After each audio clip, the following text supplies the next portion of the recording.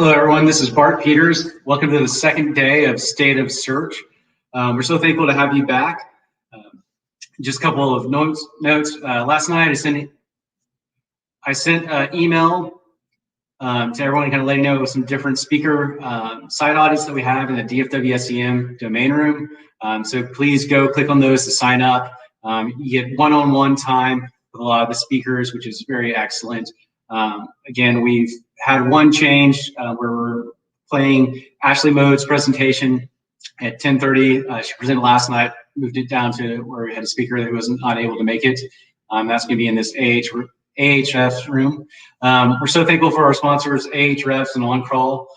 Please give them a little bit of love. Go find out about the products. We'll have kind of I'll put a virtual panel area for you to kind of check them out a little bit later in that DFW SEM room. Again, we're so thankful for you. We still are kind of at an issue with embedding the videos from our two rooms, Dallas and OnCrawl. So we did send the link to you last night via Eventbrite, and then I'll also put it in Venti this morning once those sessions are about to start going. But right now, it's our main morning keynote. It's Eric King. He's been a longtime supporter of State of Search. He was the principal for the Digital Marketing Solutions of Proficient. He's been a co-author of The Art of SEO. He's been a longtime supporter of this conference. You see him a lot of different places. He does some of the best research that you can find on SEO, and will be presenting. He's actually in our room looking at your comments, and he can be respond there, but it will also have a little bit of Q&A at the end where he'll be able to talk to you there. Without further ado, I'm happy to start playing Eric's presentation and then listen, and he'll be here to answer your questions.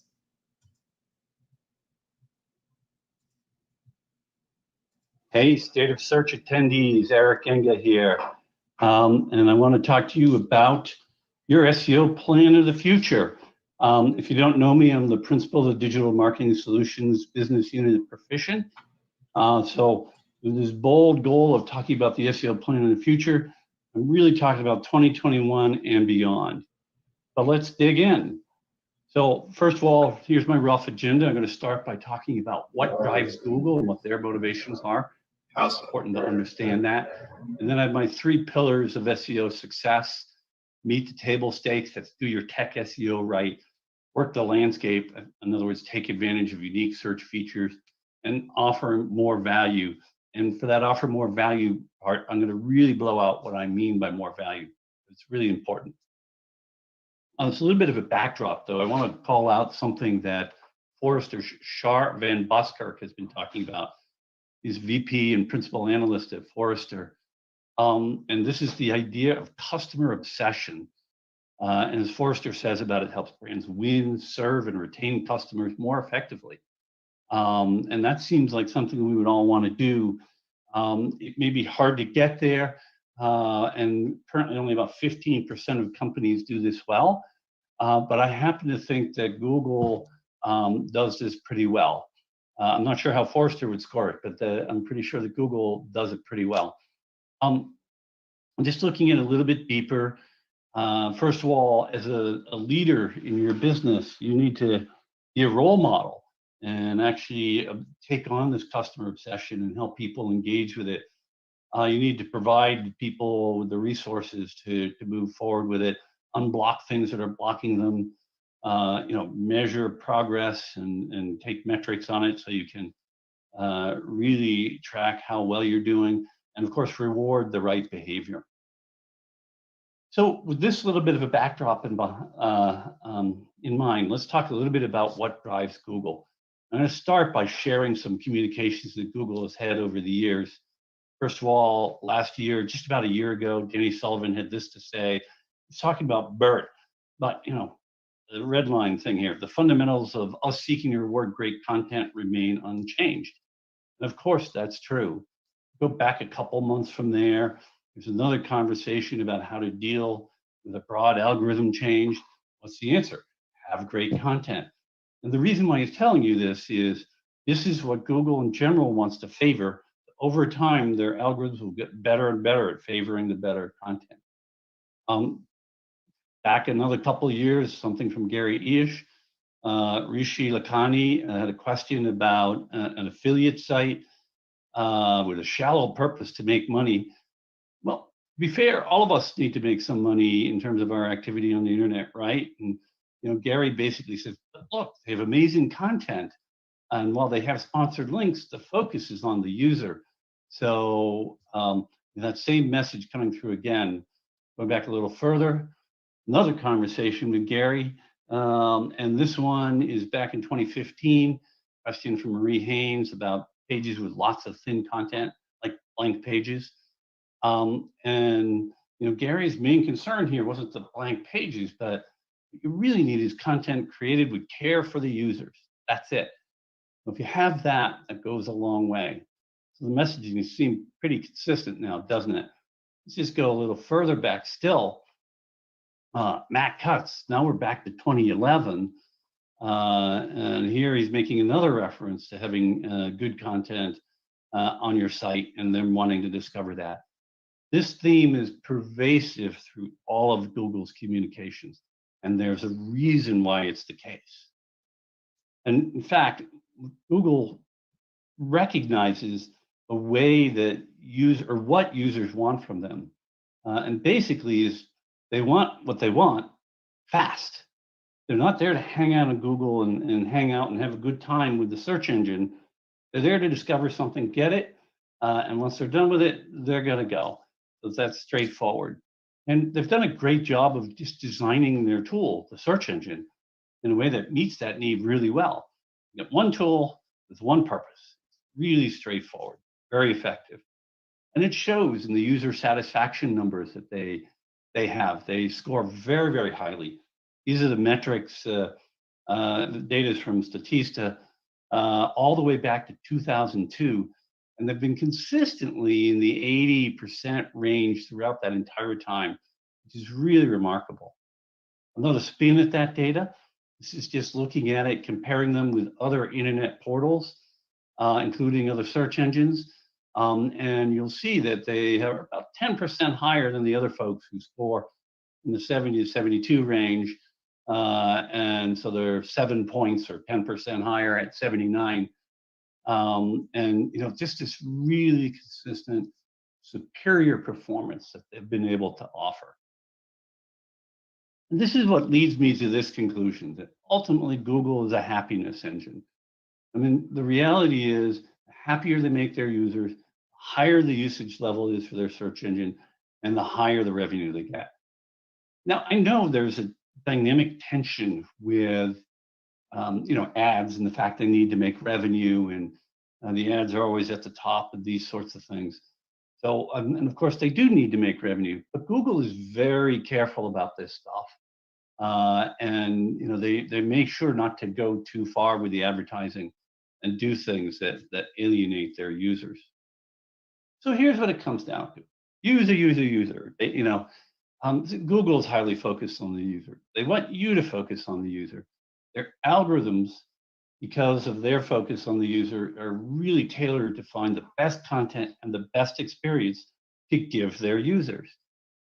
So what that means is, if you want to align your objectives with Google and be the provider of that best content and that best experience, your chances of getting stronger SEO results go way up. Now, again, Forrester's Shar Van Boskirk reminded us that the transition from one culture, which is not user-centric, to a user-centric culture can be hard.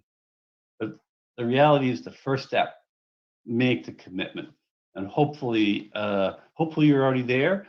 But if you're the 85% of companies, as the Forrester data shows, that aren't there yet, hopefully we can get you on the road towards that today. Now, here is a look at my overall view of organic search, kind of a simplified look. At the baseline or the bottom, we've got technical SEO here, which is the foundation of everything. You have to get this right. And then the top left, great content, products and services, and I could have included great user experience. All these things together, they act as the SEO accelerator. So you got to have that base technical SEO to play the game, but the content and products and services and all that, that's what scales your SEO to big heights. And with it, of course, you need quality signals coming in. So third-party endorsement, effectively. The most commonly known signal is links, and Google may be using other factors, but you need that external endorsement and enthusiasm for what you're doing to help drive everything. And so part of what Google has been talking to us about is this notion of EAT. And this aligns with this, what do we do to get those third-party endorsements? And what do we do for our content to be seen as high quality? And it comes down to, are you projecting real expertise? Are you authoritative in how you communicate? Are you trustworthy? Everybody believes that you have good intent and are forthright in the way you come to market. So these are important things to think about. And here's a slide from Jennifer Slegg from a presentation she did for SMX. This is a quote taken from the Google Webmaster Summit in November of 2019, talking about EAT. And they refer to it as their ground truth. So this is like their baseline of what they believe everything should, that they want to have in their index should project. And their Search Quality Raters Guide takes this a little further. They have this notion of needs met that they ask their quality raters to look at for things that appear in the search results. So whether it fully meets the needs, highly, moderately, slightly, or fails to meet them at all. And they collect this data in order to see how their search algorithms are doing in returning the best possible results. And here's what the Webmasters blog says about that. First of all, raters are people who give us insights. And then next line, it's important to understand that search raters have no control over how pages rank. So what that means is that raters' information isn't taken and put directly into some algorithm which changes ranking of pages. It doesn't work that way.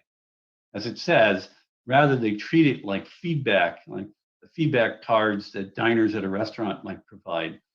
So it doesn't immediately change the menu or how cooking is done, but then it's considered and other changes might be made to improve experience based on that feedback. So this is what leads me to my premise here is really many of the most important signals that you need to be working on in your SEO strategy are indirect. Not everything is put $2 in here, $4 comes out there. It might be put $2 in here, and then something comes back. You can't measure it necessarily so directly, but it's like you put these good signals into the ether and good things come back to you, kind of like a pay it forward kind of concept. But if you have the best content and products and you've got good EAT and great UX and great CX and your relationships and how you deal with people are awesome, this is going to result in SEO goodness coming back to you.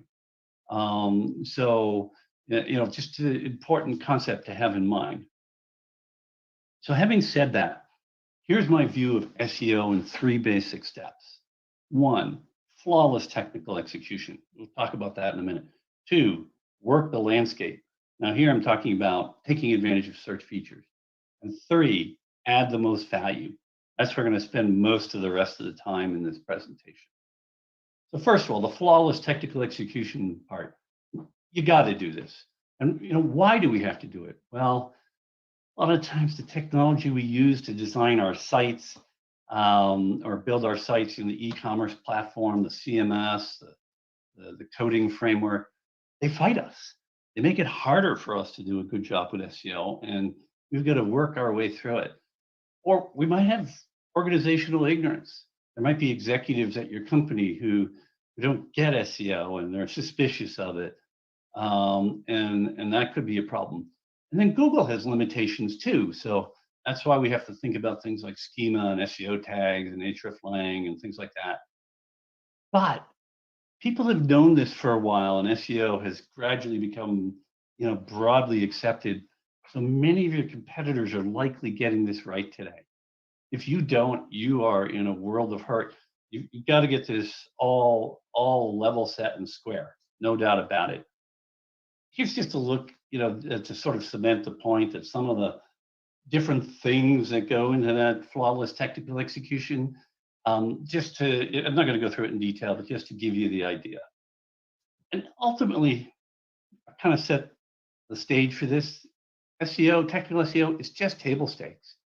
If you don't get it right, you don't get to play the game. You have no chance of winning. So you got to get this right. If you don't ante up, you don't get to play. Then there's the idea of working the landscape. So there's many aspects to this. Featured snippets, enhanced snippets, local search, image carousels, video carousels, news results. People also ask boxes. These are just opportunities, and you should take advantage of them. They take up space in the results, and if you can show up in those areas, then the amount of traffic you can receive is obviously going to be enhanced. But you have to get both of those things lined up, and then hopefully get to the point where you can focus on adding the most value. Adding the most value has many components. Understanding the user needs so you can produce the right kind of content and experience, a depth and breadth of content through the entire customer lifecycle, addressing those page experience signals that are part of Google's not yet released, but their announced page experience algorithm.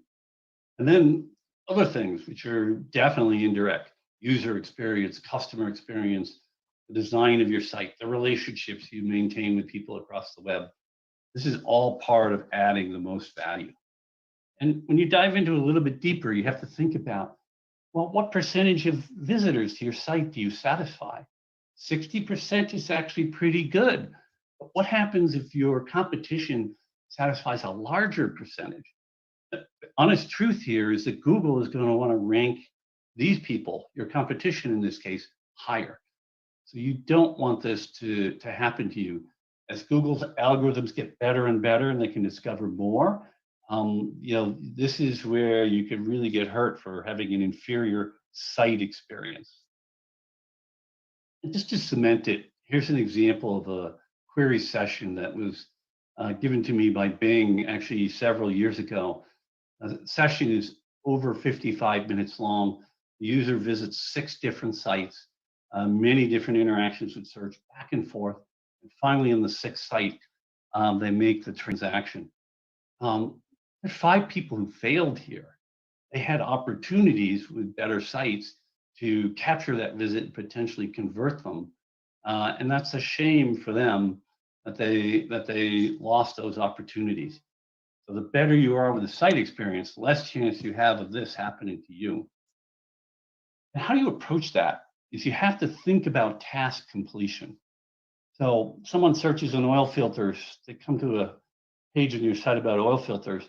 They might want the service manual to make sure they're buying the right one, or a how-to video to help show them how to do it.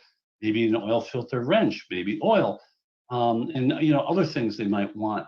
So there's a number of things that they could be looking for in addition to just that oil filter, and help them complete their task. You have to provide all of that. So a site experience that looks like this is probably not what they're looking for. Most of those people likely have one or more secondary needs that they also need addressed. So just bear that in mind when you think about your site design and how you create access to incremental information. So to start the process, you really have to understand user needs. You have customer support data, marketing research, user research, talk to your sales and marketing team. You can also just talk to the users or prospective users directly and ask them questions about what they're looking for, and not just that surface level need, but those secondary needs. And there's other things to think about too. Okay, maybe you have the answer to all of their questions on the site, but can they find it? Or when they get to your product, does it work? Is it functioning the way they'd like? And does it have all the features that they would be looking for? Does it really meet their needs? These are all parts of the puzzle that we just really have to be very, very good at. So let's actually explore one example in detail. Imagine someone searches on Ford Focus. What do they want? They want the sedan, the hatchback, an electric, maybe a specific model number. Or if they're looking for a used car and the year that it was made or the mileage might matter. Man, I'm showing you as 2005 and 2006 here. Those are old.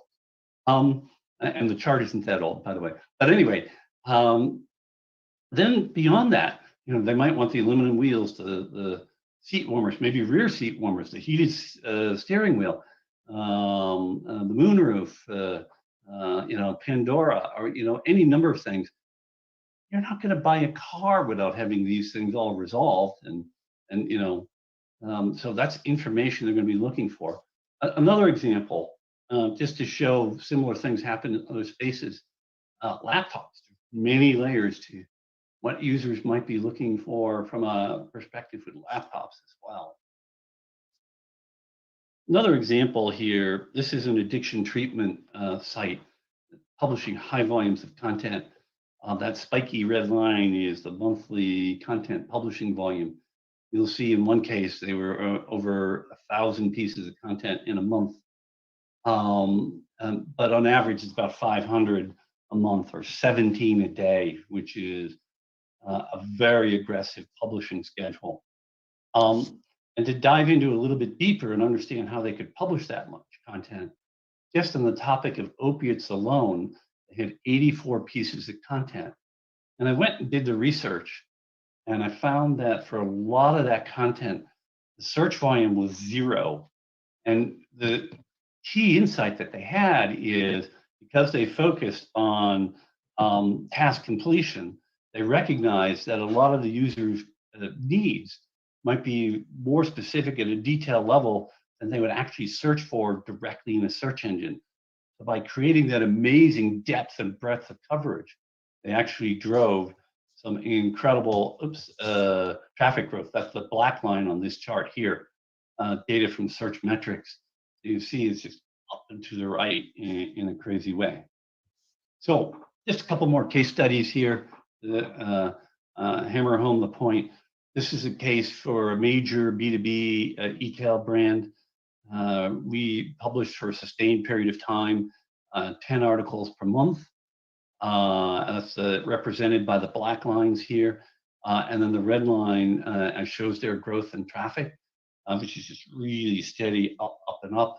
This chart ends in late 2019, but this traffic growth has actually continued at this rate this day. So it just keeps going up, which is wonderful. Another case study, home security company. This is an interesting case study because here we show, again, the bar charts show the published content. The black line is not traffic, it's last touch conversions. So people landed on the article and they went straight to a conversion from the article. It wasn't even particularly aggressive call to action on this content. And they were driving conversions wonderfully. ROI on this campaign, 300%. Good stuff. And because those are two informational examples, here's one about the content on your category pages on an e-commerce site. Here we took 173 pages that already had content placed on them by another agency. We replaced it with our own content, which was more user focused. And that meant it was naturally keyword rich rather than forced. And it was also naturally rich with links to other related pages on the client site. Within 3 months, they saw 182% increase in their non-branded organic traffic, which is a really, really strong result. A little more data to back this all up. A study here from Conductor showing that if somebody reads some informational content on your site, a week later, they're still 48% more likely to buy from you than someone else. So they remember the experience, and it helps build trust with them. And this isn't just a B2C thing. Trust is also a huge factor in B2B. And our experience shows that publishing really high quality content works great in B2B environments as well. In fact, one of the case studies I shared earlier was a B2B case study. So what this all tells me is that a lot of SEO is really driven by content. And yes, those other factors are really important. So, still have to have that tech stuff all right, and no doubt about it. But, this is a lot of what helps you scale within SEO today. But it isn't just content for one stage in time.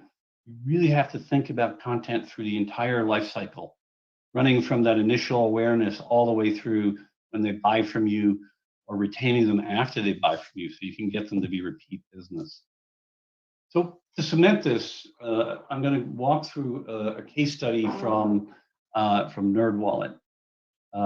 So they've got really good discovery content. They've got really high quality informational content. They also have educational content. So a nice spectrum of things, and a lot of it.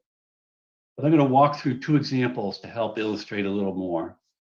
First of all, there's their first-time home buyer's guide. And you'll notice at the top left, it says advertiser disclosure. And when you click on it, you get this that pops out, and it discloses they make money by having advertisers on the site. They're very open of it. But they're very clear that their content is, for you first. This is really good eat. This builds trust when somebody does this. And then you go a little further down the page, you get informational content. You see an example of a link which brings you to a page where they make money. But the context of where they fit it into this page is right where it makes sense for users. And then below that, they have some more value-added content and a link to another page. A little further down the page, a list of first-time home buyer programs and participating lenders. A lot of cross-linking to high-quality related content. Further down the page still, more information, more resources offered. And then another link where they make money, but again, the context of where it happens in the page works really, really well. And then finally, you get to the bottom of the page, and you have more links to other related resources. So really a deep experience here.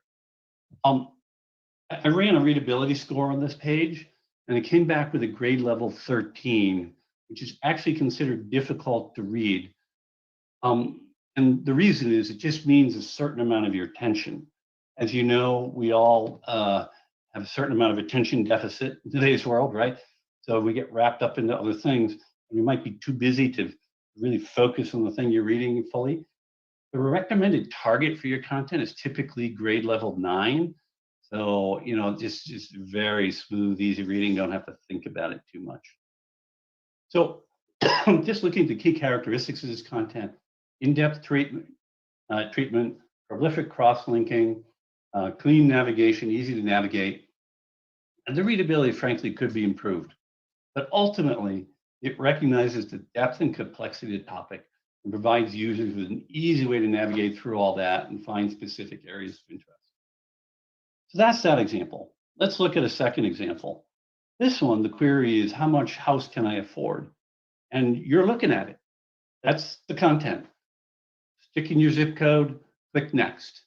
And so for this particular query and information, this is actually the perfect response. Takes you right into a calculator where you can get the answer you're looking for.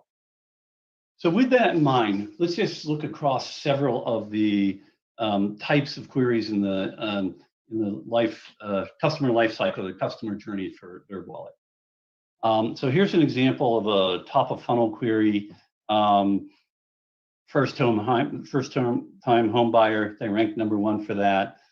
How much home can I afford? These are the two examples I shared. They ranked #1 for that. Mortgage payment calculator, another calculator type, ranked #1 for that. That was middle of funnel queries there. And then finally, bottom of funnel query, like mortgage lenders, where somebody's really close to a transaction, they ranked #1 for that too. So they're really doing well across the entire customer journey. So this is just a look at their publishing volume by month, by year actually. And if you do the math here, they're north of 200 pieces of content a month. Last year, 2018, around 300 a month. That's like 10 every single day. So a very aggressive publishing schedule. And it's shown itself with strong link growth over time. They've done remarkably well. This is data from Ahrefs. And here with data for SEMrush, we can see their traffic growth over time, also up and to the right. It's paid off really, really well for NerdWallet. All right, I'm going to shift gears and cover a few more points before wrapping up. First of all, we've all seen the announcement of the new page experience signal from Google. This is something that they announced that isn't yet an active algorithm, but it will be at some point in 2021, and they'll announce it 6 months in advance and give us warning and this sort of thing. And if we look a little more deeply at the components of this, we've got the core web vitals metrics, which are page speed related, and then existing signals like mobile friendliness, HTTPS or not, whether it's safe for browsing, has it been hacked or anything like that, and no intrusive interstitials. All of these things are areas where Google directly measures the user experience or the customer experience on your pages. So it's important to treat it as important yourself. A little deeper look at the core web vitals. These are the major components. Cumulative layout shift is interesting because that's where your page starts painting, and as it continues to paint, items that were already in the page jump around because the layout wasn't tightly controlled as you paint the page. Google thinks that's a really bad user experience. But for these three metrics cumulatively, I think the core point is if 75% of users have an experience that meets Google's performance targets, then your page is considered as good. And that can give you a good target. You can find more about it at this link over here at the bottom right. So ultimately, investing in CX and UX is incredibly important. You have to give users the simple experience they want. And yes, for years I've been hearing people talk about less is more in design. Yeah, not necessarily true. You have to give the users the in-depth experience they want. You have to figure out how to combine the two things and make it work both ways. Really, really important that you do that, because if you have everything as less is more and there isn't much information around, people can't find things because you don't have them, because you dumb down your site so much, you're really going to be hurting for your, from your long-term business perspective. And the other thing I wanted to note is that a lot of brands are investing heavily in personalization. So this is part of that customer experience as well. So they're building persona models or customer journey maps or segmentation models. Some are even doing individualization, one-to-one mapping for users. Only 4% of the people in this survey said they were doing nothing. And just some background, the survey was done by Proficient in August of this year, and we surveyed 154 senior executives from large enterprise companies. And so this kind of says everybody's investing in this. So this is another area that's important. And I believe that this will impact, maybe not by direct means, but it will impact ultimately your SEO results. So, here's a quote from Steve Jobs. Design isn't just what it looks like or feels like, it's actually how it works. This is a really important concept. Focus on making it work for the user, helping them with task completion. It's critical that you do this in order to offer them,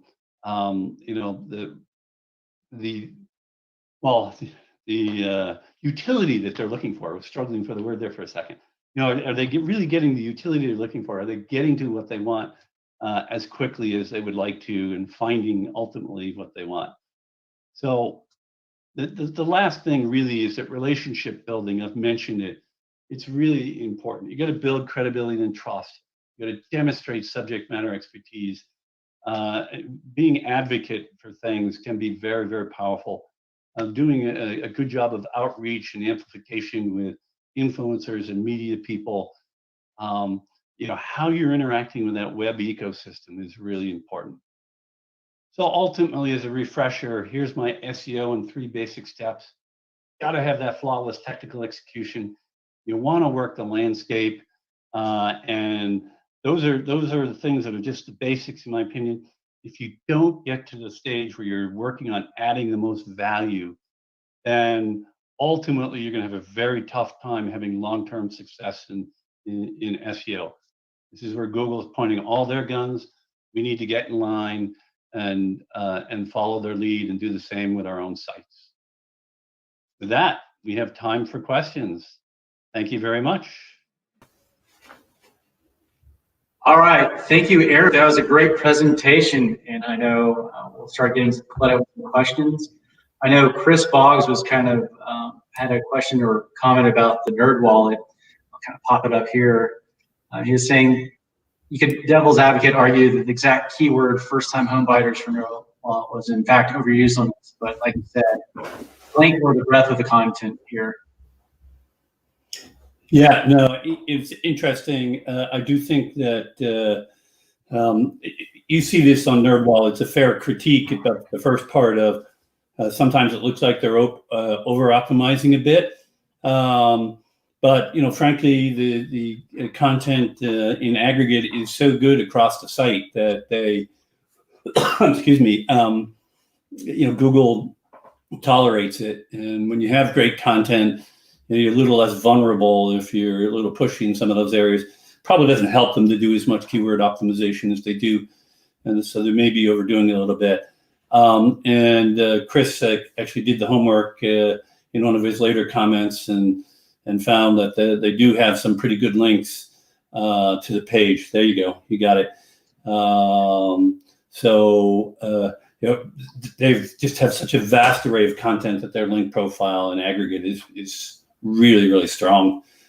No question that that's carrying a lot of this for them.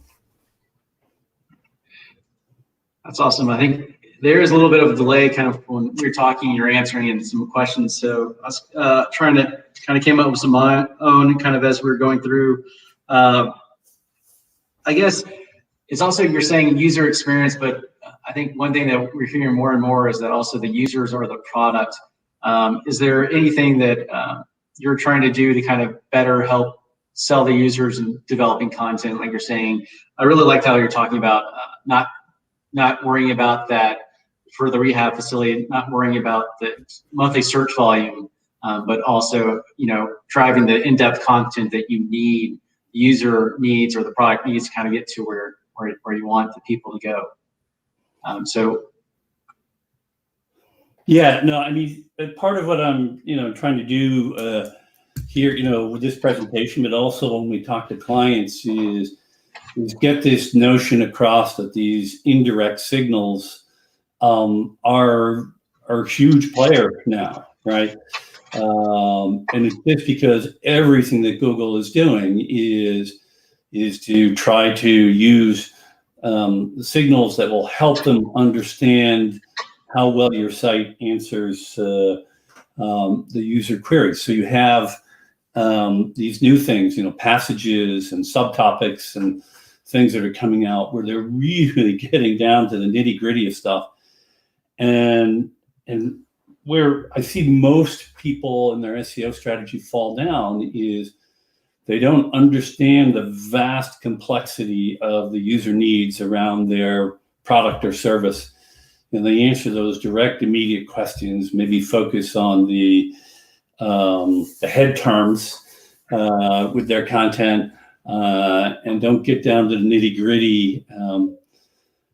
And that's what I was trying to get across with my 2 pyramids. If I created a page for laptops, hey, great. Don't have a chance of ranking if I don't address all these subtopics along the way. So it's just the dynamic is changing, and Google's getting better at figuring this out. And everything they're doing is just to keep improving on that score. So we have to do the same thing. So that's kind of one of the questions I had, especially saying more going to personalizations. What are like some of the basic things, especially now when marketing budgets are a little bit kind kind of scaled back, what are some like the key things that you focus on in getting, is it doing the maps of the customer journey and trying to get that information, or what is the, or even doing surveying your clients, what's kind of the first thing that you do to try and get into that personalization, specifically if you don't have the budget initially, or what you can do to kind of get that small win to kind of get more budget later on down the road? Yeah, well, the first thing is to create that the basic stuff, like some persona models or customer journey maps. Excuse me. So that, and that stuff, by the way, you can take your team and sit in a room and do some brainstorming and come up with a good working first draft of those kinds of things, and some understanding of what is making your customers tick, and then go talk to your salespeople or any of your customer facing people. You might have customer service or marketing people that are engaging with customers, and just learn as much as you can. At least get yourself a starting place. And the great thing about that activity is it didn't really require any external budget, and frankly, you can also do other things.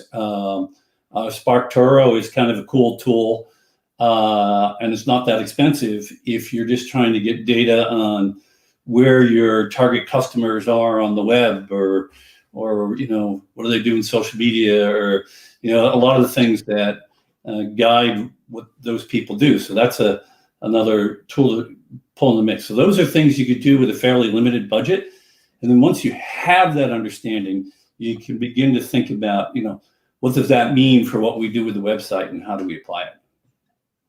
Excellent. Looks like Chris had another question. Are you succeeding better getting to the CTO and others to sponsor tech teams to execute towards your flawless technical based requirements more quickly with enterprise?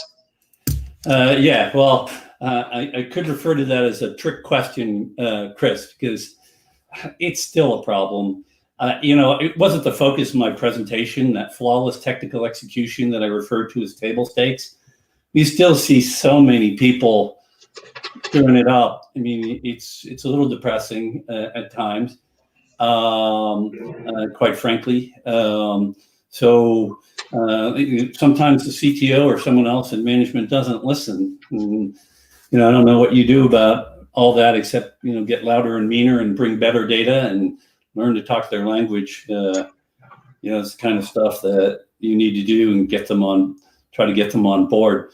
So even though I kind of brushed right by that topic, it's still a big topic. And like I said, our e-commerce platforms, our CMS systems, stuff like that fights us. Our management team might be fighting us.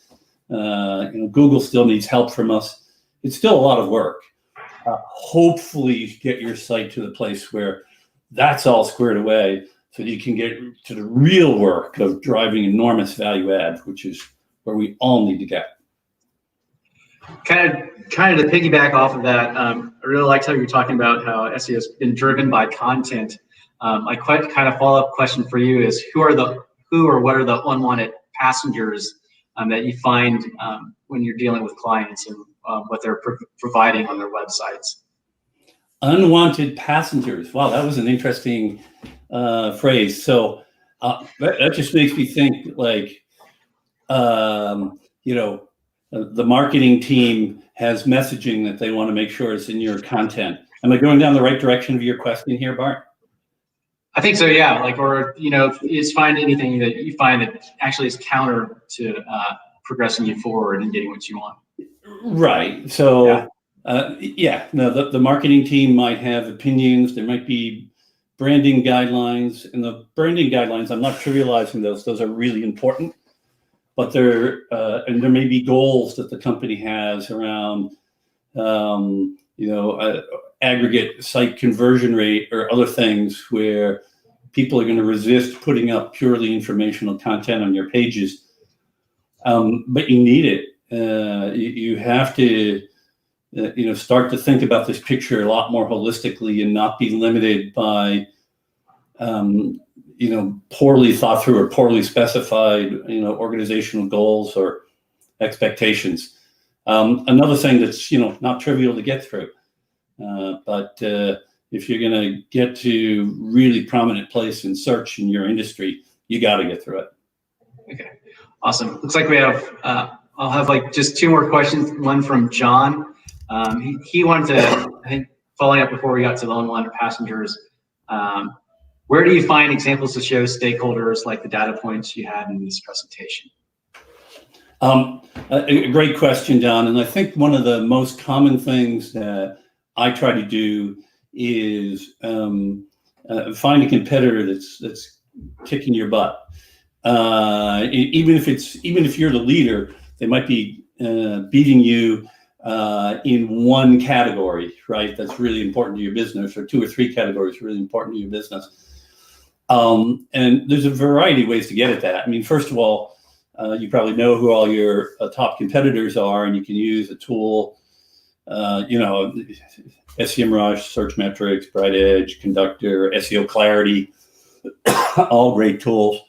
And do the competitive research and then bring back data and say, look, these people are beating us. And it's often a really good motivator for getting people, off their lazy butt and kicked into gear, competitive nature that we all have, right? So. Sorry, I was asking a little question in this room, and so I had myself muted, but that's definitely what you kind of need. I think also trying to get competitive. We're kind of wrapping up on our time. Just one kind of last question. Who are you reading or following to kind of continue to spark ideas, or you see it's very interesting, something new in this industry? Love to kind of hear that. Well, I mean, there's a lot of people that have a strong voice out there that, I really pay a lot of attention to what they say. You've got, Jamie Alberico on the tech side of things. Lily Ray is got some impressive content. Glenn Gabe, another one. Those are all people who put a lot of great stuff out there. I mean, Barry Schwartz, of course, and then just being in the Twitterverse, and that's helped me stay current. Just seeing all the things that they're coming through from the people I follow there, because it does its job. You get your stuff in kind of real time, and it helps you keep current. Well, Eric, this has been so refreshing and great to hear all these comments, and can't wait to kind of go back and go into those slides a little bit more. Any last comments that you'd like to have, or anything, or where can people find you, follow you, to kind of stay up to date with what you're doing? Sure. So for last comment, this can be hard to get people to start thinking this way. I acknowledge that, and from part of what Shar Van Boskirk was telling us in the slides I started with very near the beginning, it can be hard to make the transition, but it's worth the fight. The world is moving this way, and we need to move with it. And if I see a trend and I know it's going that way, I want to be in front of it. Thank you very much. But in terms of getting hold of me, at Stone Temple is my Twitter handle still. And that's one of the easiest ways to get a hold of me. Be a little bit patient. I'm not on it every day. And then you can connect with me on LinkedIn, another really good way to do it. And would love to hear from you all and stay connected. All right, Eric, thank you so much. Again, your presentation was fantastic. We'll get that up there soon. Again, thank you for your continued support for State of Search and coming to speak. We always enjoy having you. I love State of Search. It's a great conference. You guys do a great job. DFW SEM, great organization. Really a credit to all you guys. It's, I think, one of the largest, if not the largest, in the US, right? So just a really strong presence. So always glad to participate. Thank you so much, Eric. You have a great day. All right, you too. Bye, everybody. Thank you. Bye. So next, we're going to actually move into our panel. And I'm going to bring up Christine, and then Christine, we'll try and see, it's our panel kind of talking about doing digital marketing during the pandemic. I will add Christine to the stream. How are you doing, Christine? You're muted.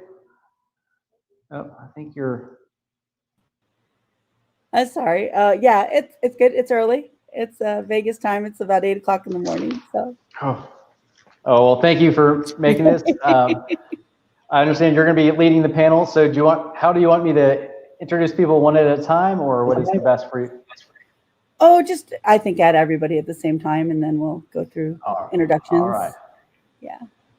All right, we'll do that. Start adding. We've got Ryan Jones, Stephen Hammer, Rob Woods, Khalid. And I will hop off and let you guys talk. We are having a little bit feedback, so make sure you don't have YouTube or Eventi up. And we'll let you guys go. All right, guys, thanks so much.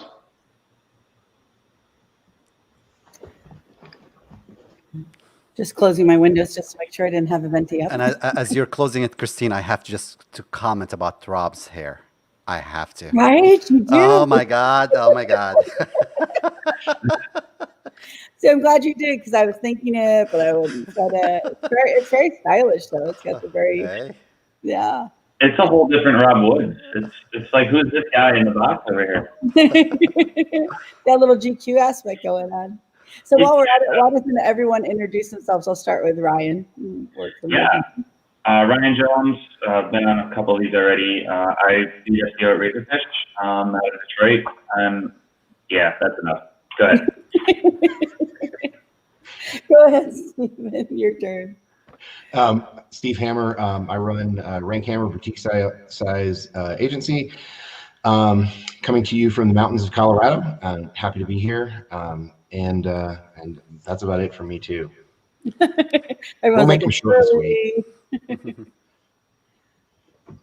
Okay, and Kelly, you next. Sure. So, hey everyone, Khalid Saleh coming to you from snowy Chicago. I can't believe we already got snow, but let's jump. I run Invesp, a conversion optimization company, and also because I have just too much free time on my hand, run FigPy, which is a SaaS tool for conversion optimization, A/B testing, heat maps, video recording, polls, and whatnot.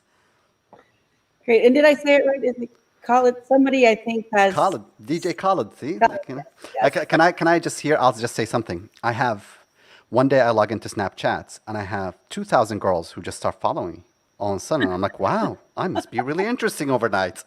So somebody had posted DJ Khaled's ID and put my ID instead. So all these girls are following me, and that was the last day I logged into Snapchat. I don't want to break anyone's heart, so. Somebody I think has a window open because I can hear some reverb. Can everyone check and make sure that they're not running the platform from yesterday?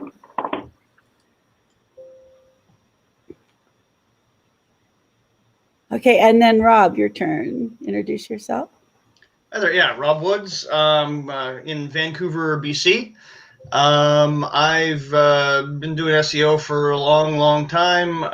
Been a consultant for about 8 years, which is actually ending in about 1 month, and I'm going back in-house, which should be interesting after 8 years of being self-employed. So that's exciting.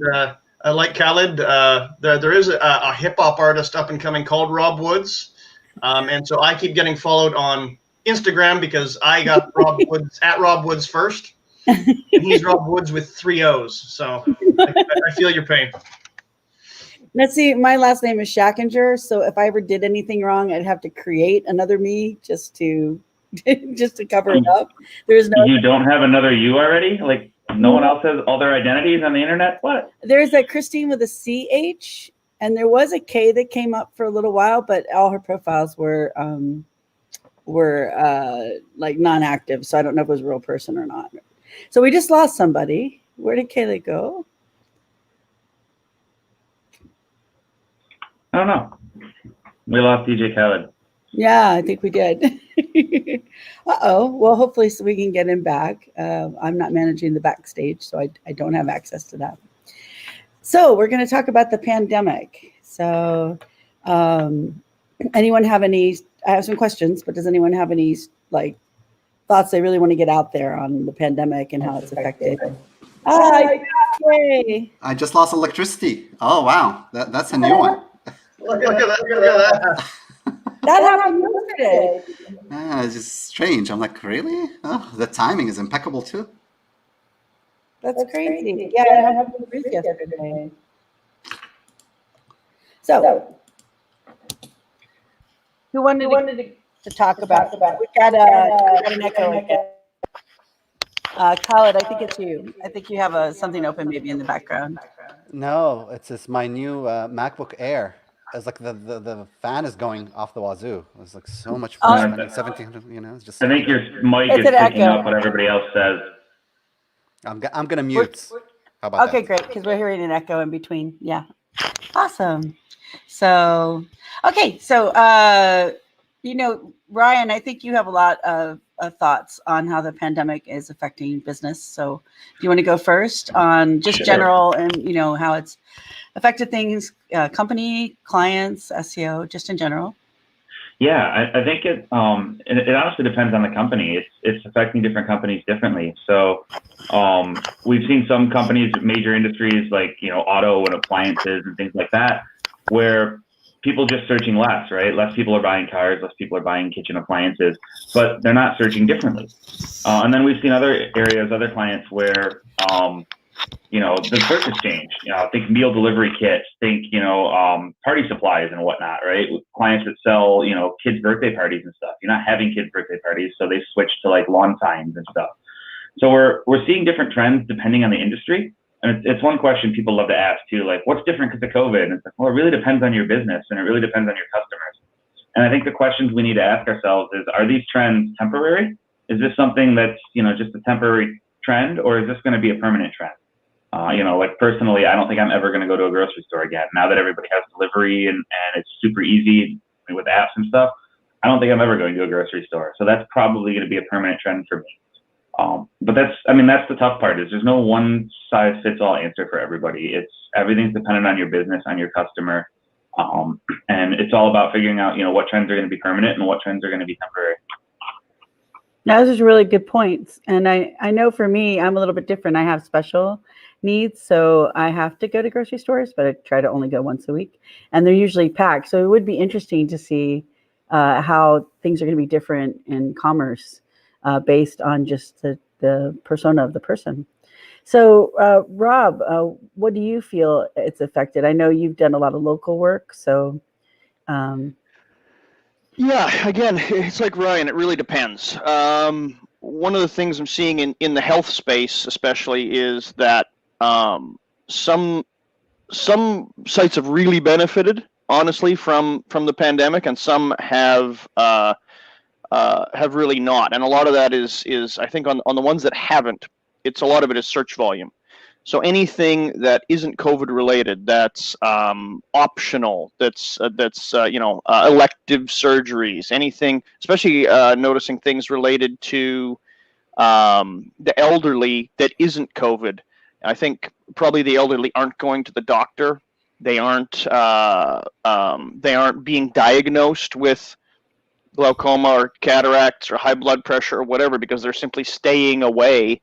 And so they're not searching for those things. And I'm seeing search volumes down considerably. And for a lot of sort of non-COVID related health things, really not seeing search volumes getting back to normal until kind of now, or not even all the way back.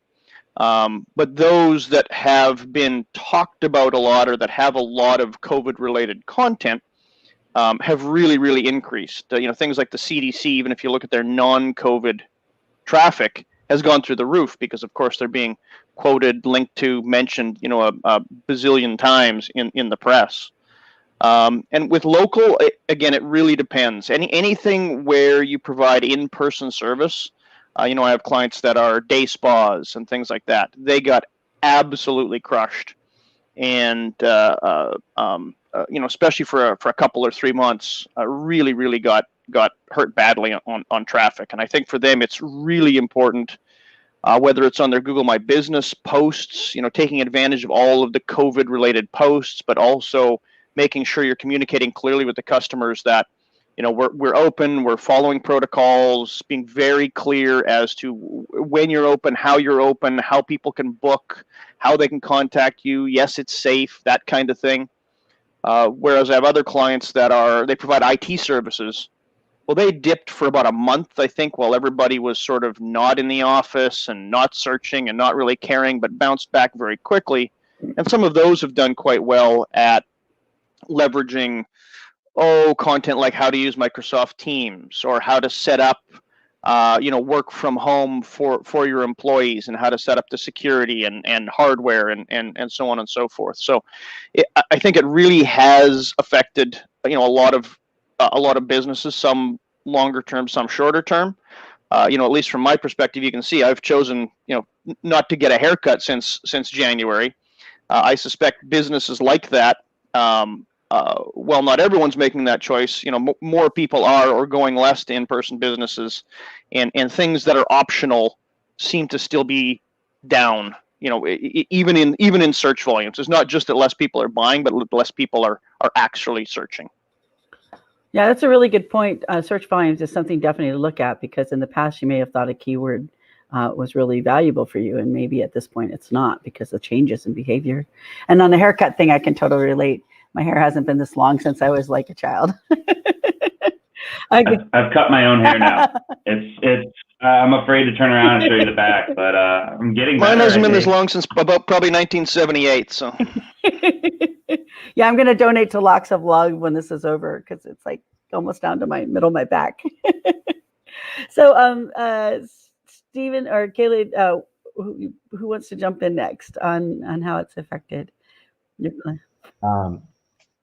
So I'm going to come in from a business to business perspective, because we do an awful lot of B2B type clients, and it's really an interesting transformation that we're seeing there. We've seen people move from the wine 'em, dine 'em, sign 'em sort of mode. That's gone. I mean, there's no in-person sort of follow-ups, and those sorts of things are just they're just toast. The conferences, they're virtual conferences, obviously, like this one, but the sponsorship of those is just a different sort of thing. If you're selling a product that is something that is solving a problem they don't know they have yet, you're in a pretty difficult situation. Or if you're doing something that's had a really long relationship cycle, we've seen massive changes with those folks, in terms of what their effects are. The good news is the ability to get in front of those with targeting is still there, as much as you've lost things. So we used to do targeting for B2B on pay-per-click, where we would literally target the headquarters of something we were going for, to market for. We can't do that anymore because everyone's working from home, so that's gone. But you can still get, a lot of those folks, in other ways. You just have to be super creative about it. So it's definitely a huge shift in terms of that industry and how it's being affected. And then the other thing that I find really interesting is we're seeing a lot of businesses that fought digital transformation for a really long time that are now doing it because they have to. Bikes, if you've ever tried to buy one online a couple of years back, it was go to your local store and that was it. There was no online component. There was no way they're shipping it to you. There was no anything like that.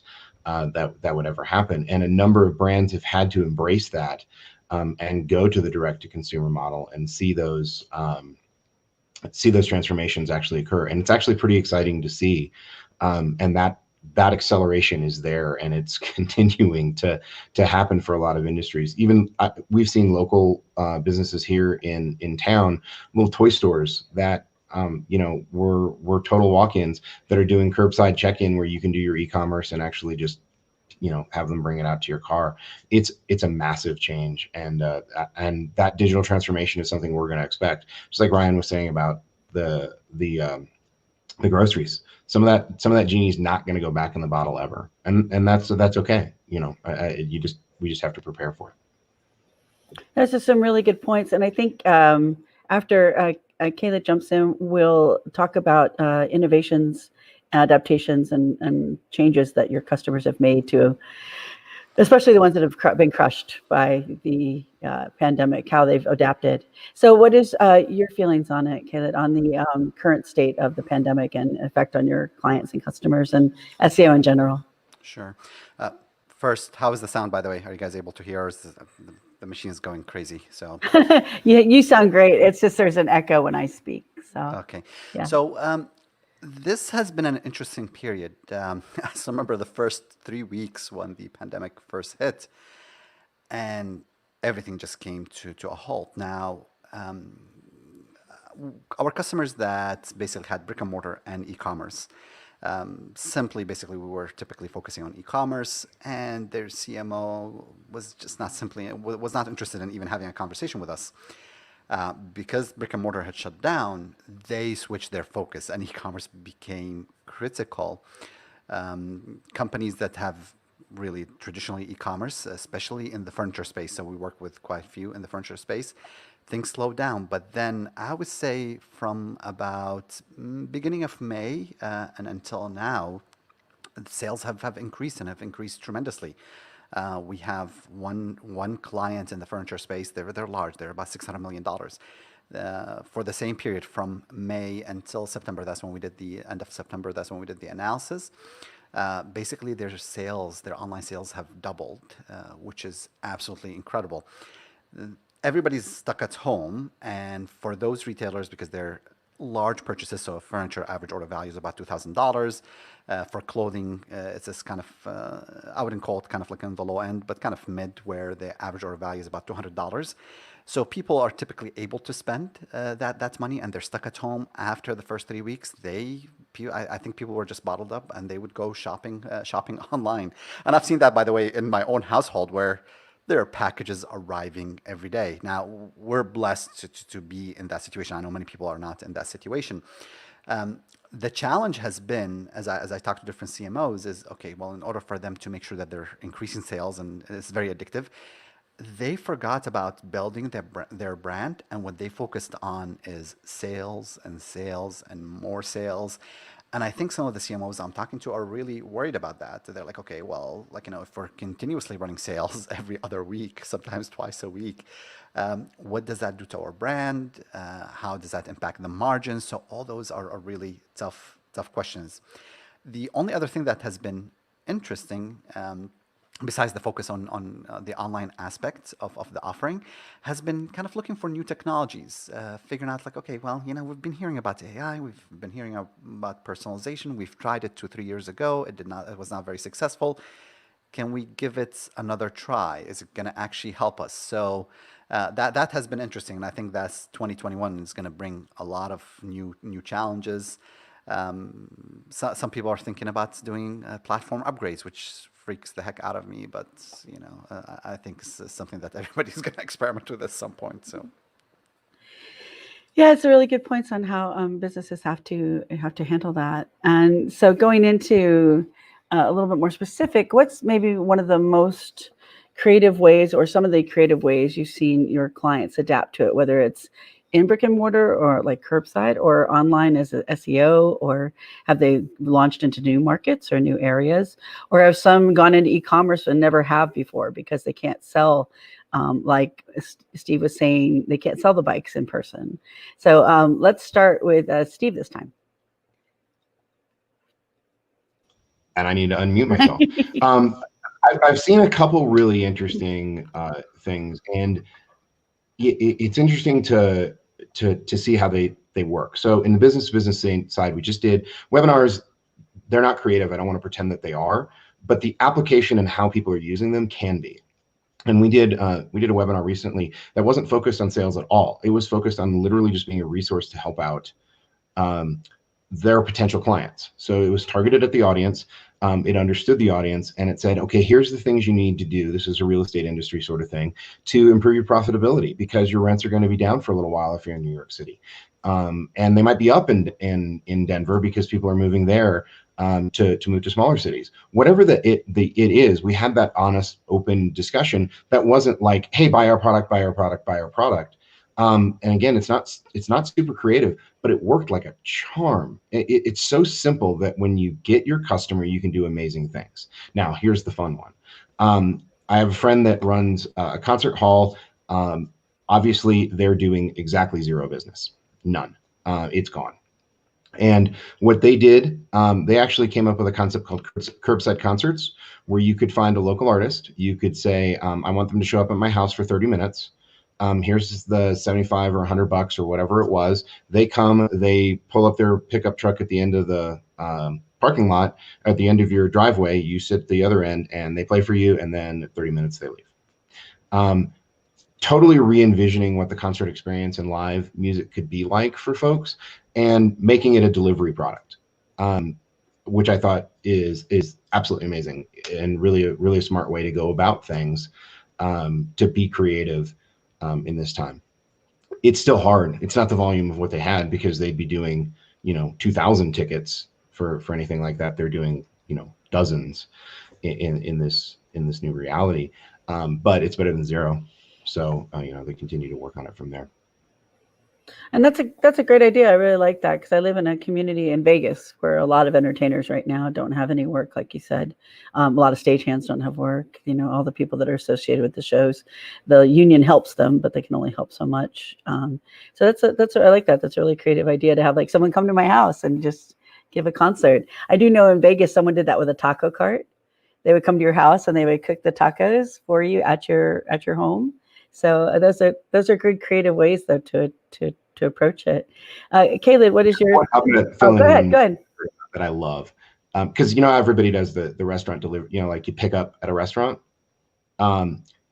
There was a guy in Philly that would Zoom call with you about 10 minutes after he figured you got home, to check in and see how everything was. And he would be dressed in full waiter gear. He would be ready to go, to try and bring that experience. I want to tell you a little bit about what you're having tonight, and do the whole waiter thing over Zoom. So it wasn't just grab it and go. There was an element of service with it. And that's part of the experience of all this stuff. We have to re-envision what the special parts of our experiences are, and try to still deliver those even in a virtual world. And that's kind of the key to all of this, I think. And that trend's going to be amazing. Yeah, I think that's really brilliant. And that's sort of like the guy who brought the taco truck. He didn't just bring taco truck. He made it a whole experience where they cooked it for people. They served them with masks on, and they stayed, distanced the rest of the time. But I love that idea of a Zoom call to check how your food was in full gear. And I think creativity is the big word of right now, creativity and adaptivity. Caleb, what are your thoughts on that? So this is interesting, just kind of like piggybacking on what Stephen had said. There are parts of the service, even for us as consulting companies, that we talk about experience, and this is the way you distinguish yourself, but we rarely paid close attention to it. I've been on the consulting side now, since 2000, working for companies, and now starting my own company back in 2006. And we talk about experience, but we never focused on it. And then when the pandemic hit, we actually had to step back and think about this. And I think there are lessons that we've learned there, where we're like, okay, how do you actually make that customer experience very unique? Where are they going to remember it? Where are they going to mention it to a friend or a colleague, or somebody who they meet? So that has been interesting. On the B2B side, I still remember back in 2010, we literally would be sitting in a meeting like this, and we'll say, hey, let's put a webinar together and let's do it tomorrow. And we would send out an email to our email list, and we would have probably the next day, we'll have 200, 300 people show up. So that was kind of like, okay, this is the beginning of webinars and everybody's interested in them. And then after that, everybody kind of a typical, marketers, we just copy each other, herd mentality. We reached a point where we do a webinar and we're sending emails 2-3 weeks in advance, and basically no one shows up. I mean, you have a 10%, 20% show up rate, and it was demoralizing. But with the pandemic, everybody is stuck at home. And then I have learned from other companies. I follow Chris Walker on LinkedIn, and he's very creative. And we're like, a webinar, we can take that video, we can chunk it up, and we can redistribute it. So you're creating the content once, redistributing again. And I've seen that done very successfully. I just wonder how long we can keep this up, and at what point do people get sick and tired of just actually being virtual and watching Zoom events. I'll mention a couple of friends who are doing interesting stuff. So one friend said, we have all these restaurants in Chicago, and they're all shut down, and they have nothing. So he actually started a business where he contracts with those restaurants, and in the morning, basically, he leases the space out to startup entrepreneurs who are really sick and tired of staying at home in a socially distant way. So that has been successful. Another friend who basically said, you know what, personal trainers, basically they get very little money when you book a session through gyms. And she said, well, why don't we start a platform? We can book personal trainers online. Now, this has been very successful with some personal trainers who understand marketing and branding, and with others, they've struggled. So I wonder how those businesses are going to succeed. I think the personal trainer business is going to continue and is going to be there for a while. But the friend who started the startup, started the restaurant, and let's rent out the restaurants. Well, eventually people are going to go back. So that's going to be challenging and interesting to see. Oh, those are some really good ideas. And yes, definitely I think there is Zoom fatigue at this point for many people. I even tell my clients before we meet that they don't have to be on video. Like I prefer to do it on Zoom because we can screen share and the audio is clear, but don't worry about being on, because I think people having to be present and presentable for Zoom all the time can get kind of tiring.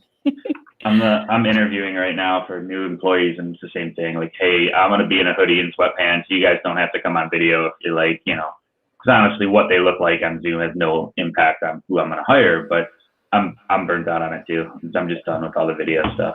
Exactly. It's all day, every day, all day. Exactly. And since you jumped in, let's go ahead with you on innovation and. Sure. I don't have a lot to add. I think the previous people hit on much of the stuff I want to talk about. It was interesting to me to see, when it first hit, to see all the fast food companies be like, oh, we're taking our employees' temperatures and we're sanitizing this and we're using gloves and masks and this. And 3 months later, they're like, hey, if you're going to get COVID, come get it in the drive-thru. So it's like the attitudes are kind of given up on some of that stuff. It's interesting to me. But the innovation, it's hard to innovate. And especially if your business is losing money, or you're seeing sales hurt, it's hard to convince people to take that chance and do that new thing that some of the previous panelists just spoke about. And so that's one of the real challenges. How do you get people whose sales are down to actually invest in an unknown?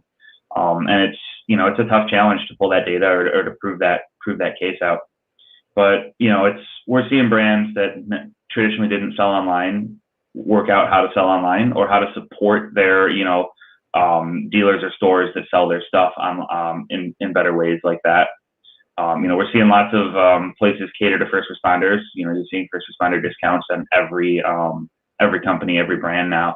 But it's a tough challenge, and it's unfortunately, go back to the earlier question, there's no cookie cutter solution to this. It's you got to be creative, and it's different for every business. And Rob, what are your feelings on this? Yeah, I don't know that I'm seeing necessarily new technologies as much as people really adapting or taking on technologies they didn't really have before, didn't really utilize as much. So again, I talked about I have a few different home builder clients, and they're adopting a lot more the virtual home tours because people can't come to the open house. They can't come and see the houses. So it's a lot more investing money into the video, the tours, that kind of thing. And for both them and kind of other in-person services, a lot more people adopting kind of online appointment booking. So rather than phoning and figuring out, or like I said, having a big open house, or people just drop by, people adopting software where users can book their own appointments and you can manage. So, okay, we only have one person at the location at this time, and then, that there's no overlap with the next half an hour. A little bit in the fashion space, I'm seeing people really pushing forward more with kind of virtual try on or kind of find your own style, kind of go through this sort of a flow chart of tell us what you like and tell us what your shape is and all of those kind of things, and we'll sort of point you in the right direction to kind of help facilitate, I think, some of the e-commerce, especially where there are stumbling blocks to buying online, where you don't know if it's going to look good on you, you don't know if the size is going to be right, some of those kind of things. And the other thing I've really seen, at least for myself, is a huge uptick actually in leads, which unfortunately for me, I'm kind of leaving the consulting side, and I think you're just going to see more of that, right? Both on the PPC and the organic side. There are a lot of companies who didn't take e-commerce seriously, didn't necessarily think they needed a Google My Business. All of a sudden, they have to be online. And I'm at least seeing a big uptick, and I think there's just going to be more competition. It's going to be more difficult to compete because That makes a more lot of people are sense. That paying kind of attention leads to it. into my last question. We got about a minute and a half per person, but what would be the one either overarching or very specific piece of advice you would give people going forward in dealing with this pandemic? Because we're not going to be out of it at least until probably summer next year before they'll have enough treatments and vaccines. So, Caleb, would you like to go first? Sure. I think the biggest thing is kind of like, starting to look at 2021 and planning for that and figuring out that the competition is going to be even tougher online because everybody is going online. So the question that I always we're spending quite a bit of time with our clients on is a simple question but very difficult to answer. What is the difference that makes the difference? What is going to be the difference in your service offering that makes a difference in the minds of your target customers to say, you know what, this is what I want, and this is what I'm gonna buy. I must have this. It's a tough question, and it has always been a fundamental question. But now, as there's more competition, you want to figure out a way to stand out. So that's kind of like what we're spending time thinking about. And Steven? Unmute first. I'd say the biggest thing that we would advise on is twofold. First, invest. Whether it's investing in marketing or knowledge or better data or whatever it is that you do now, if you're ahead of the game with everybody else, as that additional competition starts to come in, as more people do the digital transformation, you're ahead. You're just better than they are. You're already on second base when they're just learning to hit. So as odd as it is and as hard as it is, assume this never goes away. Assume it never goes away and this is the new reality, and invest to be smart about it. And the second one is a basic one. Know your customer and know what they're going through. And if you understand what it is that they're going through, you're just smarter as a marketer because of it. And that doesn't always mean your product and how they use your product. It means really understand what they're going through so you can address it. That's the key of general marketing in the first place, but we all forget about it because we want to push. It's time to listen. I like that. It's time to listen. It's really important, especially because everyone's business right now is so changed, and anything you assumed about it before is probably not relevant now. So that's a really good point. Rob, what is your thoughts on this? Yeah, I think I'd reflect kind of a little bit what's already been said. Don't expect things to go back all the way to where they were. Some things will go back. In-person services will go back. You can't get a virtual haircut, but I will buy more online than I used to. I just will. Right? More people will want online fitness classes than they used to. More people will buy groceries online than they used to.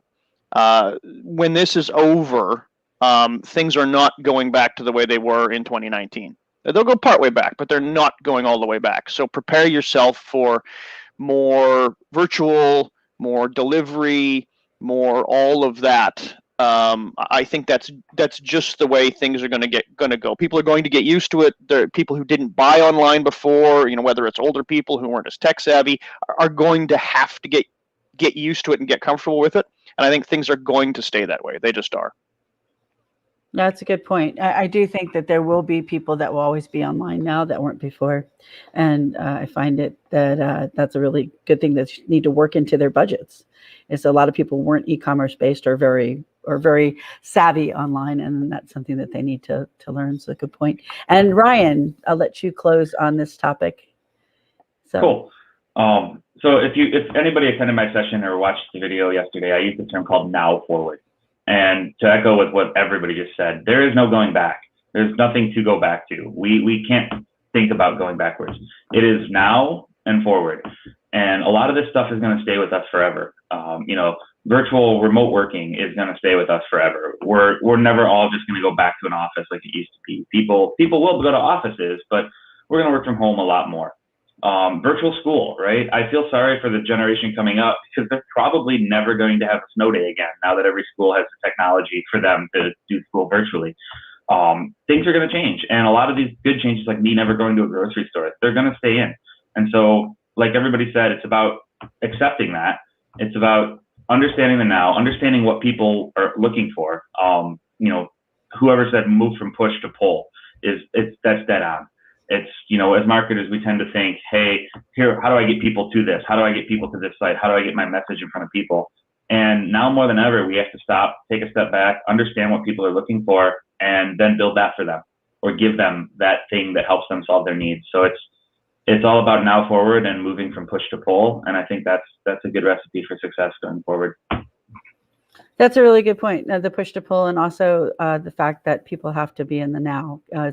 You got to know where the puck's going, but we don't know where the puck's going. Like normally you have some idea, but we have no idea. So you have to listen to your business, listen to your clients. And I would also say follow the data. The data that used to work doesn't work anymore. Keyword volume, as Rob was talking about, where people are going to be business. Are they going to be online, curbside, coming in? All those things you need to look at new data and data on a daily and a now basis, as opposed to what you used to do. Be innovative and creative. So thank you guys. I think you gave everyone a lot to think about. And just on one personal note about the pandemic, I did have COVID in March, April. So please be safe. It is not something you want to have. I'm still dealing with the after effects. So wear a mask and stay distant. So everybody, thank you. I think we're right at time. And I think that was a very good session. So thank you guys. Thank you all. You guys did a great job. Thanks a lot. We don't have the audience here, but again, thank you so much for all that Steve. all valuable information. I should have had some music where I could play in the background for you guys. Steve has a Vegas mask. I had to just real quick point that out. Since I'm in Vegas, that's awesome. I come prepped. There could be no question about it. But I do want to add one more thing really quickly, super quick. Human connection is the most precious thing right now, period, bar none. If you can provide that, you are just miles ahead, because it is more precious than time. It's just hard. It's super scarce. So I think about that whenever I can. That's it. That's a great thing. That's a great idea. Yeah, thanks for that, Stephen. Great job. Great job for all of you guys. I'm gonna go to solo. Thank you all, guys. That's kind of, it concludes the Ahrefs panel. We will actually be coming back live at, oops, I'm on the wrong day. 10:50. Thank you, Bill. We're going back live 10:50 in the 3 rooms, Ahrefs. We also will have site review with James Brockbank, sorry, in the DFW domain area. So again, actually, sorry, yeah, okay, that's right. We'll have that coming back up. Again, thank you all for your help, for listening. Send out Aventi a link to the Dallas and on-crawl rooms. Also, as someone pointed out, I sent an email this morning, not last night, that states where the YouTube links are for those 2 rooms. If you have any issues, please email us at sos@dfwsem.org. Otherwise, we'll be back in about 16 minutes. Enjoy your break, get some coffee, use the restrooms, come back and be ready for some nice live streaming. Again, thank you all for attending. Happy to have you. Thank you for all our panelists, speakers. We're so thankful for all this. Have a great day, and we'll be back soon.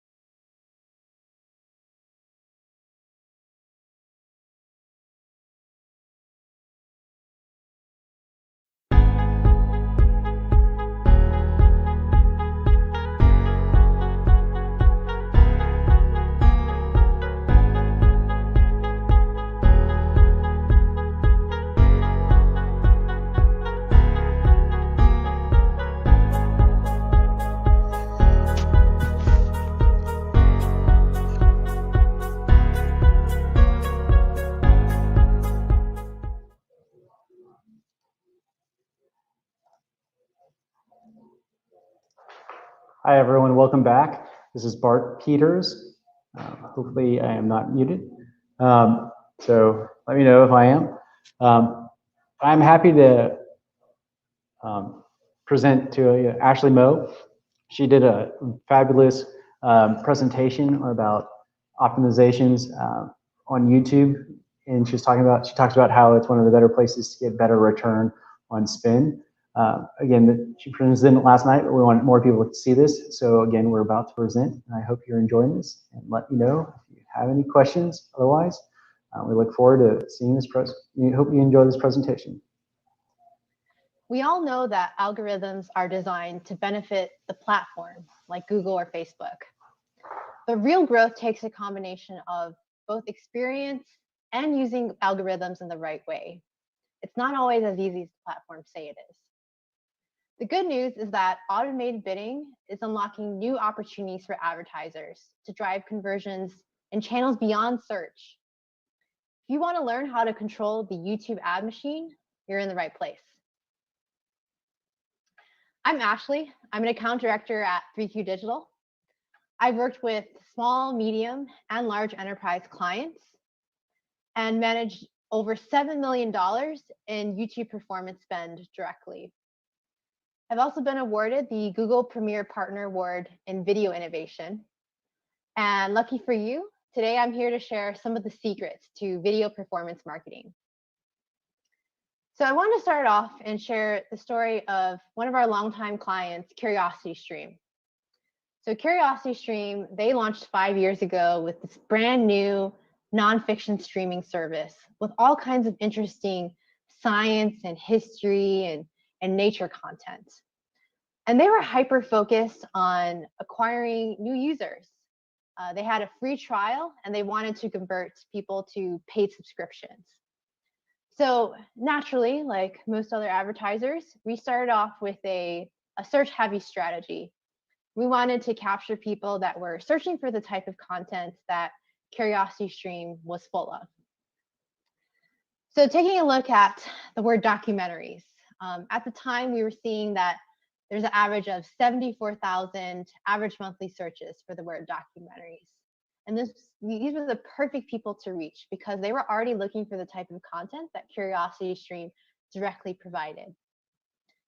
From there, we expanded on to other keywords, other types of documentaries, nonfiction content.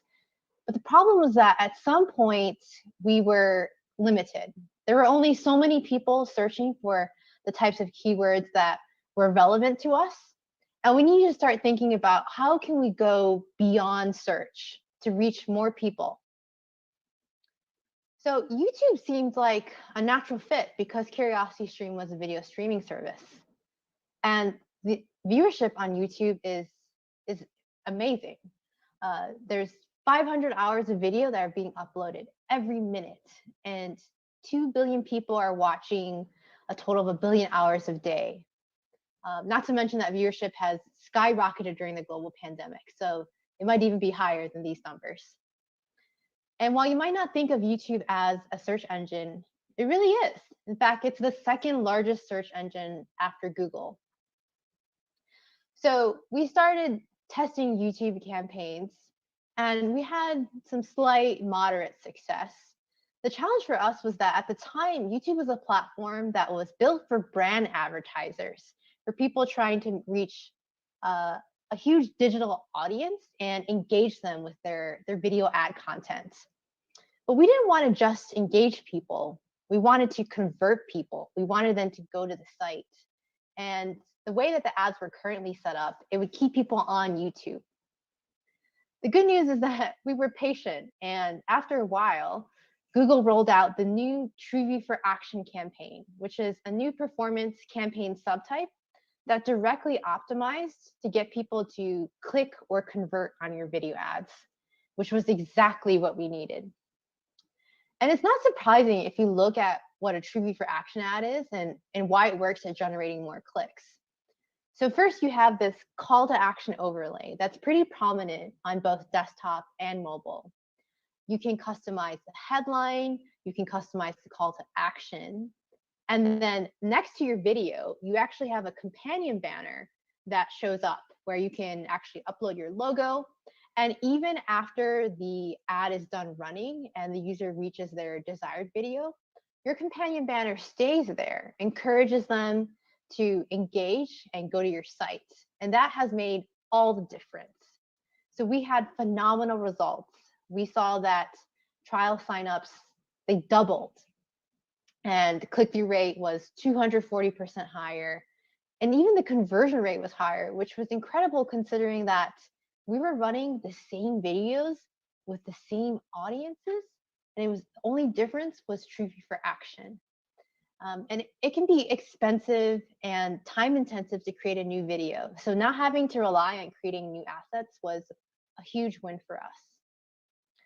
So in terms of targeting, what we found worked really well for us initially was leveraging customer match by taking a list of our top subscribers, uploading that list to Google, and then creating a similar audience, allowing Google to find people that were similar to the types of people we knew were probably interested in a service like CuriosityStream. And the nice thing about this list is that it also updates dynamically, so we could continue to target this list. And that worked really well for us. Again, there was only so much reach. So we continued to invest on YouTube and started testing into many other targeting strategies. So what did we learn from spending millions of dollars on YouTube ads? So first, I highly recommend that you limit your reach. Now, this is the opposite of what Google will tell you, because Google just wants you to spend money, and they will tell you that, oh, the algorithm will learn. It'll figure out the nuances. You don't need to adjust things. And yes, I agree that the algorithm will learn over time, but there's no reason why we can't nudge it. And you and I know that desktop converts better than mobile for the most part. So I recommend that when you initially launch your campaign, you actually limit it to only running desktop traffic to start, because that traffic on YouTube is very premium and people are just generally more likely to convert. In a similar vein, I would also recommend that you opt out of video partners, which is like the GDN for YouTube. Because yes, you can show, if you want to expand your reach, it would be good to show off YouTube. But the traffic on YouTube is premium and it's going to convert better. So it's best to start there. And I would say that after a few weeks, once you see that performance starts to stabilize, then you can start thinking about, how can I expand my targeting for scale? You can start to relax some of these constraints. You can adjust bid modifiers and also test into new audiences, which is exactly what we did.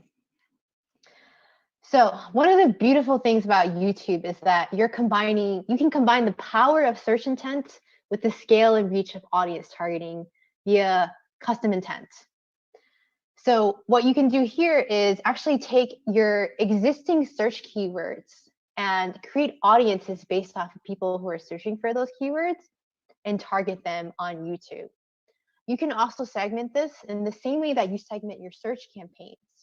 So you can have a brand audience, competitor audience, prospecting audience, and even serve them different creative, just like you would on search. The reason why this works so well makes sense when you think about this CuriosityStream example. So let's say someone, they clicked on our search ad for dinosaur documentary, and then they got to the CuriosityStream site and they saw that there's a large number of titles available. They didn't see one specifically that related to dinosaurs, so they ended up leaving, not converting. But later that night, they're on YouTube, just checking out some content. And then they get served our Ancient Earth ad, which is a documentary with dinosaurs on CuriosityStream. Now they're like, ooh, those dinosaurs are really cool. They click into it and they're like, oh, I didn't know that this type of content was available on CuriosityStream. And then now they sign up for a free trial. So video can be an incredible way to engage with people beyond search. You can tell so much more with a video. And that's the power of custom audiences on YouTube. So because this is a video campaign, we have to talk about creative. Google says that 70% of your video campaign success is dependent on the creative. But here's the thing. You don't always know which creative is going to be your top performer. I'm sure we've all run display or video or social campaigns, and we had that one ad that worked so well, and you're just constantly scratching your head like, I don't know why it works well, but I know it works well, and I'm going to keep pushing money towards it. The same thing can happen on YouTube. And that's why I highly recommend that you test multiple creatives, because you don't know which one will work well. And even a slight variation can make all the difference. So don't just have the one video ad. Try to get more ads from your creative team if you can. And even if you can't, there are other variables you can test, like that call to action and companion banner that I was talking about earlier. From a creative standpoint, it's also very important that you captivate your audience early on. I mean, one, you don't want them to skip, and you don't want to put your juicy content at the end if they're never going to see it. And also, it's important to brand thoughtfully. So yes, you should include your logo, but don't just plaster it on if it distracts from the content. It's great to include it naturally. So let's say you're showing someone using your product, or they're scrolling on their phone. And I also recommend including audio mentions. So it's like saying curiosity stream in a video ad. That's been shown to improve brand lift. And that's going to have an impact even on people that end up skipping your ad, which you don't have to pay for because they're free impressions. Why not take advantage of an opportunity to build that brand affinity? So finally, let's talk about conversions and which ones we should be optimizing to. So, in a dream state, you're optimizing to your lower funnel conversion, just like you are on search, and you're getting a ton of conversions, and that's creating a feedback loop into Google, and everything is working well. But we all know that that often is not the case. So if you're finding that you're not getting enough conversions in order for the algorithm to work well, consider moving your conversion to mid or upper funnel. Maybe it's a proxy event, something that has, like, maybe they have to click into the checkout page, but they haven't actually checked out. And you can even go all the way up to page views. You want to do whatever it takes to get enough data points that YouTube can start to learn what works well. And then maybe from there, eventually you'll have enough data points that you can actually change the conversion type. But you want to do what makes the most sense, and it's not always going to be your lowest funnel conversions. One of the nice things that Google has introduced since the launch of TrueView for Action is the maximize conversions bidding strategy. So originally you could only use target CPA, which meant that you would need like 30 conversions in 30 days. But now you can actually launch a brand new campaign that doesn't have any conversion history, and it will start learning right away and be a little bit more conservative at the start. And then for all my B2B friends out there, YouTube can also work for B2B. In fact, Google has recently released this new lead form ad type that you see here. And you can select from a certain number of fields that Google provides what you want to show on your ad. So you can collect name and email like you would lead form ads on other channels. So to summarize, key takeaways for your TrueView for Action campaigns that hopefully you're launching very soon. First, you want to limit your reach to desktop traffic on youtube.com, at least to start. Think about how you can leverage your existing search insights on YouTube with custom intent targeting. Understand that creative is a powerful lever that can make or break your campaign's performance. And finally, consider optimizing to upper funnel conversions if that gives you the data density you need to be successful. So underpinning each of these learnings is the fact that you need the right team of people to make decisions and analyze video performance. It's not as straightforward as search, but it can be more fun. And the power of sight, sound, and motion is opening doors for advertisers everywhere who are willing to lean into something new. Thank you. Thank you, Ashley. And we actually have Ashley here to answer some questions. So if you're, and I'm sorry, Ashley, just noticed I spelled your name in the chat. too quickly and a little dyslexic, so I forgot the E. I have some friends that hate that, so I'm sorry about that. So Ashley, thanks again for stopping by for this presentation. You're talking about how having the right people helps make this presentation. I think one question people would like to probably answer are, what are some questions that you should be asking an account manager, or if you're looking to hire to try and get the right person in the job? Right. So I would definitely want to find someone who is creatively minded. So just ask them, like, what are some general creative best practices when you're trying to drive whatever your performance goal is, which could be awareness, could be performance. Also ask them what are examples, and if they don't have a specific experience, like, what do they think are examples of really good ads, and why do they think those ads are effective? Like, what elements about them? And I would say from the performance and account management side, if they have experience with GDN campaigns, that can transfer fairly well over to YouTube. So ask them how they think about, if you were launching a new campaign with this goal, what types of targeting options would they think that they would launch at first? Awesome. That's a great answer. One thing I was also thinking about is, what are the main hurdles that you've dealt kind of in your account directing, trying to get people to do more of these ads, or to trying to increase spend, and how do you, I guess, best get them over that hump, to kind of get them to like where they're willing to test these out? And again, like you said, want to test out different things to try and see what has the best performance. But just initially, to get them to jump into this, what are some of the things that you're saying to kind of really push people into that direction? Yeah. So I would say the first hurdle is always creative. Usually, the thing is, if you have creative that you think is not going to work well, then it's probably not going to work well. And you have to design to the platform. So you can't just repurpose like a TV ad where there's usually a slower buildup, because you're going to lose people right away. So the first thing is, and it works better if you're already running GDN or Facebook campaigns, because then you can make the case like, hey, this is not that different, but it's a new channel to explore. So first, making it clear why you need to have YouTube specific creative that will allow you to even launch those campaigns to begin with. And then from there, if you can secure some kind of test budget, it can be challenging to scale your campaigns effectively if you're not getting a lot of conversions. That's why I talk about, if you're trying to optimize to a lower funnel conversion that doesn't happen very often, YouTube is not necessarily going to be as impactful as search. So it might be better to start with a conversion that happens more frequently, or even something like a page view, just because you need a lot of data points to really get your campaigns going.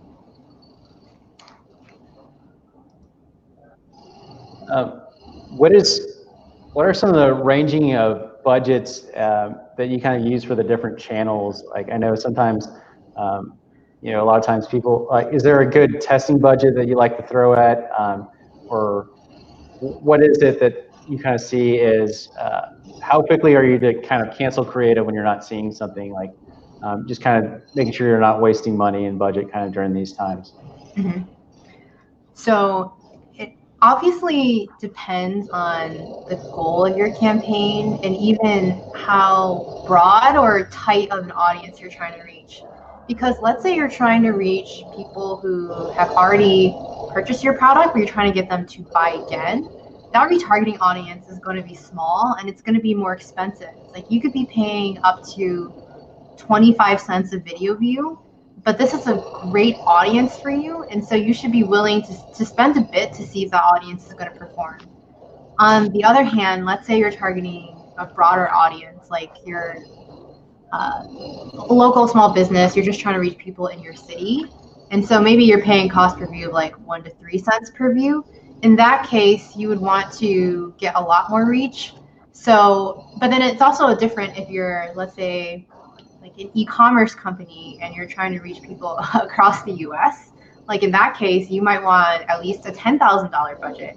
So it does depend on the audience you're trying to reach, like how big or small it is. But I would say that generally when you launch these campaigns, they're on automated bidding strategies. So you can expect that the first week performance is going to be wonky, and then maybe the second and third week that's when performance will stabilize and you can see, is the creative actually performing? So you should run your campaign at least 3 weeks, and you should budget accordingly so that your campaign can run that long and you don't have to cut things prematurely. Excellent. Are there any channels outside of Facebook and YouTube that you're actually trying to see a little bit more success with video, or it kind of makes it where, you know, like you said, transitioning to Facebook, it's kind of easy to kind of get that creative right for YouTube. Is there like a third channel that you normally try and do more videos with, that you kind of like trying to get 3 different areas where you're finding clients, or is it mainly focusing on just get those first 2 right, and then what's your kind of preference there? Yeah, I would say that Facebook and YouTube are primarily where we recommend our clients spend, because there's so much scale and there's so much you can do with different audience targeting, continue to build upon any initial success you're having. But if you are, for some reason, already tapped out on Facebook and YouTube and you're thinking about other channels to explore, it definitely depends on if you have a good mobile user experience, because both Facebook and YouTube and even other social channels like Snapchat or even TikTok, you're going to be on mobile. So if your mobile experience isn't good, then I wouldn't be testing other channels, because that's where most of that video inventory is. So you have to take into account which device do people best convert on, or like that I'm trying to reach, and then find channels that can do that accordingly. I mean, Facebook and YouTube, you can run on desktop, mobile, both.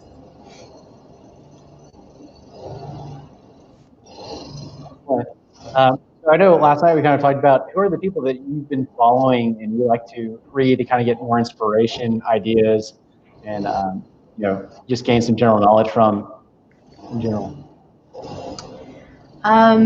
Yes, so I guess it's a random assortment. I guess you can look at the people that I'm following on Twitter.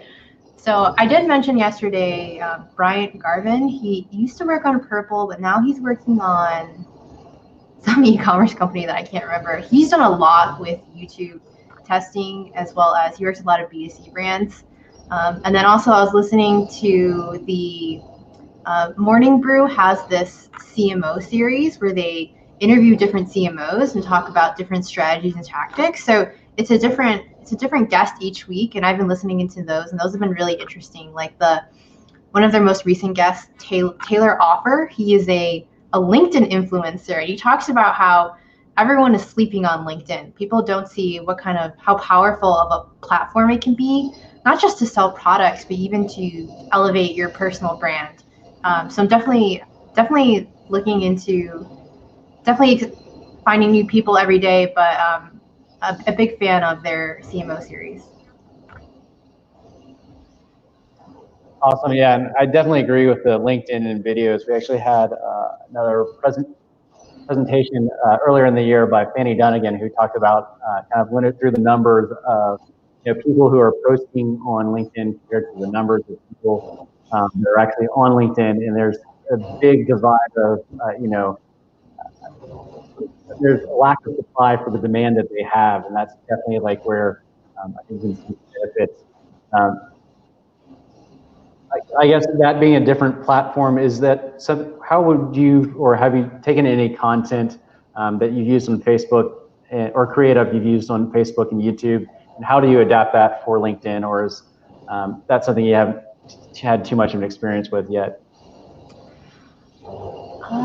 I haven't done a lot of advertising on LinkedIn, but I can talk about some of the differences even in adapting creative for Facebook versus YouTube. So with Facebook, you have many different placements, especially if you're including Instagram. So often you're going to want videos in different formats.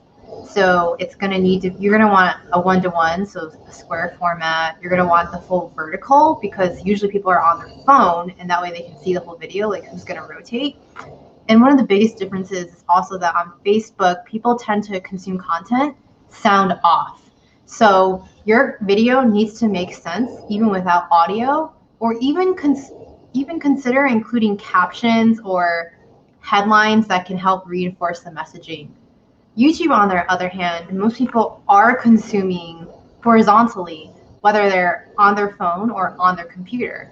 People are also, I think it's like 95% sound on. So you can rely on your audio, whether that's music or a voiceover. That can be, you can expect that can be a part of your ad, whereas on Facebook, it's the complete opposite. Awesome.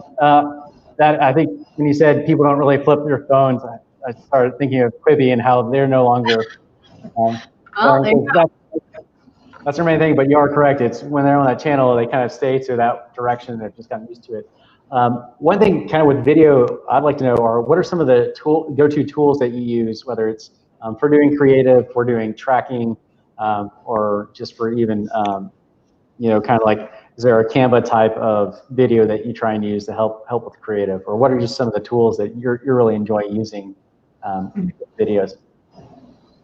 So we typically work with clients that have creative agencies, so they're producing their own content.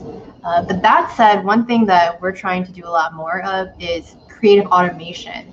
So let's say you want to take your video and create a video that works well for you and create variations of it. Like you have a different voiceover, male versus female, or you want to change like the color of someone's shirt in the first few seconds. And there's a good number of tools out there. I know that VidMob is a really good one where you can use these platforms to dynamically create different versions of your videos, and then that allows you to do a lot more creative testing to see what are the elements that are going to influence performance.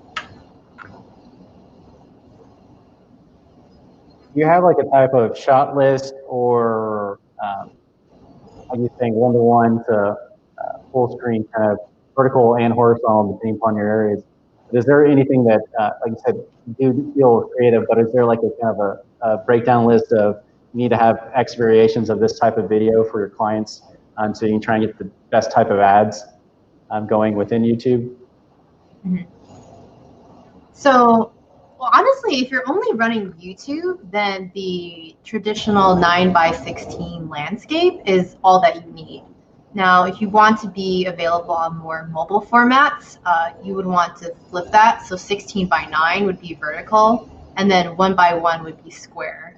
And then if you're running on Facebook, then you would also want to include the 4:5 video size. But if you just Google like Facebook video specs, YouTube video specs, you can pull it up pretty easily.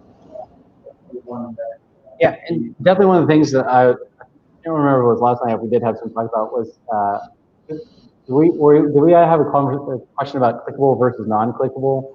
Yeah, we did.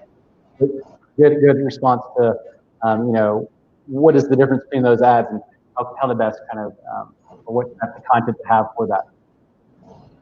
Yep. So I think if you haven't advertised on YouTube, you would think that non-skippable ads are better because you're like, oh, I know they will see my full ad.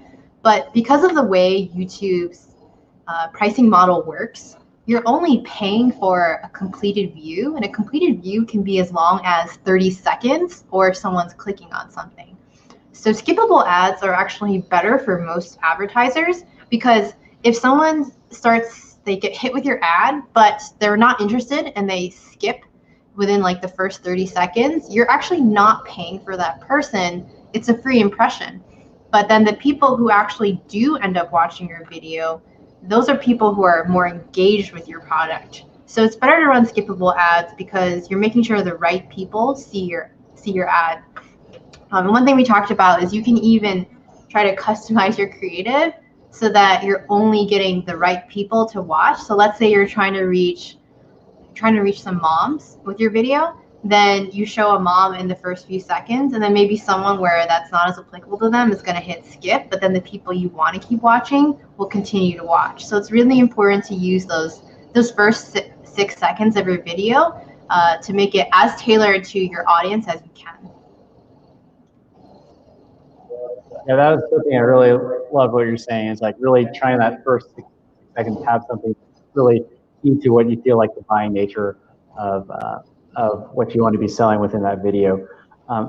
Ashley, we're at time, so just let us know how we can reach you, best follow you, or where you're kind of posting.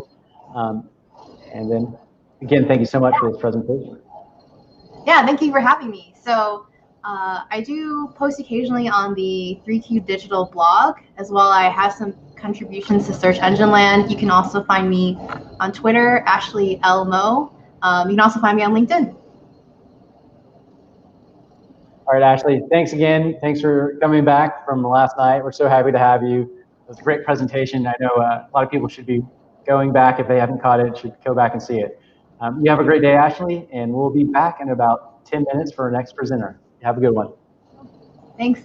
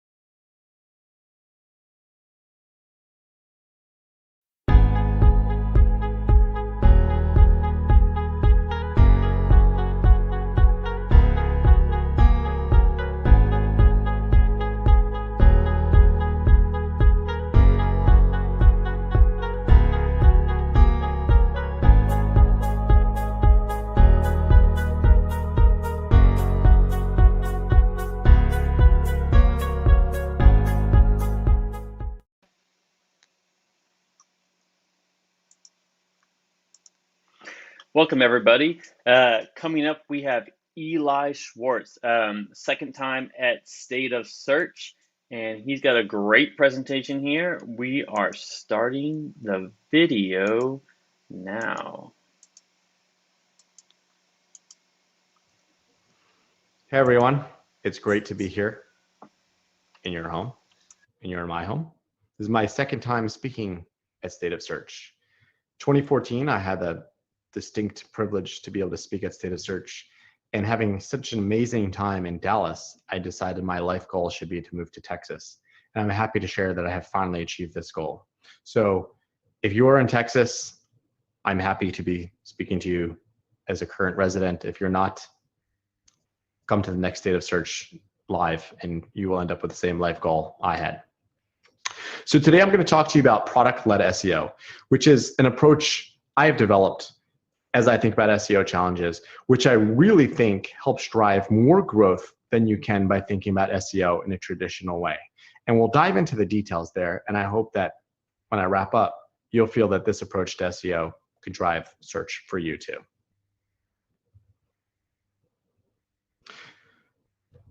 So when I have conversations with people about SEO, and I'm sure you've heard all these things too, these are the 4 things people think about when SEO is top of mind. So number 1, SEO is all about rankings. It's where you rank, whether you rank number 1 or 2 or 3, that's SEO. And it doesn't matter whether it's an image or a video or discover, it's all about where you appear. SEO is rankings. Second thing is people think about Google updates, Bing algo updates. It's all about beating the algorithm or the algorithm beating you. SEO is about how you attack Google. The third thing is SEO is free. And that's a common thing everyone thinks about. There's paid marketing, advertising, and then there's free traffic. And SEO is how you generate that free traffic. It belongs to you. All you have to do is unlock it. And then the fourth thing is that there's some sort of magic in SEO. There's a black box. We know all the secrets. And by using our magical secrets, we're able to unlock all this free traffic. Now, I don't think any of these things are true. I think when you approach SEO with these, let's call them misconceptions, that it's all about rankings, that it's about algo updates and traffic is free and that there's magic here, that you're missing the real point of SEO. But let's take a sniff test and see if this idea of traffic being free and it's all about some magical way to beat out the algorithm is really factual. So the first thing that comes down to these misconceptions is the approach to Google. Now, I've been privileged to have been doing SEO for the last 14 plus years. And in my time doing SEO, and I certainly wasn't around when Google first started in the year 2000, and this is a screenshot of Google in the year 2000. My experience, the approach to SEO 14 years ago, and 10 years ago, and 5 years ago, and 2 years ago is the same. We're doing all the same things. And then misses out on the fact that Google has changed. Google has advanced significantly.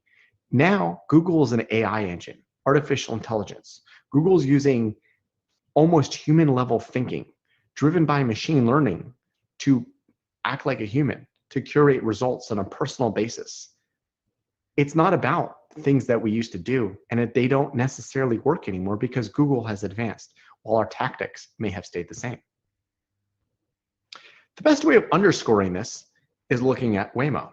Now, whenever I do this presentation in public with real humans that I can see and not just my computer, I always ask how many people know what Waymo is. And out of an audience of 100, I'll get about 3 hands. Now, for those of you, and those 97% that aren't familiar with Waymo, Waymo is Google's autonomous driving division. It's a self-driving car, so run by Google. Shockingly to many people, Google, with Waymo, has driven more autonomous miles than any other company working on this challenge.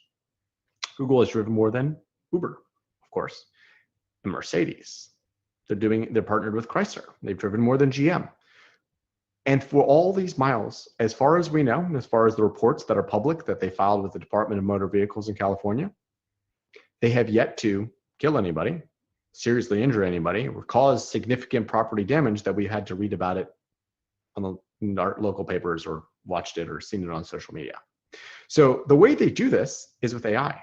This car is thinking, the driver is there as a safety driver, but they're using AI, and to date, they haven't really caused any serious damage. So they're able to discover and discern whether something is a bird that they can just hit or a biker, which they shouldn't hit. They're using almost human level intelligence. Now, the same company that has human level intelligence is also running a search engine that we're approaching as if it was 20 years ago, but now they have this level of intelligence. But let's think about some of the things we do and see if they kind of hold up to an intelligent search engine. So this is the advice that everyone recommends. The basics you should do with content and ranking and search. Make sure you have keywords in your title tag. Title tags are really important. You have to have the right keyword in it. If Google's an intelligent search engine and you accidentally misspell the keyword on your page, or if the user accidentally misspells the keyword or uses a different synonym, can an intelligent search engine figure it out? Probably. How much copy to have? Common recommendation is 1,000 words of copy. If you have an intelligent search engine, can it tell that you took 400 words and stretched it to 1,000? Or if you only had 999, it's of low quality. Or if you have 1,001, it's suddenly high quality. A clickable title, where we try to put things in there like best and numbers and all that to make it more clickable and drive more search results. If Google is intelligent, can they not figure out what is a clickable title? Same goes with our snippets, writing our meta descriptions. Meta descriptions don't count officially in the algorithm, but could they count in the algorithm if Google is trying to find something that will most satisfy what a user will likely click on? And then finally, when it comes to images, make sure you're using a good image that fits with the content and put alt text on that so Google knows what that image is. Does that really hold up when Google's an AI engine? And even better, for those of you with Android phones, Google has an app that's native to your phones. For those of you with iPhones, you can download this app to see what I'm talking about, called Google Lens. On Google Lens, you could take a picture of something, anything, and Google will tell you what it is, even where to buy it. Now, if they can do that, can't they figure out what an image is on your website without you putting alt text next to it? So if we think about Google as an intelligent engine, a lot of the SEO best practices we've been doing to date might not be the best way of doing things from a logical perspective. And then my favorite is when we think about site speed. So if you hear advice from most consultants, and I've seen many reports or most SEO blogs, they'll tell you that you need a fast site. If you don't have a fast site, it's impossible to rank. If Google's intelligent, wouldn't they know that something is important and it should appear in the results, even if it's slow? Or something is not important and should not appear in the results, even if it's slow? Remember, if Google is intelligent, they can do a lot of things other than follow some basic quantitative metrics. Like in this report from OnCrawl, are you too slow or are you too fast? It has to be a lot more than a single red, green, or yellow score. And then finally, when it comes to links, this is a popular thing that everyone focuses a lot of efforts on when it comes to SEO. This is what my weekly inbox looks like with being pitched links on guest posts. If Google is an intelligent engine, can't they tell if there's an ink writer that typically writes about real estate and they suddenly decide to start writing about cryptocurrency, that might not fit? Or if there's a writer that gives good guides on how to remodel your home and suddenly they're telling you who the best personal injury attorney is? Google is using AI, trying to be like a human. If you, when you're looking at your competitors, can take apart your competitors' links and figure out that those links are manipulated, wouldn't an intelligent search engine be able to do the exact same thing?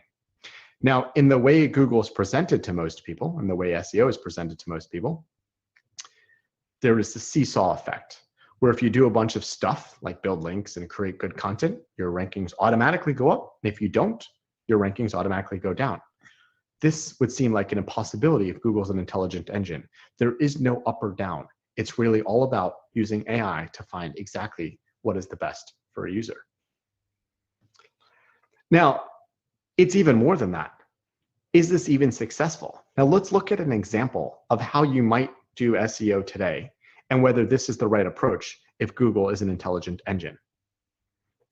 So say we want to do SEO for a job website. Craigslist has suddenly decided that they would like to do better than just being Craigslist and just having lists of potential jobs. And they actually want to go after the job market from a content perspective. The SEO community is cheering because here's an authoritative website that we can now start optimizing for and create great content. So let's do SEO in the traditional way. So first thing we're going to do is go to keyword research tool. Here I am on Rank Ranger. Going to look up some keywords in the job space, and I'm going to land on this keyword unemployment. Unemployment seems like a very popular search term with 550,000 searches per month. I'm going to come up with some content ideas around the word unemployment, building a job website. Landed on this idea of how to apply for unemployment. But then I go and look in title using an advanced search query, and I see lots and lots of other people have done the exact same thing. But I'm so much better than them, of course. I'm going to go to Ahrefs, and I'm going to go find all the backlinks that everyone else has. I'm going to go get all those same backlinks and then some. And I'm going to be able to beat them and be able to rank on that search term. And then I'm going to track my rankings. I'm using Rank Ranger here, standard rankings tool. I'm going to go measure that I'm achieving the rankings I hope to get on my unemployment keywords and all my similar job keywords. But I'm going to bump into a challenge. So first of all, does this even work if Google's an intelligent search engine? I would argue not. But let's find some other challenges of why this doesn't even work on a realistic level. So say Google is the way it always is, and we can beat Google by getting links and creating content that matches an exact keyword. Bigger problem is that, can I even achieve what I'm set out to achieve? I'm now competing with Indeed. I'm competing with LinkedIn. I'm competing with Career Builder and Monster with my new jobs website that Craigslist is going after and wants to optimize for SEO. But my content is physically limited by capacity. And what I mean is that you only have a certain amount of writers. You only have X amount of writers who can only produce Y amount of content, or you only have Z amount of money. So say I can write 10 pieces of content a month. I can only create 120 pieces of content per year. If I have a keyword list of thousands and thousands, it could take me decades to get through that entire list. So as I think about going after competitors that have been around forever, this is a hard challenge. But there's some other challenges here too. I may never get those rankings I desire.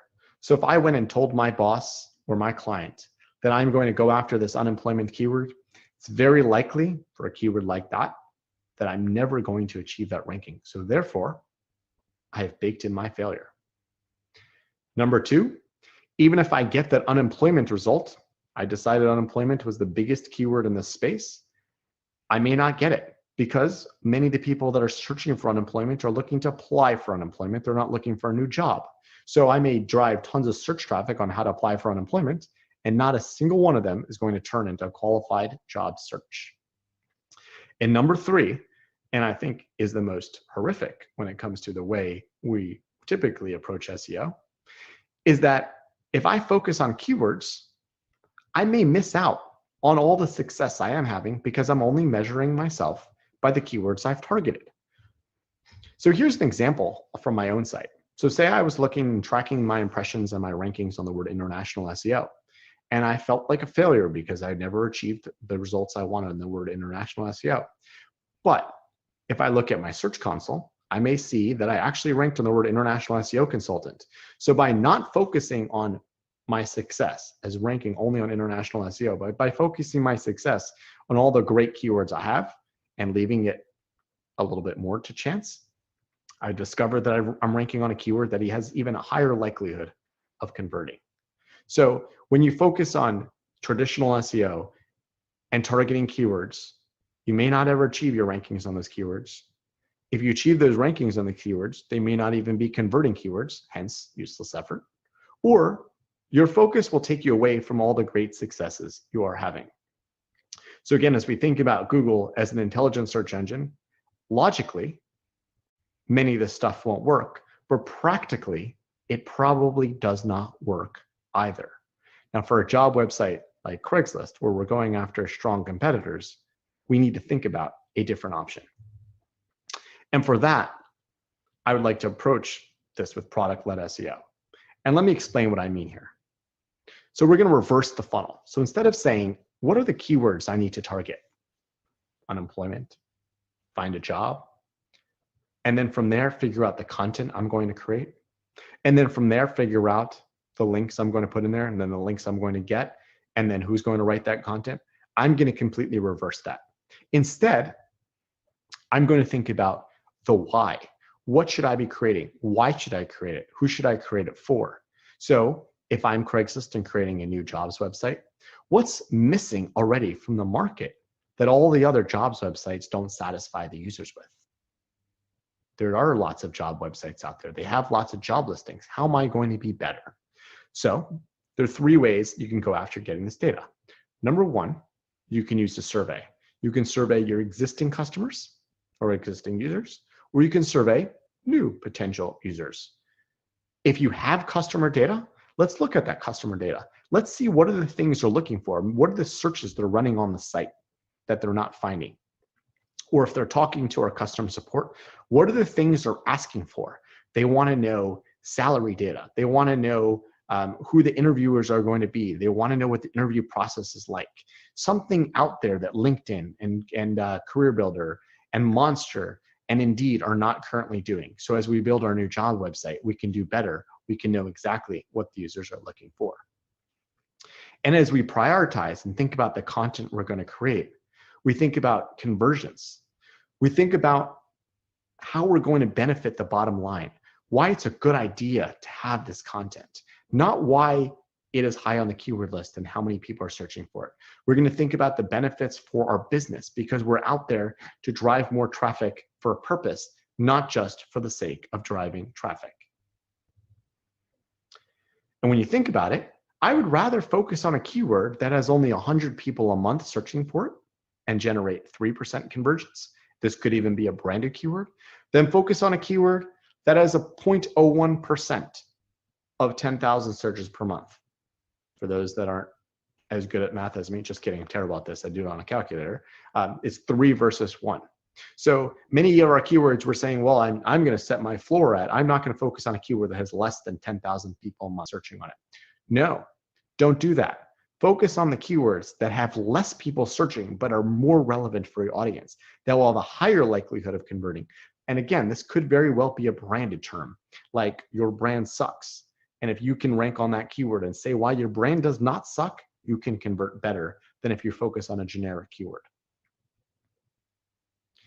Now, as we think about developing our strategy, I like to go somewhere which I call blue ocean SEO. So there's a book, Blue Ocean Strategy. Strongly recommend you get out there and read it. It's a fascinating book. It's an idea of when it comes to marketing, there are red oceans, which are areas where many, many businesses have focused on, and competing is all about competing better. And blue oceans are places where no one is competing. Now, to put this into an example, think about if you were to start a new taxi service. You would have to be a little bit better, like faster maybe, or cheaper, or more comfortable, or something about you was a little bit better, something about your taxi service was a little bit better than the existing competitors, and that's the way you chip away the existing taxi market. Well, what if you're Uber or Lyft and decided to go after blue ocean, which is all the people that were not currently taking taxis and all the drivers that were not currently taxi drivers, and they've created a brand new market and tapped into brand new demand. Now, flipping this over to SEO, if I'm using keyword research, which I'm paying a keyword research tool like Ahrefs or Moz or SEMrush or any keyword tool, $99 per month, anybody else with $99 a month can also buy that exact same keyword research. But if instead you focus on something that nobody else is doing because it's not in the keyword research, now that is a huge area of opportunity. So when it comes to jobs, everyone else has jobs listings, but what is my blue ocean for jobs? What if that blue ocean, again, was on salary data and interview data that no one else seemed to have? Maybe actual, instead of user research like Glassdoor has, maybe something data driven. And as we scale the site and we make the site larger and we add more content, instead of saying, well, here's my long list of keywords of 10,000 keywords that I'm going after for my content plan, I'm going to go after more user demands. from my survey, I knew that they want some other tools. They would like some other data.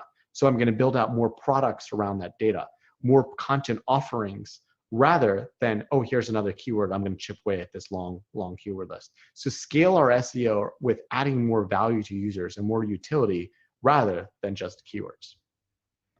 And as we do that, I like to do what I call, or many people call, programmatic SEO, which is, it's not about writing content. We want to find ways of building pages that add value to users, and this is not spam, but add value to users from a programmatic standpoint, meaning we're taking a lot of pieces of data and building it into a high quality page. So an example could be e-commerce, where you're pulling product descriptions from one place and pictures from another and user reviews from another and helping users to want to buy. Or you're pulling in government data from one site. So say you want to focus on how to stay healthy in a pandemic. You're pulling government data from the government on testing positivity rates, and you're pulling hospital rates on discharge, and you're creating a combined page that's very valuable for the users. And it also should be scalable. So it shouldn't be, I've written one-off piece of content. It should be, well, when I attack this, I can do this for the city of San Francisco, and then I can do it for the city of Los Angeles, and then I can do it for the entire state, and it becomes infinite. And you can continue to grow your content from a utility and from a scalable standpoint. Strongest advantage to this is once you've created this, you can own it forever. So as an example, when Amazon built their SEO strategy, they didn't build SEO with a crystal ball in mind, knowing that some popular searches or popular products in the year 2020 were going to be things like surgical gloves and surgical masks and hand sanitizer and all the other things that we've unfortunately had to buy this year, and hopefully we never have to buy again. What they did was they focused on having every product on their website and building strong SEO around every single product they could possibly sell. And as a result, when it came to be the year 2020, they were number one, and everyone else was playing catch up, figuring out how they can sell surgical gloves and create surgical glove content. Well, Amazon generated all those sales. Now, I didn't really want to sell you today on any tactics. Most important to me is the way you think about this, that you're focusing on building products for SEO instead of building content for SEO. You want to build things that are useful for users and build things that can scale and be programmatic rather than building content just because a keyword research tool tells you to do it, just like it tells your competitors to do it. But here's some particular tactics which you can use right away to start building for the user. So number one, I mentioned this earlier, look at your brand. So go into Google Search Console and find all your brand queries and make sure you have a good piece of content visible, highly visible on that query. If you don't, create that content. If you have the wrong piece of content ranking, create a new piece of content. These are the terms that when people are searching, you want to make sure that you are ready to convert. These are your users. You should own them. People talk about Q&A as an area for search and getting tail searches. I don't think that that's why we should focus on Q&A. Q&A means that this is an untapped demand for something within your vertical. So whatever your vertical is, again, if I'm in the job space, go onto Quora, go onto Reddit, go onto any Q&A website and look at all the questions people are asking that are not currently being answered. That should give us an amazing idea of a product we can create. Again, I'm just spitballing, saying, hey, maybe there's something out there around salaries and promotions and interview processes. But looking into Quora and looking into Reddit, I see that this is an actual thing, that there are questions around, what is it like to interview at Google? How much do the people get paid when I get interviewed at Google? Like, am I judged during my lunch interview or whatever it is, the specific things, if you look around your vertical, the questions people are asking, that'll give you a great idea of some things that you should build and are not being answered. And you can really scale that up onto, again, if we're talking about jobs, what's it like to interview at Google? Well, you can create that exact same page of what's like to interview at IBM and what it's like to interview at Reddit and what it's like to interview at Twitter and every single company out there. Now, search suggestions. So again, if you're using a keyword research tool, that will tell you some things that have made it into the keyword research data. But search suggestions are representations of what real people are searching. Now, it doesn't take just a handful of people to get into these results. It doesn't matter whether any of these things show up in a keyword research tool. What matters is that enough people search these at scale for Google to start suggesting to other people to search these. Make sure for whatever your vertical is, you take every single one of these and you have content if it's relevant for users. This is what users are looking for. This is what you should give the users. My favorite, again, Google Search Console is my go-to tool. Many of my clients, they have search queries in their Search Console for keywords they have not targeted or even used on their website.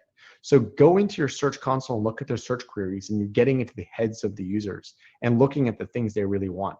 And if you have not satisfied what they really want, or you see some sort of theme in there, create that content. Now, if we have a jobs website, if you're Craigslist, I'm sure, hopefully Craigslist is using Search Console. That's not a given these days. But if you have Search Console on your Craigslist, we can get in there and we can find all the things that our customers are currently looking for and find ideas of ways to build around the product. And as finally, I talked earlier about how Google's an intelligent engine. We don't want to just build links. So don't just build links. Forget about the entire idea of backlinks for SEO. Think about PR. There's an agency I work with that's an amazing PR agency, and they're great at getting links that actually matter because the focus of their efforts is around links that people are going to read, links that people are going to click. That's what we should do for SEO. So for Craigslist, don't look at how I can to drive, from guest posts, which Google could potentially decide are guest posts and ignore all my efforts. Instead, think about how I can get people to talk about the amazing products I've created that hopefully people will click on and go over to my website. And those are the exact same things that Google's looking for. And from an intelligent AI perspective, are these valuable links? Is this an authoritative place that the link is right now? Is this an authoritative writer? So focus on PR and don't think about domain authority and don't think about the value of a link because it's followed or not followed. Just think about this. Is this a link people are going to click? We can't ever know which links are valuable. So from that perspective, ignore anything related to the supposed authority and just think about what it will do for your business when you get that PR. Now, because I approach SEO as a product and I'm building things around users, I'm using typical project management and product management spreadsheets. So here's the sheet I use and the way I prioritize. In all of my product management, project management spreadsheets, I'm not using search keyword reports. I'm not using relative search volume. I'm using impact and effort for the business and what the potential ROI is. And I'm happy to share this if you email. But when you prioritize and when you build around a product and you use this product language within your company and user benefit language, it is amazing for job retention. It's amazing for client retention. It's much harder for someone to say, well, I want to pull the plug on this product you've been in the middle of creating, instead of, well, we've done 10 keywords off our keyword target list and it hasn't done anything for us. When you're working on a product, the end is long into the future and there can be tremendous benefit to the business. And just to wrap up quickly, Google's an intelligent AI engine, smarter than we could ever imagine, and we can't fool it. SEO should not be about fooling Google. When you're prioritizing and building your SEO efforts, it should be about the conversion dollars. It should be about the user and not how we're going to generate more traffic. When we're creating content, it shouldn't be, well, there's 550,000 searches on this single keyword. It should instead be, on this keyword or on this topic, there are 10 million people that want to know data around it. How can I tap into this 10 million by creating products and creating scaled content? Happy to be in touch. It's been a great honor to be with you. I appreciate if you stayed all the way through the end and got to this slide. Here's how you can get in touch with me. I'm close to being done with a book on product-led SEO, so that will be available on productledseo.com. Sign up for my mailing list. Happy to keep you updated on the book progress and any of the other things I do. And please follow me on LinkedIn. Thank you again, and thank you, State of Search, for having me.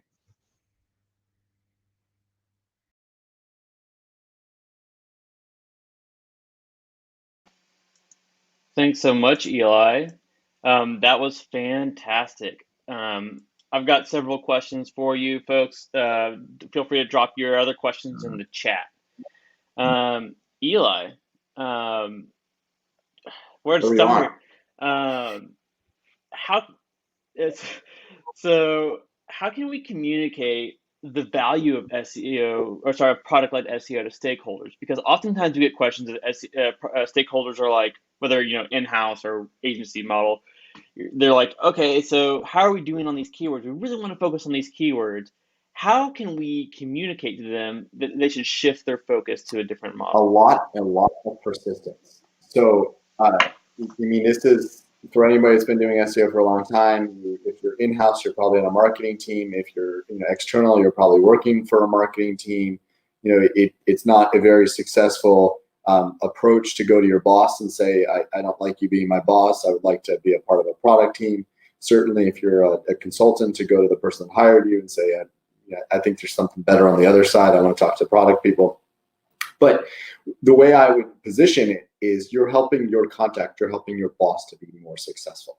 So when your boss is like singular focused on her marketing goals, or your client is singular focused on her marketing goals, and you can say, let's think broader. Let's see how we can have more business impact rather than like a goal of how many pieces of content we put out, how much visibility we get, how much traffic we get. Let's try to reposition our thinking to how much money we're going to make, and think about the broader context of the business. So when you approach it like that, that's how you're starting to start to widen this idea of like, let's get into something else. And that's really the first place you go, is let's just think broader. Let's think about business impact and let's build something, rather than, again, very narrowly focused, like today's goal is I'm going to write a blog post. But instead it's like, today's goal, I'm going to write a piece of content that fits somewhere in a funnel and it will eventually drive a lot of revenue for the business. Great. So let's say that person said, okay, well, we still want to focus on keywords, and all they care about those money keywords, the short tail, high volume.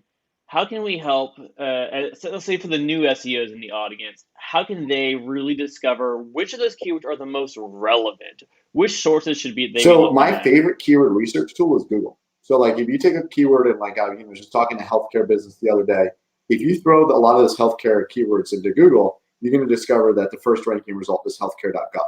If there's anybody out there that is in the healthcare space and you have an SEO consultant or employee that told you that you only need a certain amount of keywords, you're going to outrank healthcare.gov, fire them, pretty much.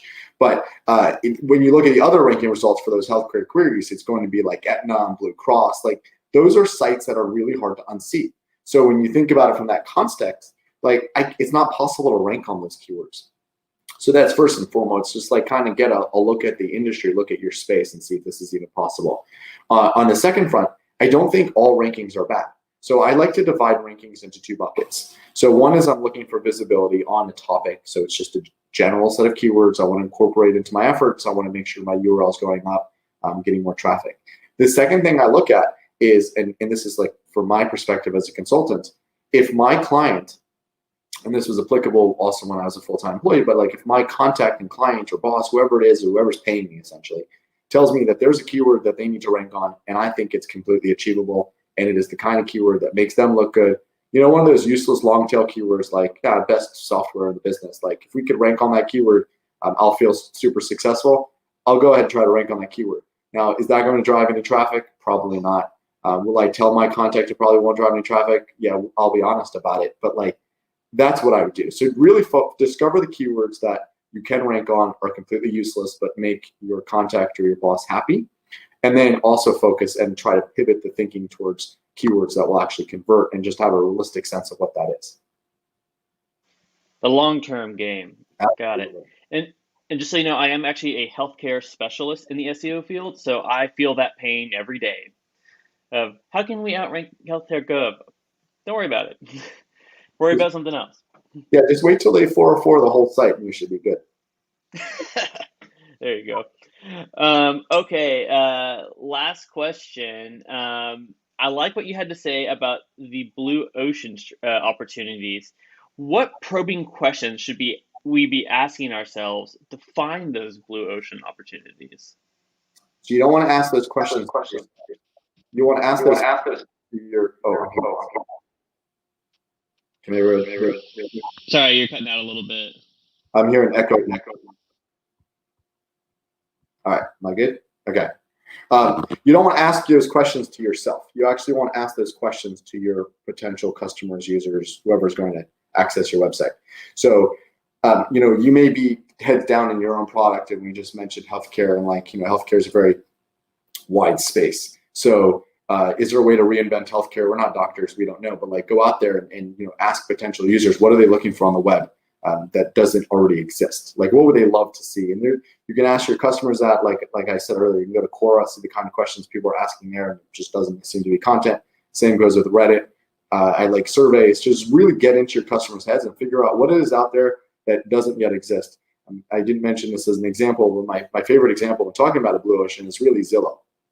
So years ago, I worked in the mortgage and real estate space online with affiliates, and Zillow did not exist. And if you're looking to generate traffic in the mortgage and real estate space, you look to target mortgage as a keyword and real estate as a keyword and refinance as a keyword. Instead, what Zillow did was they created a product around every person's address in the entire country, which of course there was no search volume for, but turns out there was a ton of demand for. So once that product existed, the demand is off the charts. So, and as a byproduct of that, Zillow does just fine with generating real estate and mortgage leads. So that's what I'd say is really get into and figure out what doesn't exist and what you can create. That's where PR comes in, right? Making sure people are aware of that new thing. Exactly. Eli, this is a fantastic presentation. Before we take a lunch break, where can everyone find you? So I'm all over LinkedIn. Love being on LinkedIn. You can find me on LinkedIn. Just search my name, which is Eli Schwartz. I'm on Twitter at 5LE.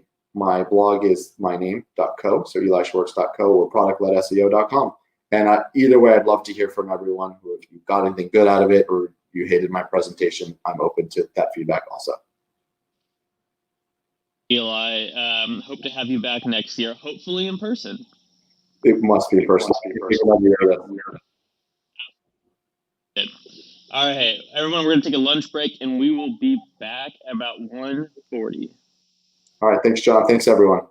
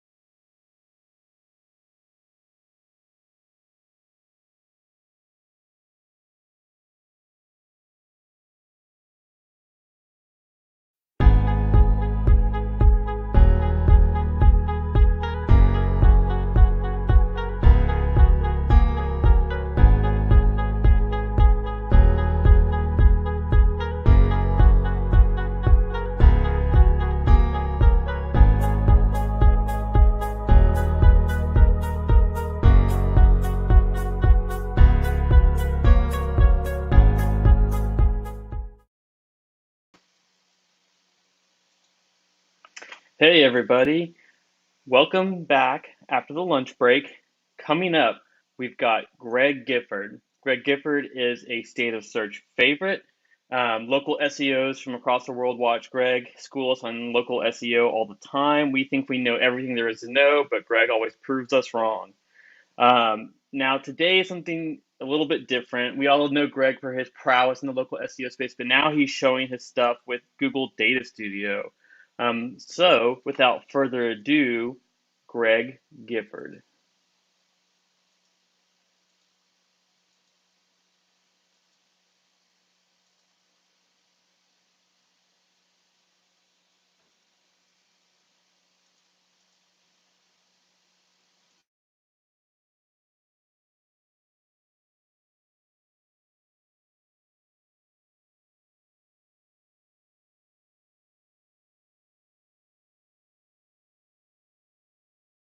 One thing I do want to point out. Hey, thanks for showing up for my session. This is time-saving data studio hacks you never knew you needed. So I am the vice president of search for Search Lab. And if you guys have been coming to State of Search, you've probably seen me speak before. I've keynoted several times. I've spoken several times. State of Search is my baby. I love State of Search. And so I'm really excited to be back today. One thing I do want to point out, make sure you go to my blog at searchlabdigital.com/blog. Every Tuesday, I do a weekly video series called Local Search Tuesdays. It's short 3 to 5 minute clips on things that will help you get better visibility in local search. So definitely check it out. It's fun, it's goofy, and it's really helpful too. And you probably know from hearing me in the past, and maybe you haven't heard, but I typically speak at a ton of conferences. Before COVID locked everything down this year, I already had 28 conferences scheduled in 8 different countries. So I'm lucky that I get to see a lot of conferences every year, but sometimes a bit unlucky in the fact that sometimes the speakers are not so great. And the guys that, there's the podium on the stage and they basically stand behind the podium with their back to the crowd and they just read the slides behind them. And it's really kind of painful to watch. It's not engaging at all. And even worse, it's a white background to the slide and black Arial font and just lots and lots of bullet points that they read. And because of that, I firmly believe that bullet points kill kittens. So this will be a kitty safe presentation. Now, look at how this movie, like weird zoom stuff, covers up the edge of the slide. Let's move this down. And now we're in the bottom corner and it's a lot less distracting. So, hey, that's cool. So anyway, today I don't want to beat a dead horse. I know that a lot of people talk about how awesome Data Studio is. I don't want to be one of those guys, but I do have to tell you, Data Studio is awesome. It's really awesome. There's some really cool stuff that you can do, and a lot of people really haven't played with it enough to see how amazing it is because it's really confusing. You jump in and the interface is crazy and you're not sure what to do and you look like Winona here. You're like, God, what, this over, I don't, it's really bad. So I'm here today to help you understand how amazing it is and show you some of the things that will make it easier for you to use so that you can create amazing reports for your clients. I don't want you to feel like most people that get into Data Studio where you spend all this time working and you feel like you're doing all this work and you're working so hard, but you don't feel like you're getting anywhere. Don't throw in the towel. I'm here to help. Queen Bee's telling you, don't stop now. I am here to help today. In fact, it's almost like I've got the Konami cheat code for you. All of the time that I've put in to figure these things out, you're not going to have to put in now because I'm giving you the shortcut to understand some of the weirder things that happen in Data Studio so that you can jump past all the learning curve of trying to look up how to do something when there's not really much documentation online. Most importantly, to start with, you've got to use Google Chrome. And for the noobs, that's the Chrome thing up there in the corner. Yeah, you've got to use Chrome. It's designed to work on Google Chrome because it's a Google product. Now, you can use it on Firefox or on Safari or on something else, but it's really most compatible with Chrome, and you'll have a lot better time when you're trying to edit things if you're using Chrome. The user interface, like I mentioned a minute ago, really steep learning curve. It's not something you can just look at and understand. It's almost like if you don't use Photoshop and you just jump into Photoshop and you're expected to know how everything works and where everything is. It's really difficult. And the documentation that's out there, again, doesn't really help you too much. So it's a bit difficult to just jump in and learn. So the best thing that you can do, and the best advice that I can give you, is to find a free template online. And there's a lot of different articles about Data Studio and how awesome it is. And then they offer, hey, you can download our free report template and check it out. And sure, a lot of them are really generic and they all look the same, but download that template, play with it, see what works, see how things are connected together, see how the filters work. The easiest way to do it is to start with a completely finished, polished report and then kind of work backwards instead of just jumping in and trying to create your own once you've seen a couple of reports. When you are ready to make your own, you've fooled around with it enough that you have a little bit better understanding of the interface and how things work. The best thing to do is sketch out what you want your report to look like. Think about your report and remember that because you're creating in a data studio, there are no constraints. You can really design just about anything that you want to design. So the best thing to do is not to just jump in and start trying to throw stuff in there because it's going to look crappy. Sketch it out first. Think about how things work together, which data points make sense to display together. And remember that your report is going to be multiple pages. You don't have to fit everything on one page. And think about which things make sense to be on their own separate pages so that you're not mixing data types or mixing metrics that don't really end up making sense just because of the fact that you can put them together on the same report. You want to be careful when you're connecting your data sources that you have a consistent naming convention, because you may create the report, but someone else at your agency may have to pick that report up later and adjust it for another client. Or maybe you're not going to be around, or maybe you're sick. Heck, maybe you got hit by a bus. Not that I want to be negative like that, but that's the kind of common thing that people say. And if you're not around, people need to understand what's going on. And if you don't have a consistent naming convention set for your data sources, somebody's going to jump in and they're not even going to necessarily know what those data sources are or what they mean. So from the beginning, you need to decide what your data source naming structure is going to be so that you can be consistent. And then customize your theme and your colors before you start. Because if you're going to jump in and take a preset theme and then start putting in elements, but then changing the color of your elements, that gets really difficult really quickly. And if you're making a multiple page report, every single page that you throw in there, you're going to have to be changing colors of different elements. So definitely go in like it shows here in the recording, edit the theme, set the colors to what you want them to be, set the styles to what you want them to be, so that when you're creating things, as soon as you drop an element on a page, it's already styled the way that you want it to be styled. It will save you ridiculous amounts of time down the road. Part of that design issue too is the way that things are aligned on the screen. You want to be sure to go in and click view and snap to and set it to snap to the grid and set the grid size to be 10 pixels. That's going to drop a 10 pixel grid, and anything you move around is going to snap to every 10 pixels. What you don't want to happen is as you go from one page of the report to another, your title is here and then your title's slightly off to the side or slightly down or slightly up. It's really jarring when you have consistent page elements that should be aligned moving around as you go from page to page. This is a big mistake that a lot of people make when they're making their data studio reports, is they're not a designer at heart and they don't have a designer help and they don't pay attention to things like this. And so little elements will move from page to page. And does it mean your report sucks? No, but your report looks so much better if it's gorgeous and perfectly aligned. So definitely use the trick to set everything to snap to a 10 pixel grid. Make sure that those chart elements aren't moving, because you don't want people to think something's broken with this report. Notice as I change from page to page here on this report, the title elements don't move, and even the elements within the charts. You have a chart that may be bigger or smaller, or data that's on one side or another, but everything is aligned to this grid so that the headings and the chart elements and the corners are all in the same spot, basically. Really, really important tip.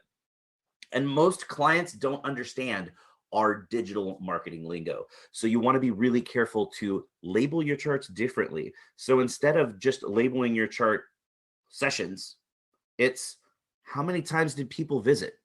Or instead of referral traffic or site referrals, it's How did people find your site?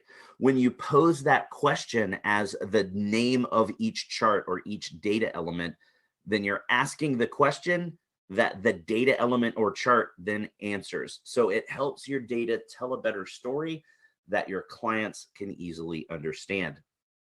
Once you've got a page laid out and designed the way that you like it, instead of trying to create another page and then trying to snap things to that grid or move things around, the best thing to do is create your first page, then do this, duplicate the page.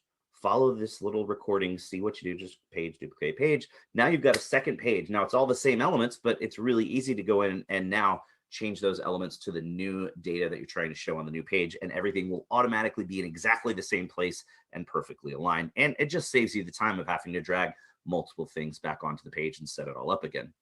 When you create your custom metrics and your filters, you need a good naming convention as well, because you can create these and not even have a name, or you can put a really simple name that maybe you understand. But if somebody has to come edit this report later, if you don't have a great naming convention that really makes sense, they may not understand what's going on and they're not going to know. So, you know, if I've created a custom metric, I don't want to just call it Greg's Awesome Custom Metric. I want to say, here's what this metric is. Or if I'm creating a filter, I don't want to just call it phone. I would call this filter event phone calls, because I'm looking at that click to call event that fires in Google Analytics. So I want to label it event because I'm looking at an event. And then what's the event I'm looking at? I'm looking at phone calls. So I may have multiple event filters depending on whether I'm looking at a chat, a phone call, a form fill, or whatnot. But that way the naming convention makes sense. So as someone comes into your report and they see those filters, they know exactly what's going on. And you've got to learn how these filters work. It's absolutely key to the way that Data Studio is set up, that you're loading in data and then you apply filters to that data to extract the information that you want to show. For instance, you load in every event and then you constrain it just to the events that are actual conversions. Or you load in all of the traffic and then apply a filter just to see organic traffic or just to see paid search traffic. So you've got to learn how they work and then also learn how to combine those filters, because you may want to look at conversion events, but conversion events that come from organic traffic. So you would then combine your conversion event filter with your organic traffic filter. It's really important to understand how all of that works together. So for here, if I'm displaying organic conversion events, the way that I set that filter up is saying I want to filter for organic traffic and then filter for the events that matter for this client as a conversion event.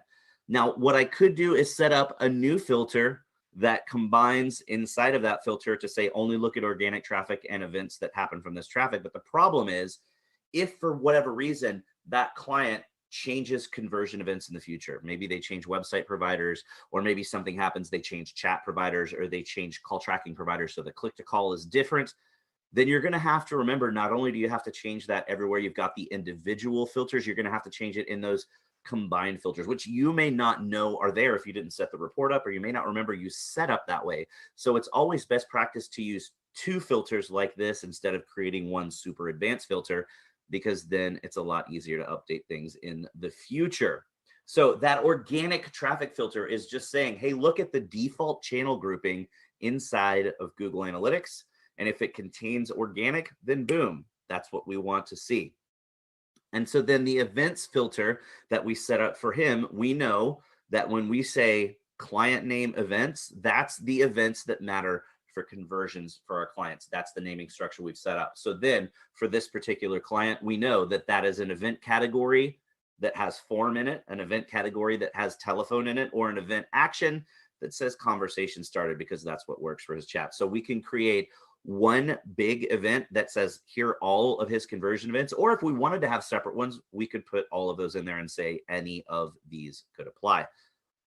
Then, like I said, you could create them all in one big complicated filter that says organic and this or this. But once again, if any of this data changes in those conversion events, you're going to have to remember to go back in to that single filter that is the combo with all of the complicated stuff in it and change it. And that can be difficult to remember. So I typically suggest that you stay away from that. Now, when you're working with filters, filters can be applied to individual elements. So you go to apply this filter, and it applies to the graph or the chart or the data card or whatever that is on the page. So you go over, you click on this, for instance, chart here, you scroll down under the data side, and you get to the point where you can add in the filter. But you can also apply them at a page level. So if you have an entire page on the report that is all related to organic traffic, organic conversions, organic whatnot, instead of having 5 or 6 or even 10 or however many elements you have on the page that you have to go in and apply that organic filter to, you can set everything up on the page and then go up here like this, and at the page level, apply an organic filter that will then affect every element that applies to that or that appears on that page. And that way, when you set it up like this, you see at the page level, we have a page filter set to constrain everything to just organic traffic on this page. So it makes it a lot easier and faster than having to individually put it on each element. Keep in mind, you can display data from multiple data sources. You can combine AdWords and Google My Business, Google Analytics, and Search Console all on one page of the report and use multiple data sources. But that makes Data Studio run very slowly. So yeah, you don't want to do it. It makes things run really slow when you're trying to load the page, especially if you use this as a dashboarding system that you're showing clients a live view. We'll talk in a minute about how I prefer PDFs, but if you're showing this to clients live, or just even when you're working on it yourself, if you have a lot of data sources connected, it is so slow. It's incredibly painful. So a lot of times you want to avoid multiple data sources whenever you have the opportunity. And because of that, because of the fact that it can be really slow, and sometimes it can be wonky, sometimes page elements won't load and you'll have to reload a page 3 or 4 times. We prefer, when we're doing our report calls with our clients, to show them a PDF version. It's very easy to just save as PDF and export that PDF so that now everything is perfect and you can just pull it up and it's immediate. You don't have to wait for something to load. You don't have to worry that maybe by the time you get to the 5th page, something didn't load and then you're in trouble. So basically the PDF version lets you be safer with clients and not jump into a broken report. But if you're going to create a PDF, you've got to make sure you look at every page of the report and make sure that all of the elements are loading and all of your connectors are working before you create the PDF, because otherwise you'll jump into a PDF like this where there was a configuration error or that connector wasn't working. And if you don't check that before you create the report, same thing will happen. Normally in Data Studio, you'd pull up and it'd be broken because it wasn't working. You'd have to refresh or figure out what's broken and fix it. Well, if you create the PDF without fixing it or noticing it, same thing, you'll get in the PDF and you'll have an empty page like this, and it doesn't look great for your clients. You want to make sure you don't give the same generic report to every client that you've got, because Data Studio is very easy to customize. So if there's any sort of extra bit of information that a client wants to see, or something that's more important to one client than another, if you know their close ratio on leads and what a lead is worth, you can actually do some calculations to say this increase in leads this month was worth this much money to your bottom line. You can customize these things per client. And then it makes you look even cooler because you're not just giving them a generic report that you're shoving down their throat. You're creating a specific report that speaks to the things that that client cares about. Anything that they ask for, really, you can load in, whether it's through a data connector or you can just use the Google Sheet connector and load in anything. So if they want more information about phone calls than what the call tracking provider provides, but they've got that manually written down, or you could pull it from a call tracking provider if there's a connector, throw that in the report. Like I said, you could calculate lead volume. Any sort of extra information they want, you can throw that in there and give them a more valuable report. So you want to look through the data connectors that are available, and there's a huge list of all the connectors. So search through the list, find the one that feeds in the data that you need to include in the report. And if you don't have a connector that works, like I said, you can just use the connector that connects to Google Sheets. And whether you have some sort of an other system to get that data into the Google Sheet, or whether you have to manually input it, anything that's in a Google Sheet can be imported into Data Studio for free. So it's really killer. And here's a big stumbling block that a lot of people run into. If you've got a chart, say it's a 12-month traffic chart, and you want to show unfiltered data and filtered data on the same report. This would be, I want to show my total traffic and my organic traffic on the same chart. You can't do that because as soon as you apply a filter to the chart, it affects everything in the chart. So it's difficult to try to figure out what to do that. So what you actually need to do is use two charts. You have one base level chart that matches your standard formatting and colors. And then you have another chart, you can see I'm dragging it down here, that's completely transparent and it's just a data layer. So the base chart would be, here's your total traffic. And then the other chart would be, here's your organic traffic, or in this case, total number of calls. And then the one that's being dragged around is organic phone calls. That way you can show filtered and unfiltered data on the same chart. And you want to make sure that on that top chart, when you're creating the actual design of that top chart, everything needs to be transparent other than the data element. So nothing on that second chart. That way it's really easy to line it up and place it and not have any weird wonky design stuff that just slightly doesn't line up. A lot of people like to use the geo chart because you can drop in information and it shows the little bubbles and shows, you know, where searches are coming from, for instance. But that geo chart doesn't always fit the way you want it. You might zoom into a particular area, but then it doesn't really fit on your chart the way that you want it to fit within your grid and your alignment. So here's a cool little hack. Like for us, we wanted to zoom in here on Illinois, but it doesn't fit once we zoom in and make the state as big as we'd like because it sticks out to the edge. So you can just use little masking elements, just create a rectangular shape that matches the color here. The one I'm dragging around is the color of the edge of that chart widget. And then we have the other bigger one that matches the background color of the entire report. You can drag those around and mask those edges out. And that way you can zoom in further on the map and have it look like you want, and not have it be ugly and mess up the rest of your design because it has to be a different size. Another thing that's confusing, you've got the date range picker at the top of your report that changes all of the information throughout the report. But if you have a 12-month window like this, that 12-month window is not tied into that date range filter.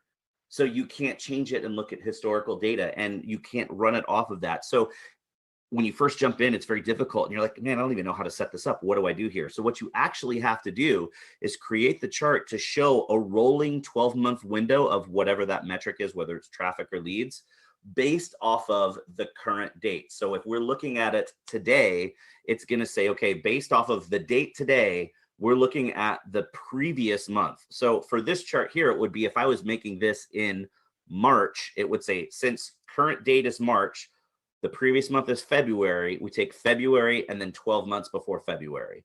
So that way, every time you're giving your monthly report, you're looking at it the month after that data has happened. So these will automatically show the last 12 months of data. So that's another thing that's kind of confusing. If you haven't played around a lot, that will save you a ton of time. We like to use these pre-service baselines because it helps clients understand where they were and where they've gone and the value and the ROI of your service over time. Again, it helps your reports tell a better story with the data. So what we do is when we onboard a client, for each metric that we're looking at, we're going to go to Google Analytics and look at that number for the last 12 months, and then we average it to account for seasonality. So we calculate that average, and then we go into that graph, and then on style, on the style side of the interface, you can click down, add what's called a reference line. It adds it as that horizontal line, and that's the baseline. So they have that comparison of here's where we were before we started working with you. And this is what's happened over time. It's really cool. Clients love it. You want to make sure that you don't use the label that is included with that widget, though. You can use a label for that reference line, but you don't have as much control over styling. So we don't like to use that. So just unclick show label so that no label is included with that line. And then you're going to go in and just use a text field, drop a text field in that labels that line. The one thing that gets a little wonky with that is over time, if your graph axis changes, because for instance here, traffic has gone up, which is going to make the axis change. So the month before, that baseline was higher in the chart. Now this month it's been moved down because the axis has changed, but that text field isn't going to move along with the line because it's not the label that's attached to that line. So you just want to make sure you check any place that you've got these inserted in your reports every month before you create your PDF. Make sure that that label is actually you drag it down and align it with the line before you create the PDF so that it doesn't look like this where it's just not aligned correctly. You got to figure out really soon how to use calculated fields. Calculated fields are awesome You can do really cool things. You can combine all sorts of metrics and do amazing things that you couldn't do in other reports. So learn them as soon as you can. And when you add them in, you want to add them at the data source level. If you go in and create a calculated field just on a page in the report, it just exists for that chart or that element. If you add it at the data source level, like this recording is showing you to do, then that custom metric that you've calculated is available throughout the entire report. So you can use it multiple times on multiple pages. And you could do some really awesome shiznit. You can combine metrics. So let's say we're taking goal 3 completions and goal 4 completions together. So maybe it's chats and forms together into one metric. Or you could calculate progress to a goal. If you know that you're trying to get to 10,000 sessions a month, then you take current month sessions divided by 10,000, and that's going to give you your progress towards the goal. Or conversion rate from goal funnel. So you look at the number of goal completions based on how many people started down that conversion path, and that gives you a percentage there. Or like I mentioned earlier, maybe a dollar value. If you know that a lead, a form fill, is worth $100 to that client, then you can say, hey, the dollar value is goal 5 completions times $100. It's really cool, the things that you can do. You can even make your URLs clickable, because in the report, if it's showing a list of URLs, they're not clickable.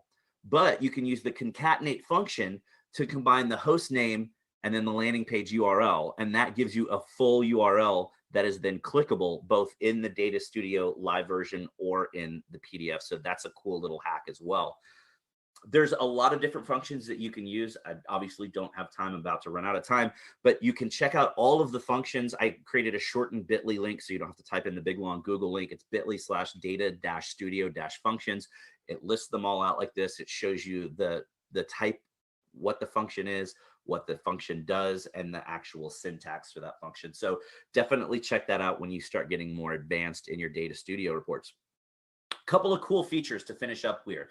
Things that aren't necessarily super necessary, but they're really cool features, and they'll still save you some time. I mentioned at the beginning how important it was to set your colors and everything before you start working. There's a new feature that got added several months back that you can actually extract your color theme from any image that's in the report. So if you want everything to match your logo, then when you first start out, just drop your logo in the report and then click on it and extract your color theme from that image, and boom, it's going to create a color theme based off the colors in your logo. Makes it really easy, especially if you don't already have specific color values that are in your company style guide.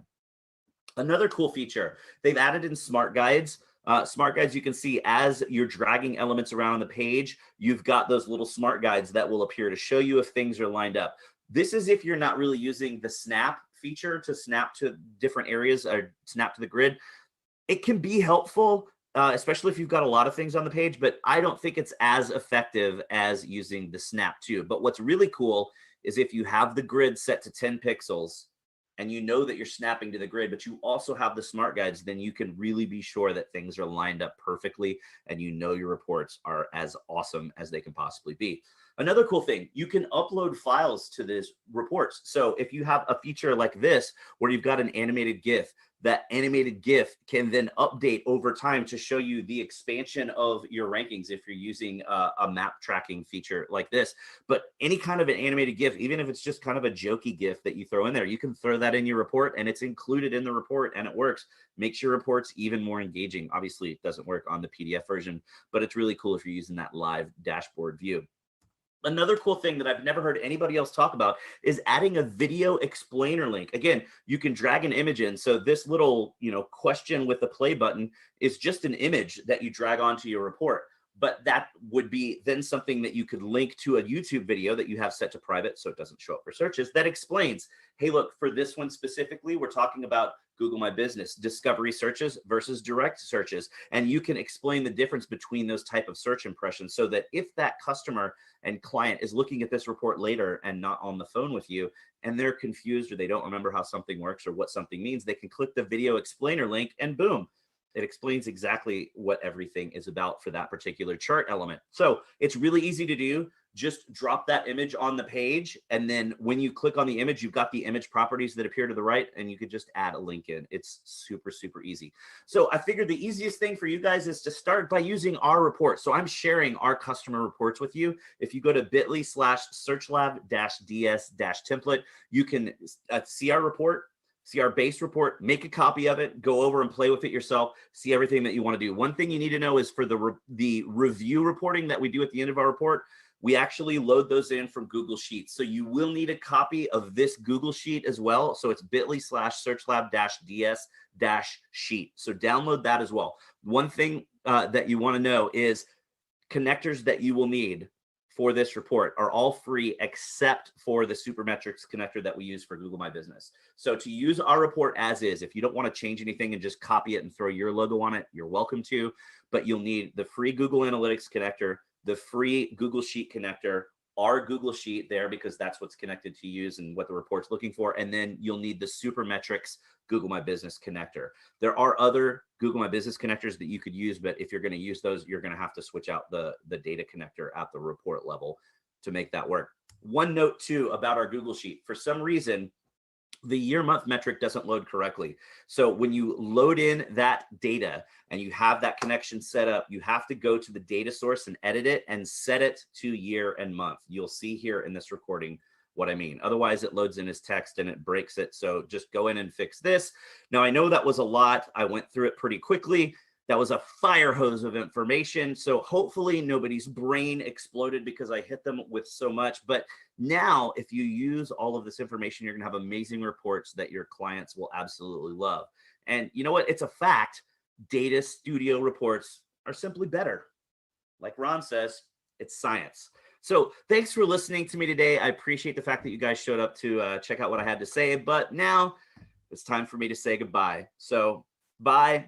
Thanks for showing up. I'll see you again next year. That was Data Studio Hacks, time-saving hacks that you never knew you needed. There's my Twitter account. Follow me if you would like to see me live tweeting all the conferences and getting some up-to-date Twitter information. Also, there's my email address. If you have any questions, email me. I'm happy to answer any questions you have.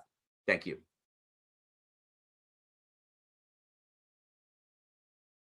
Wow, thanks so much, Greg. You've done it again. I thought I knew everything about Data Studio. Seriously, I consider myself an expert. GMB, Data Studio, all of that. You always show me something I didn't know. I'm always impressed. Like seriously, I go to all your talks like GMB. Okay, come on, Greg, what's new? And I'm like, all right, taking notes. All right, oh, I need another page. So you continue to impress.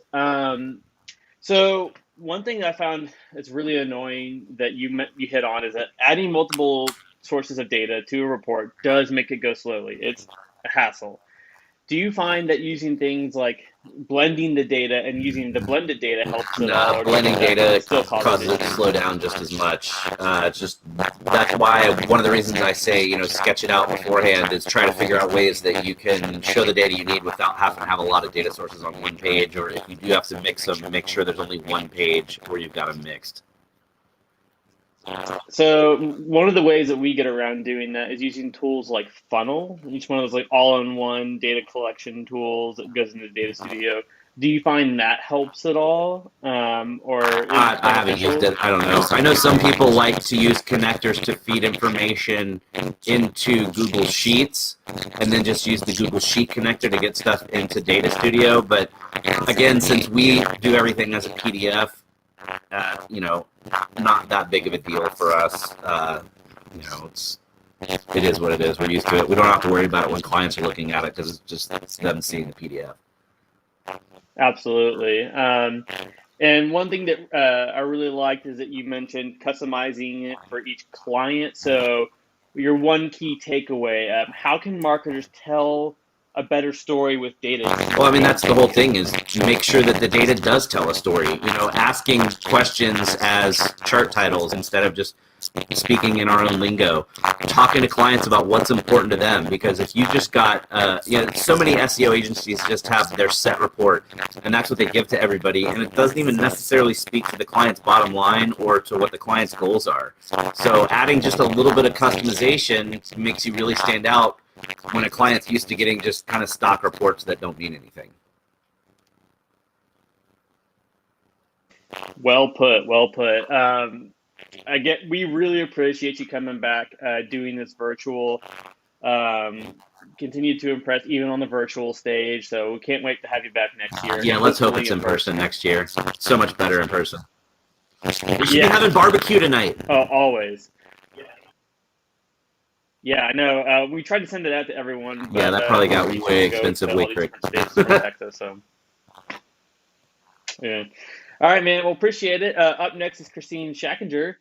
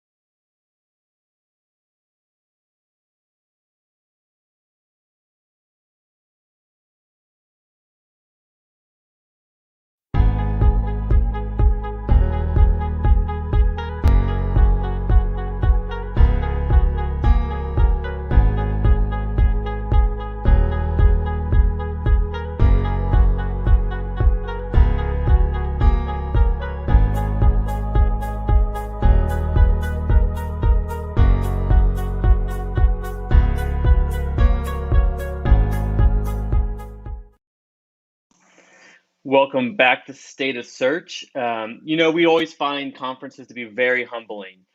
We just had Greg Gifford remind us we don't know everything about Data Studio, and now we have SEO legend Christine Schackinger to show us what we don't know about EAT, core updates, and site recoveries. Welcome, Christine.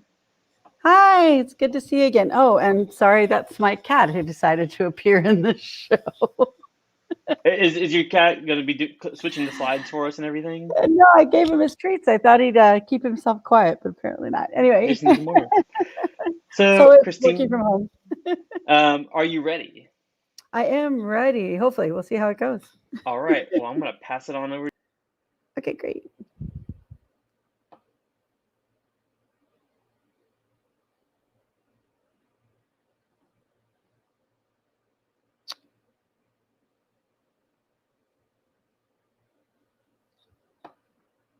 Okay, are we all good? And can everybody see me? John, can you confirm?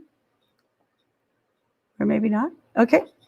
It's always a little unusual giving these without having anybody to actually talk to. There, I hear John coming back on. Can you see Do you me have okay? I see you, but I don't see your deck. Oh, shoot. And that's what I hit. I hit deck. Oh, wait, hang on. I see it. Oh, wait. Can you see it? Can you see it now? Is it there, John? I can't see anything but my deck right now. Yes, you are showing perfectly now. Okay, great. Okay.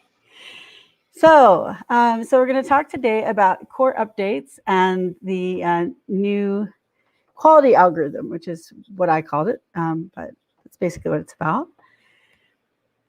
So there's a lot of information out there, so I'm going to try to hopefully make it a little bit more clear about what core updates are about and what they aren't and how to fix them. So let's first just start with, why does Google even have algorithm updates? Like, why do you wake up one morning and find you got like no traffic or lots of traffic? So Google processes at this point trillions of queries a year. So, and has indexed billions of websites, pages. So that's a lot of data. Today, there are already over 3, I'm like, is that 3 billion? Yeah, billion Google searches. And today, in 1 second, there are 82,000 people looking for something on Google that they had to return back with relevance and in a proper format so that you could read it. And that's a lot of data to process in a very short time. So for Google, it's kind of like this. Everything's moving a million miles a second, and they have to get you back that information in milliseconds. And there's hundreds of millions of us every day doing this. So we sit there and we just click away and we get our results back. And we don't realize everything that's going on in the back end. I mean, we do as search engine people, but regular folks don't. But a lot of people don't realize that the product that Google is serving is not Google. It's the search results. And inside the search results are the websites that they bring back. So the search results, it wouldn't really matter how they change them as long as you could find what you were looking for. And that's the real. So this is key behind everything that Google does with algorithm updates, is trying to get you information in milliseconds that's relevant and on websites that are easy to use and present that information in a way that's easy to consume.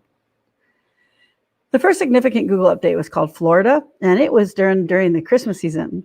And you know how we have the hold now? Supposedly around this time, Google will do some of its last updates, and then they'll hold off until after the holidays. But in November 16th, 2003, they didn't do that. 2003, they launched the Florida update. And the Florida update was disastrous. 72% on average of the people that were showing in the top 100 no longer showed. So you went into the holiday season thinking you're doing pretty good. You're in the top 10, maybe even the top 20 back then. People did sometimes go to page 2, but you were suddenly removed with this update. This made a lot of people in the search industry kind of angry. So Google swore to us they would never do that kind of update again. But Florida launched the Google algorithm update experience. So why did they do this at that time? Well, they had a lot of problems with spam. I don't know if everyone here is old enough to remember what it was like back then, but you could get a lot of porn and pharmaceuticals and casinos and things in the top 10. I know some of the older SEOs are like, yeah, that's what SEO rocked, because they can make a lot of money. But Google, that wasn't really good for them, because again, it's not the search results, page, it's the websites they bring back that are important. And when you're bringing back a lot of things that are irrelevant or spammy, it doesn't look good for Google. So Google wrote algorithms to eliminate this from the search results. So the original algorithm focus was purely web spam. You didn't have page speed or page layout or anything like that. In fact, they didn't even render the page back then.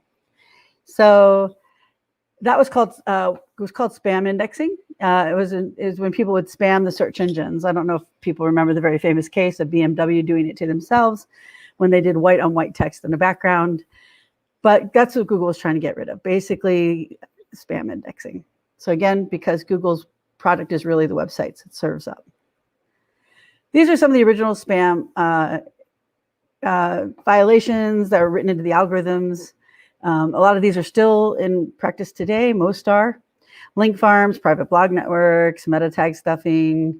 We don't really have so much problem with that at this point because we don't have meta tags to really stuff. But guest blog spam, all these things were part of these algorithms in the early days.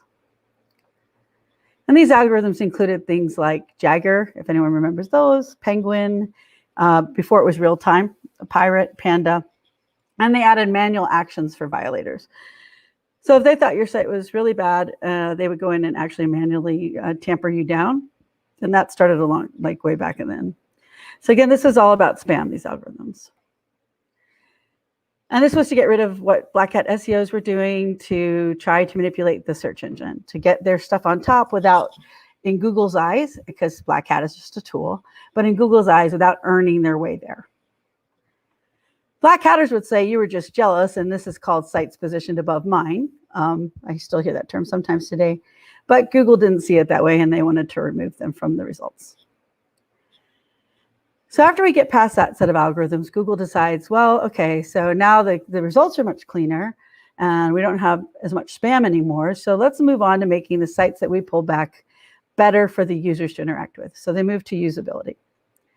And the usability focus starts around 2012 with top-heavy ads on the page giving you problems, page layout algorithms, page speed algorithms, mobile-friendly, and interstitials, the pop-ups come around. And they didn't all come out in 2012. This is just when that era started. So instead of strictly creating the algorithms just to filter out the spam, Google wanted algorithms to filter out bad user experience. So the user experience of the user would be better when it came in. So again, Google's product is the sites it serves, plus Google's resources are starting to get taxed because sites are just not usable. If you ever remember, around that time, you had a lot of heavy, we still do, heavy JavaScript, heavy pulling resources, which was kind of new because in the early days of the internet, it was restricted by the bandwidth of the site. The site was restricted to the bandwidth of the internet, meaning you had dial-up connection, someone couldn't have a megabyte site page. But now, starting around 2012, 2014, we start to get a lot of broadband penetration and people just start going, my site weighs 20 megs, what do I care? But not good for users to have to pull back a 20 megabyte site, especially in some areas of the world, they still even pay for it by the byte downloads. So it was considered abusive. And so were the addition of ads everywhere. Ads became another abuse. So Google started to really clamp down on usability. So we had web spam, and then we had the usability algorithms. And now we're moving into what I believe would be a site quality algorithms. Enter 2018 and Medic, which was another big boom of an algorithm. It took down a lot of sites. And by the way, if you were suffering from Medic, you didn't drop like 10% or 15% or 20%. You were dropped 50, 60, 70, some even the sites lost 90% of their traffic. Google announced it, so we know it happened. And this is just another one of their update announcements. And they've done one about every 4 months now. They do a core update, a main core update. Many core updates make people look like this, and it's justified because these aren't violations of the webmaster guidelines like the original web spam algorithms. These aren't usability issues where the site just doesn't function properly. So these ones are a bit more mysterious and seem to be very heavy-handed, and they punish sites pretty strongly. And the question is, what are they looking at and why? Because these aren't sites that are intentionally trying to manipulate the algorithms as they may have been in the first grouping of web spam sites. So this was the Medic update, and this is what it looked like. And you had, like I said, severe drop-offs of, 50% or more. But it wasn't just medical. So there's a misnomer that this was all based on medical. You saw a bunch of sites like Dr. Mercola writing about how they were just being targeted because they were medical sites. That's not the case. The case is that it was across all these different kinds of queries, adult and coupons and entertainment and business and travel and e-commerce. And even though health got the hardest hit, other sites were definitely in the mix. So it wasn't strictly medical. The common quality between all these sites was your money or your life sites as listed in the Quality Raters Guideline. So all the sites that fell in the first Medic update were basically your money or your life sites. Now, your money or your life site, if you don't know what it is, and most people do by now, but just to go over it really quickly, is any page of content that can affect your health, happiness, safety, or financial stability. So it's news and current events, civics and government, finance, shopping, health, safety, groups of other people, and other. And the other is anything that Google decides could harm someone's safety or health. Shopping's under there because of the because you're transferring financial data and personal information. So that's why it's listed under your money or life. And I'm not going to read all this to you. I do have a link, though, to the Quality Raters Guide. This is just the definitions of what they mean. But as you can see under the other at the bottom, it's pretty much anything that they decided is fitness, nutrition, housing information, choosing a college, finding a job, anything that they decide goes in this category. But Google says it doesn't know what your money, your life site is, right? They say that. You'll see John said that, Gary said that. We don't know what your money, your life site is. So are they lying? Well, they're not lying. They're just being misleading. The devil is in the details because they're not looking at your money, your life sites. They're looking at your money, or your life queries. Google knows what the entities for your money, your life are. By the way, entities is just a fancy word for noun. That's all it is, person, place, or thing. So your money, or your life is addressed at the query level because Google can know what queries are your money, or your life. So how does this relate all to core updates? First, let's talk about what Medic or the core updates are not. There's been a lot of items that have gone around that say like Medic was about accuracy of content. Google can't determine accuracy of content. Authorship, Google doesn't have a way to determine authorship. It can look at entities and know well-known authors, but I've written over about 140 articles and I don't have any indication that Google knows that I'm an author. So that wouldn't be scalable across the web and all countries and all dialects and all everything. So if it's not scalable, it's not going to be part of the ranking factor or the update. Bios are required on news sites, but they're not required by Google. Even in the Quality Raters Guide, they're not required for these types of sites. Linking out, you're not going to get hit for it. I mean, you can get hit for this and other things if you're linking out purposely to manipulate people's sites, but we're just talking about general linking out, like Snopes links out to all sorts of bad sites, but it ranks really well. Links to certifications, no brands, reviews. None of these are part of core updates. They may be part of other things, but they're not part of the core updates. Also heard things like swear words in your comments. No, if you do have swear words in your comments, it could get you filtered on like the adult filter, but it's not part of the core update scenario. Tone of your content, I've heard that it's been said that it should be neutral. Google doesn't care if your content has opinion. Even if you're a doctor, you might have an opinion about anti-vaxxing. So tone of content is not part of the core updates. Schema is really, really important because Google does not do natural language processing in the way we think it does. Like you are understanding me right now as I speak. That would be real natural language processing. So they use schema to help interpret the language on your site, but it's not related to core updates. Our core updates about eat. This is the big thing you always hear. Core updates are about eat and what is your eat and how do you improve your eat, except there is nothing called eat. It's in the Quality Raters Guide, but Google doesn't have a score for it. It doesn't have a algorithm for it. It's made up of many algorithms that create eat for the Raters Guide, but is not eat itself. So what is eat? Well, Let's say EAT is not an SEO ranking factor. You don't have an EAT score. You're not measured by some Google-defined signal called EAT, and quality raters rate algorithms, not websites. So EAT is really just a set of measures used by quality raters to properly interpret the quality of the websites that they return. This is basically dumbing down the algorithms for the quality raters because they don't need to know SEO or what all the algorithms are. Plus, not everything in the quality raters guide is related to a ranking signal. They just want to surface better sites. So EAT represents many ranking factors, and also EAT is a lot about inbound links and citations per Gary. So this was from Marie Haynes way back in 2018. This was asked at a conference I was at, so I actually heard it. And he said that it's basically, if people mention you, that's great, and that helps with your authority and your trust. Expertise, authoritativeness, and trust is your EAT expertise. But it's, as always been, links have always been part of your authoritativeness and trust. Something else about core updates, according to John Mueller, are query relevance and site quality. So Google wants to match your sites better. And so query relevance is really important, and your site quality is really important to Google under these core updates.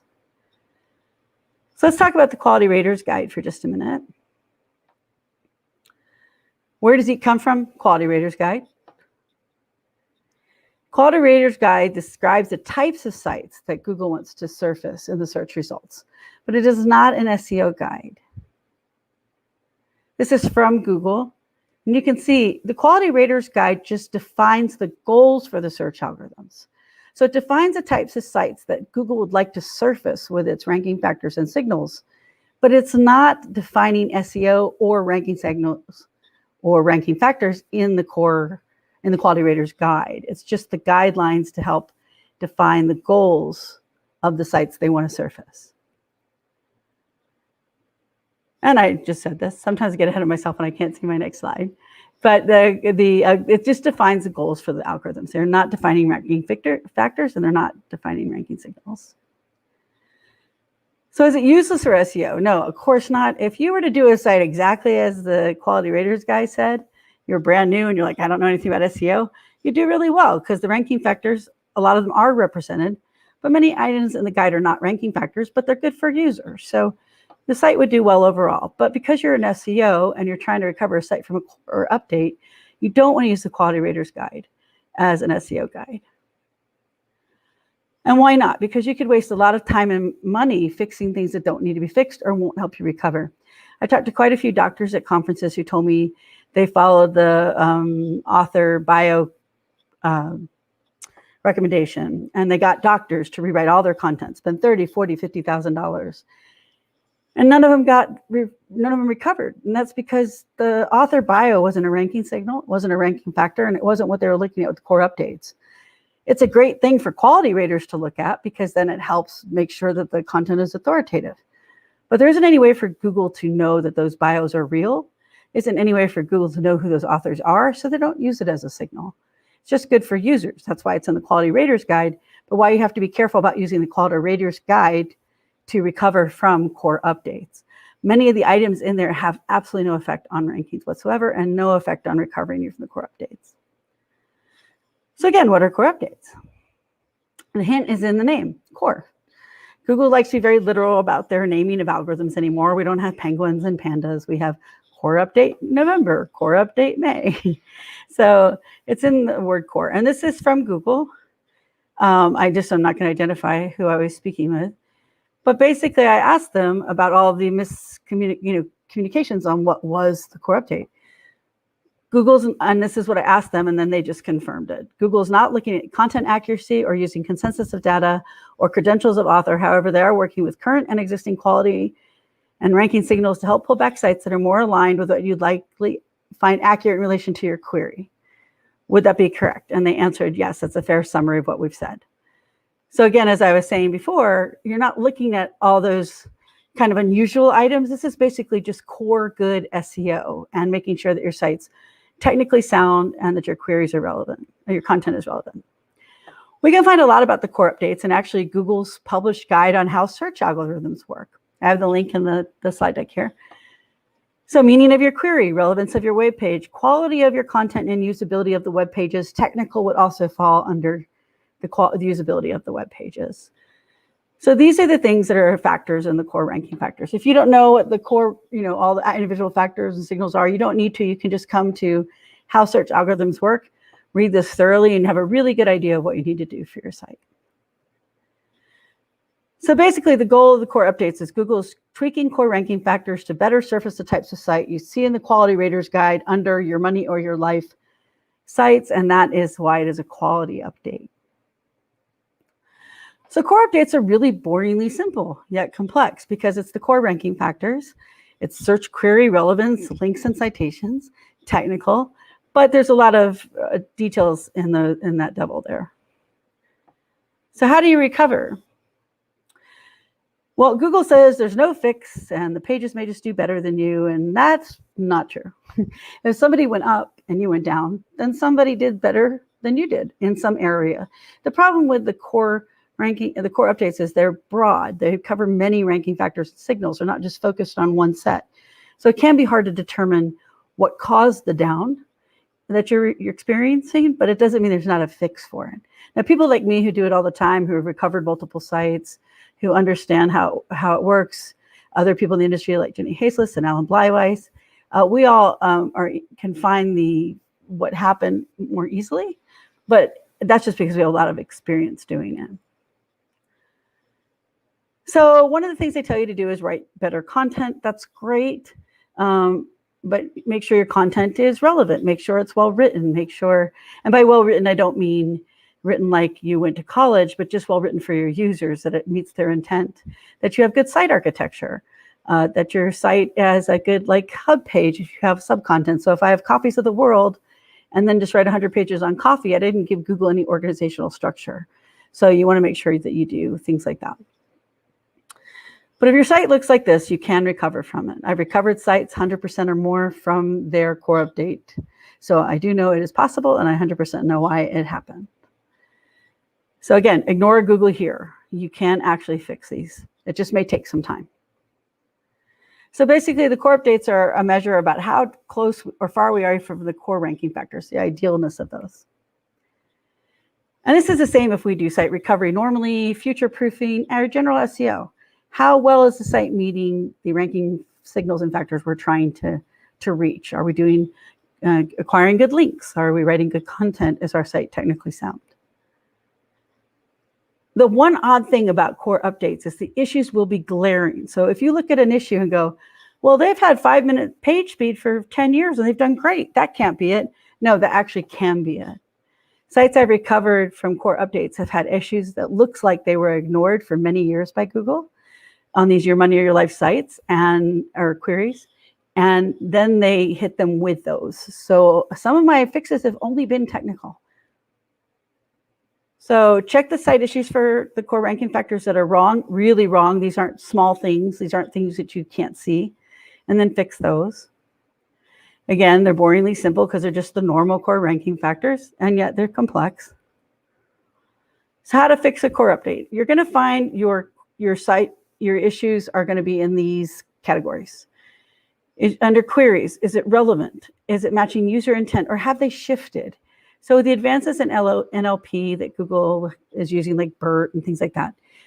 And by the way, BERT is not a ranking factor by any way. It's just a faster and cheaper way to interpret language and a better way to do it. So it doesn't affect you in the search results, but it can cause you to experience shifting for a match. And that just means I had one site that had nightshade vegetables. And that was a big query and they got lots of traffic. And then Google moved that query to nightshade vegetables list. And that got very little traffic. So they either have to write new content to generalize for nightshade vegetables or accept that nightshade vegetables list is where they're going to be. But Google might have shifted your query. So always do a query audit when you're having a core update issue if you've looked at the technical and the content quality, and that's all fine. Then there's overall site quality. Technical, definitely 100% is part of all the updates I've recovered people from. Links may or may not be. I've seen conflicting evidence. I haven't seen it personally, but I put it here just in case. Content quality, meaning are you matching your user's intent? Is it written well? Is it structured well? Does your site have a good site architecture and good navigational structure? Technical first, though, always look at technical first, because if Google cannot crawl and index your pages, it doesn't matter the rest of it. They're not going to bother with your content quality or query matching if the site isn't crawlable. And then query relevance and content quality. Check Google Console for query drops. I found a lot of evidence of even technical issues from the queries that Google dropped during a core update. Sometimes you'll find 1 or 2 core queries that are responsible for 90% of the drop. In fact, usually that's what I find. It's not usually broad across the site. It can be, but usually it's much more specific. And then, are your pages relevant to the entities being searched? And is your content meeting that user intent? So again, they're about how close to perfect we are to the core ranking factors. So remember the algorithms, web span, usability, quality, those are all worked into the core ranking factors. So you might want to go back and review those and make sure that you're not violating any of those and that you're meeting those core specifications. So again, if we want to know how to fix them, go back to the how search algorithms work. And this covers everything that would be in a core update: meaning of your query, relevance of your pages, quality of the content, usability of the web pages, including your technical. So here's an example of a core update recovery. I can't use the site name publicly, but this is the data from them, and I know these are the only things that were fixed on the site. So the site had technical issues, and I found through a query analysis that the site drops were only in 2 folders. So they had 2 main folders in the site that where these queries had all experienced drops. They didn't experience drops anywhere else, just these 2 folders. There were 800 redirect loops and 800 drop pages. They also had an unsupported script, which is causing load times to go to like 30 seconds, 45 seconds a minute. So we removed all those, reduced the load times to under 12 seconds on average for the full page load. And it had a complete recovery. So I double checked with them. Did they fix anything else? Did they change anything on the site? They had not. The only thing they fixed were the 800 redirect loops, removed them, because if Google hits a redirect loop on your site, it will leave your site, not continue the crawl unless you're a really big brand, and even then, it doesn't like to do that. And the page speed load time. Page speed is always kind of dinged as not that important. I guarantee you page speed is really important.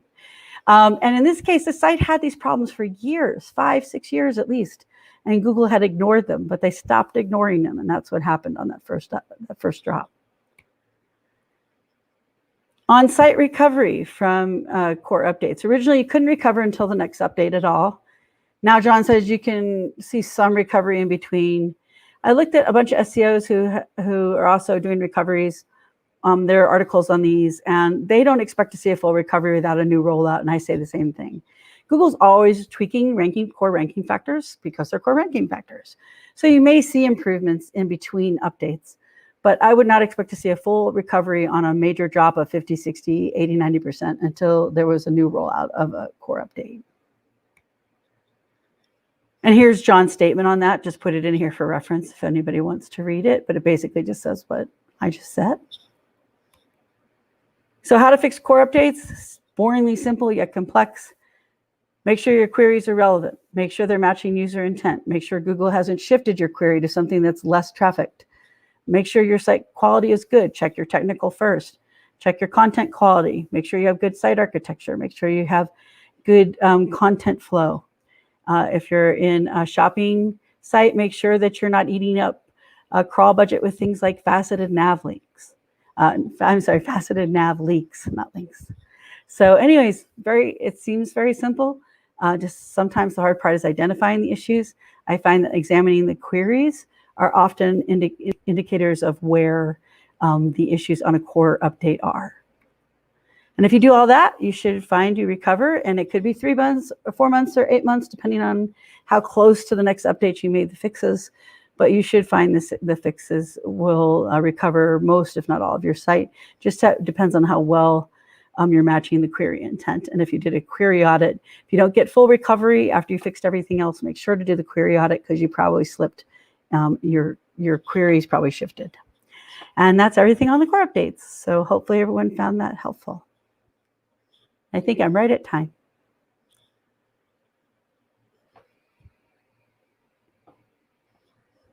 And I'm on mute. there he is. I was like, my thing kept blinking down. do you have some time for some quick Q&A? I sure do. Yeah, if you have time. Excellent. Yes, we do. We have a little bit of a buffer here. And folks, please drop your questions in the chat if you have questions as well. Christine, in your experience, have you noticed brands that are known entities in the knowledge graph, are they more or less susceptible to core updates? I don't think that brand and knowledge graph has a relationship there. Well, when it comes into YMYL and things like that. No, I think though that brands are just stronger overall, but I have seen major brands with major drops. Yeah, sorry, I lost my word there for a second. Yeah, major drops from the core updates. Knowledge graph and known entities really isn't part of the core updates. That's just Google understanding language. But it could be part of safe.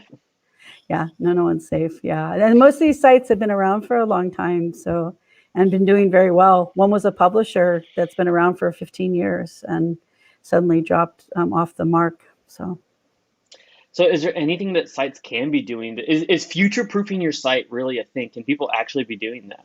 Sure, yeah. When I've worked with a site long term, I've never suffered a downturn, knock on wood, ever, because we work on that all the time. So you want to make sure the first thing is, how is your technical? And I know there are SEOs who don't do forensic site recovery or like, oh, page speed, not a big deal. Page speed is really a big deal. I've recovered entire sites just on page speed loads. But you have to know what you have to know what's important, and you have to know what matters. I mean, if you're at 4 seconds going to 2, you're not going to see probably a big difference. If you're at, and there's individual markers in there, as we know with the Web Core Vitals, I'm just, in general. But if you go from 30 seconds to 5, I guarantee you're going to see a difference in the rankings, plus user stickiness. Yeah, in March, I'm sure we're all going to be talking about it quite a bit. I'm curious to see how many people actually get hit by Core Web Vitals.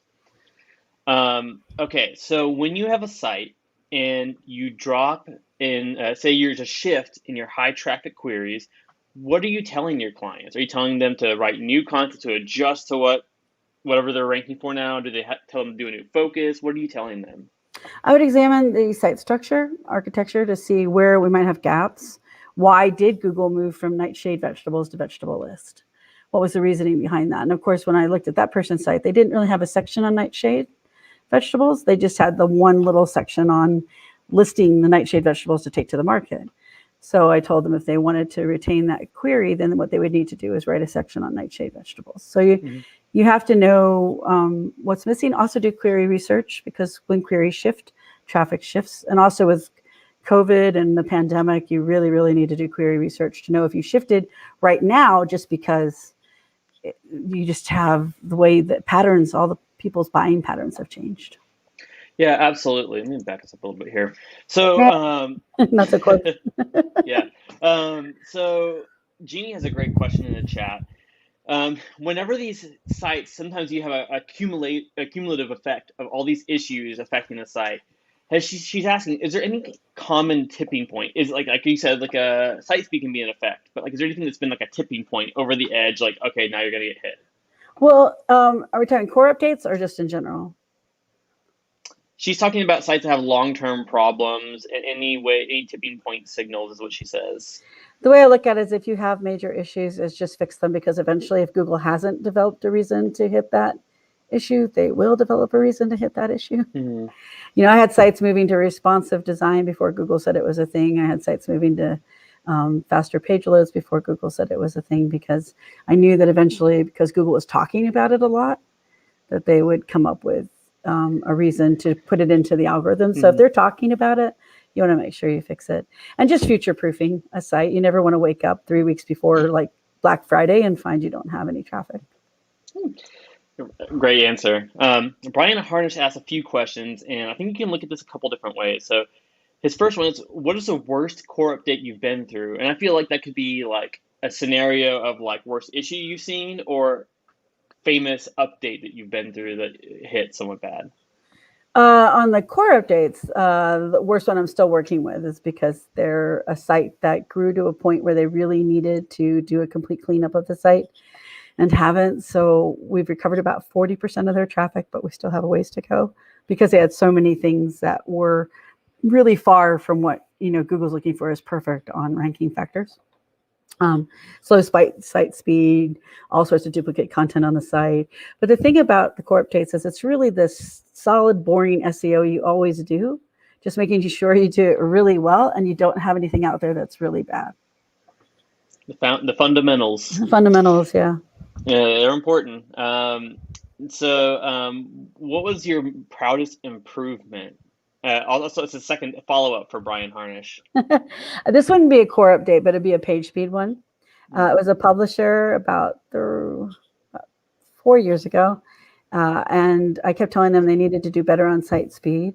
And finally, they listened to me, and we got them from 30 seconds down to 8 for the full DOM, for the full page load, and 4 seconds for the DOM.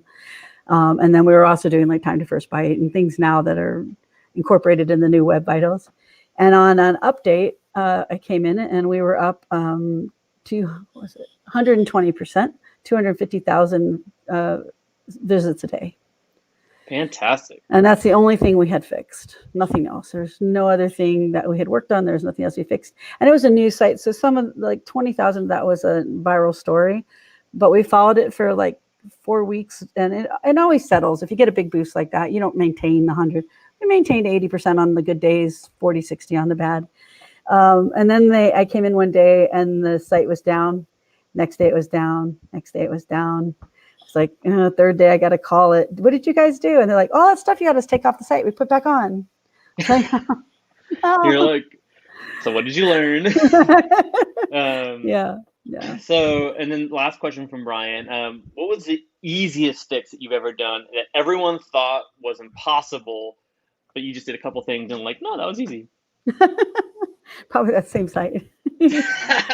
All we did was site speed, right? And they had all these audits and stuff, and all we did was site speed, and the site like rammed. And once we fixed it again, it didn't come back right away because it took a while again for the update to come through. But we got all that traffic back about 6 months later.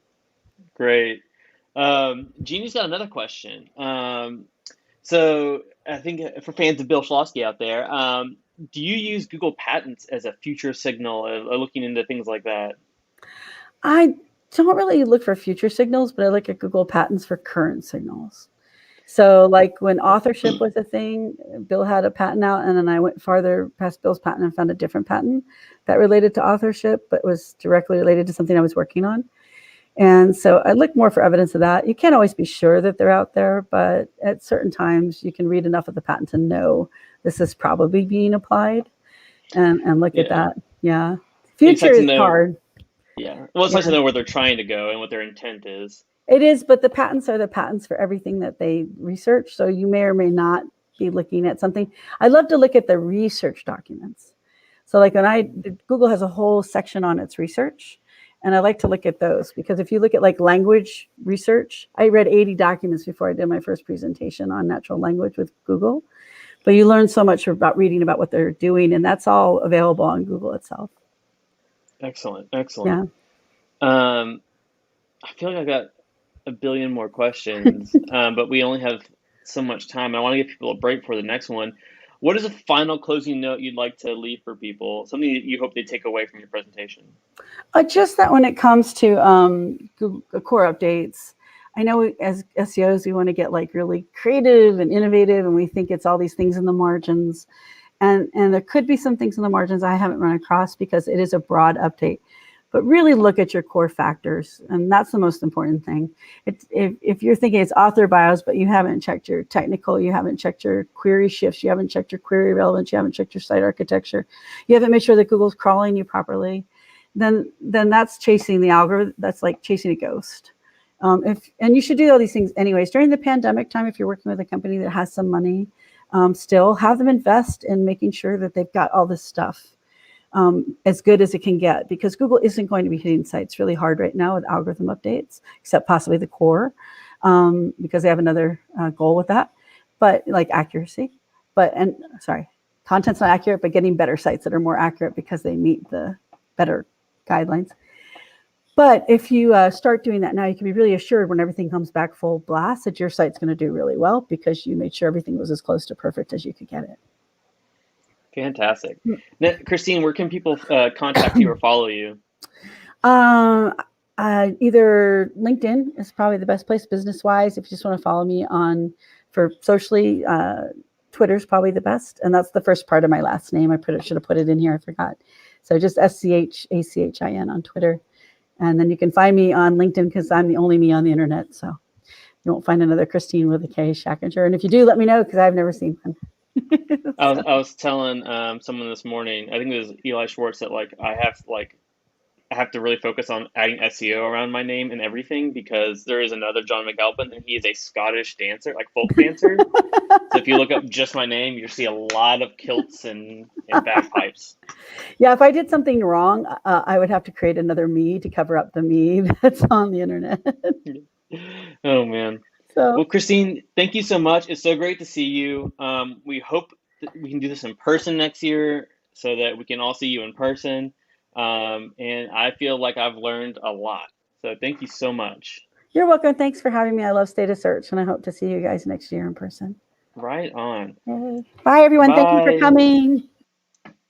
All right. Stay tuned, everyone, because next up is Martha Van Berkel going to talk about some schema.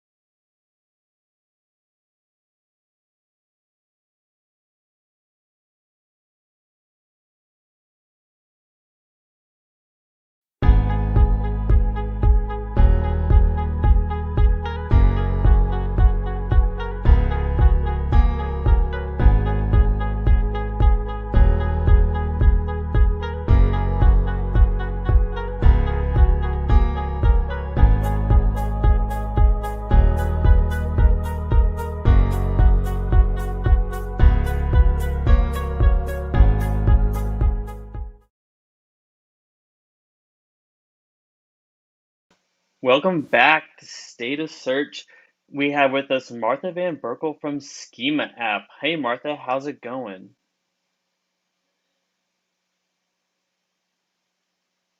You on mute, Martha? I'm doing great. Hey, so where we got your video pulled up, we're ready. And then, folks, if you've got questions, leave them in the chat, and I'm writing them down as we go. And then we will be having a live Q&A afterwards. So here we go with 10 things you didn't know about schema.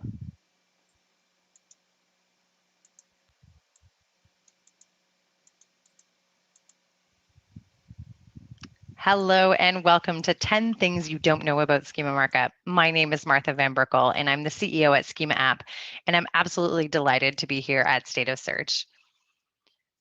I like to introduce myself with my knowledge graph because it explains in a beautiful, connected way how I'm related to other things in the world, starting with the fact that I'm an alumni of Cisco. I spent 14 years there.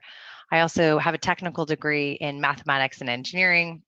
I also got the chance to attend MIT. I'm one of the co-founders of Schema App. I'm a proud Canadian, and I used to own an Austin Healey Sprite. Now, some cool fact about my Austin Healey Sprite is that my actual car starred in a movie called Losing Chase, which was directed by Kevin Bacon. And so, yes, I am 2 degrees from Kevin Bacon. Actually, Kevin Bacon's ass, but don't say anything. And so now you can figure out that you're actually 3 degrees from Kevin Bacon, and you inferred that because you now know the relationship between me and Kevin Bacon. And that inferencing is exactly what Google's doing when you put schema markup on your site and explain how things are connected together. And so today we're going to delve into some tips that you can run with regards to schema markup on your site. Now, I'll interchange the words schema markup and structured data throughout this presentation. And for those of you that are just learning about this super awesome nerdy area of technical SEO, schema markup really helps the search engines understand the content, but it also actually helps you really make an impression or stand out in the search results.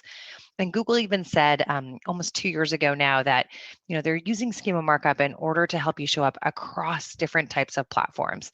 So not just on web search, but on mobile, on Google Assistant, etc. Now, most of you will know schema markup because it drives rich results. And rich results are everything from that star and price for products. And then these are some of the new ones that have been recently announced. So the first column here is around home activities. So if there's a business that you're working with that is trying to show up and really take advantage of the fact that more people are spending time at home, the home activities rich result is a great way to show up through these mobile primarily based searches. The second rich result here is actually an example you can see in that bottom part here, that licensable tag on the image. So it's actually called image license rich result. And this is where you can actually use the schema markup to explain how an image can be used or licensed and sort of what the permission is for using that license. And it just came out of beta. And then the third one, which is our newest one, which is around shipping options. So in addition to getting price and ratings for products, you can now kind of illustrate what the shipping cost is. And so here you can see it's illustrating free shipping. And this is currently only in the US on mobile. But rich results are really how you make that, really big impression in search. And it's driven entirely by schema markup. Now, the schema markup process starts with strategy. So the strategy is figuring out sort of what you should optimize and what is it really that you're talking about and trying to explain. And then once you know what it is, you can author it. So that's like creating the schema markup or JSON-LD, getting it onto your website, which is deployment, and then maintenance, which is that tweaking. So whether your content's changing or whether you're going after a new rich result or adding rich results to old content, that maintenance is the process of sort of making sure you're cultivating new opportunities within the site in order to stand out in search. And then reporting and analytics is measuring that value and ROI, which often then informs back to strategy. And then you do it all over again. It really is an iterative process. One of the things that we love about schema.org and schema markup is that as you dig into this and get better at it, you can often find opportunities out of the vocabulary and out of the features from Google that might inform additional content that you want to put on the site. And so you can really almost say that the schema markup is informing your content strategy. So at Schema App, we specialize entirely in schema markup. It's what we do all day, every day. And we have amazing solutions to help whether your agency or your in-house team be able to do schema markup at scale and really get into some of the nerdy concepts that I'm going to cover today. And so if you're interested in learning more, feel free to reach out to me. We work with SEOs around the world on all different size of brands, on all different CMSs. And we just absolutely, totally love doing schema markup all day, every day. Well, enough about me. Let's jump into our top 10. So these are 10 things that I would say most people don't know about schema markup. So I'll be interested in the Q&A to find out which one of these weren't sort of a news flash. But my intent is that you'll learn something new and a tactic or tactics that you can go and apply back home as you sort of wrap up here. So the first thing is around Wikidata. So our recommendation is that you should use Wikidata to define concepts. And the Wikidata definitions are really sort of helping be truly explicit about it. Now, we've just had a debate internally at Schema App that was just like, well, what about Google's knowledge graph? Or what about Wikipedia? So those are also good, but we find that Wikidata has the broadest definitions that can be applied across any industry and anything. Let me show you some examples. So if we were trying to optimize the City of Dallas homepage and we are calling out, what it is, it's a city, we might want to use same as property in order to link it to the Wikidata. So we're being absolutely clear as to exactly what it is. Now, have a look at this URL. If you see a Q in the definition of what you're linking to, it really references that you're using Wikidata. And what I like about it is that where Wikipedia and others have, I'll say language definitions, so this is the definition of Dallas in English or in French or in Italian, this is like just the definition of Dallas. This is like the node within the Wikidata knowledge graph that's describing exactly what Dallas is. Another example, if you were trying to optimize an article about the Toronto Maple Leafs latest player, Joe Thornton, who's going to help us win the Stanley Cup. Sorry, Dallas Star fans. You could use about. And again, Joe Thornton is in Wikidata. So if you had any questions about sort of it being comprehensive, boom shakalaka, done. Or if, let's say, you're trying to optimize a case study on your site. So this is one of our case studies, and you wanted to mention, who is mentioned in the article. So here, I'm saying it's mentioning SAP as a company. Again, Wikidata for the home run. Again, any of these examples that I've shown, you could also use a Wikipedia article or a Google Knowledge Graph link as well. All right, number 2, GitHub. Now, GitHub is this like awesome place where schema.org ventures and people come together to talk about how we are going to evolve the schema.org vocabulary. And it's currently on release 10. And it's also a really great place to find out additional information about who's talking about these new properties or who's helping influence the evolution of the product schema markup. And so if you go to github.com, schema.org, you can actually start to see some of these conversations. The other way that you can get to it is if you go to schema.org and go under the releases or this link here, and then anything that you want to click on that's an issue actually takes you back to GitHub. And so here's an example that was in the release 10 that just came out. And it's interesting. It's a proposal to add a few types and properties to express energy efficiency of products. Interesting.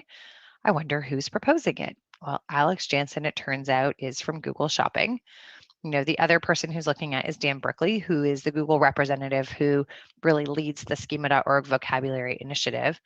And you can actually go through and see the whole conversation between Dan and Alex as to why they want to do this, when they think it'll be applied, who they think will use it, which standards they'll incorporate, etc. So there you have it. Go check out GitHub. They also love, it's a community that develops this together. And so if you have a strong opinion or perhaps you have great expertise in one area of industry, feel free to chime in, give your opinion, and perhaps make an impact on how schema.org evolves. All right, number 3, properties. So make sure we're all on the same page. Properties are the sort of parts of the schema.org that we use to describe something. So here we have a product, and the properties for product are going to be these things like additional property, aggregate rating, audience award, brand category, color, depth. And there's often up to 40 or more different properties for each of these classes and types. So if you're trying to describe something, you'd be like, but Martha, the Google, rich result only tells me that there's 3 required and 4 recommended. Another big surprise, 40 plus ways to describe things. And so for products especially, I think there's really great properties in here that if you have, let's say, the width, the height, the weight, the shipping options, the license for something, go and have a look at what those properties are. There's more than just the required and recommended that Google has on here. Now, one thing that we often tell our customers though is like, don't take it as a challenge to use all the properties though, but use what's relevant on the site that's on the page. And that really helps inform the content. And it might also tell you, additional things you might want to add on. All right, next we're jumping into connected schema markup. Now, people have heard me speak before, know that this is an area I'm really, really passionate about. And part of that's because it really helps explain who, what is the concept you're talking about and how does it relate to other things in the business and other things in the world? Sort of like when I use my knowledge graph to introduce myself. And this really comes down to your schema markup telling the story, telling, Google and other search engines exactly what this is about. And so in this example, we have our US office and a product, and we're trying to say, how are these things related? How do we make sure that the story is clear that this product is part of this amazing company, which also has a European office, has jobs that they're hiring, etc.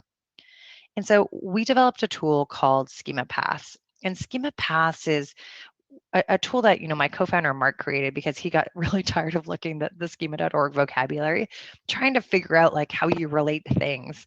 And so what you can do here is enter 2 different things you want to relate. So let's say you had a page that was about this amazing product that you're building, and you wanted to be able to figure out how you connect it back to your organization so that there was some type of link there. So you'd enter those 2 classes, click to find class. And then we would give you ways in order to relate those. So, if the page was primarily about the organization and you wanted to link it and say, well, the organization owns the product or the organization knows about the product, well, that doesn't feel right. Like the page is about the product. And so the reversal pass, the product has a property brand. That one might work. So if the organization is, let's say the brand, let's say I'm Reebok or Nike, or any of those brands, that might be a good one.